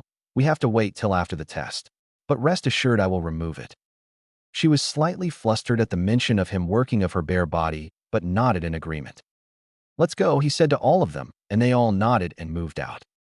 Congratulations, you all made it. Wasn't expecting for you all to make it so soon. You're the second team to make it here, said Iruka, surprised that they made it so soon.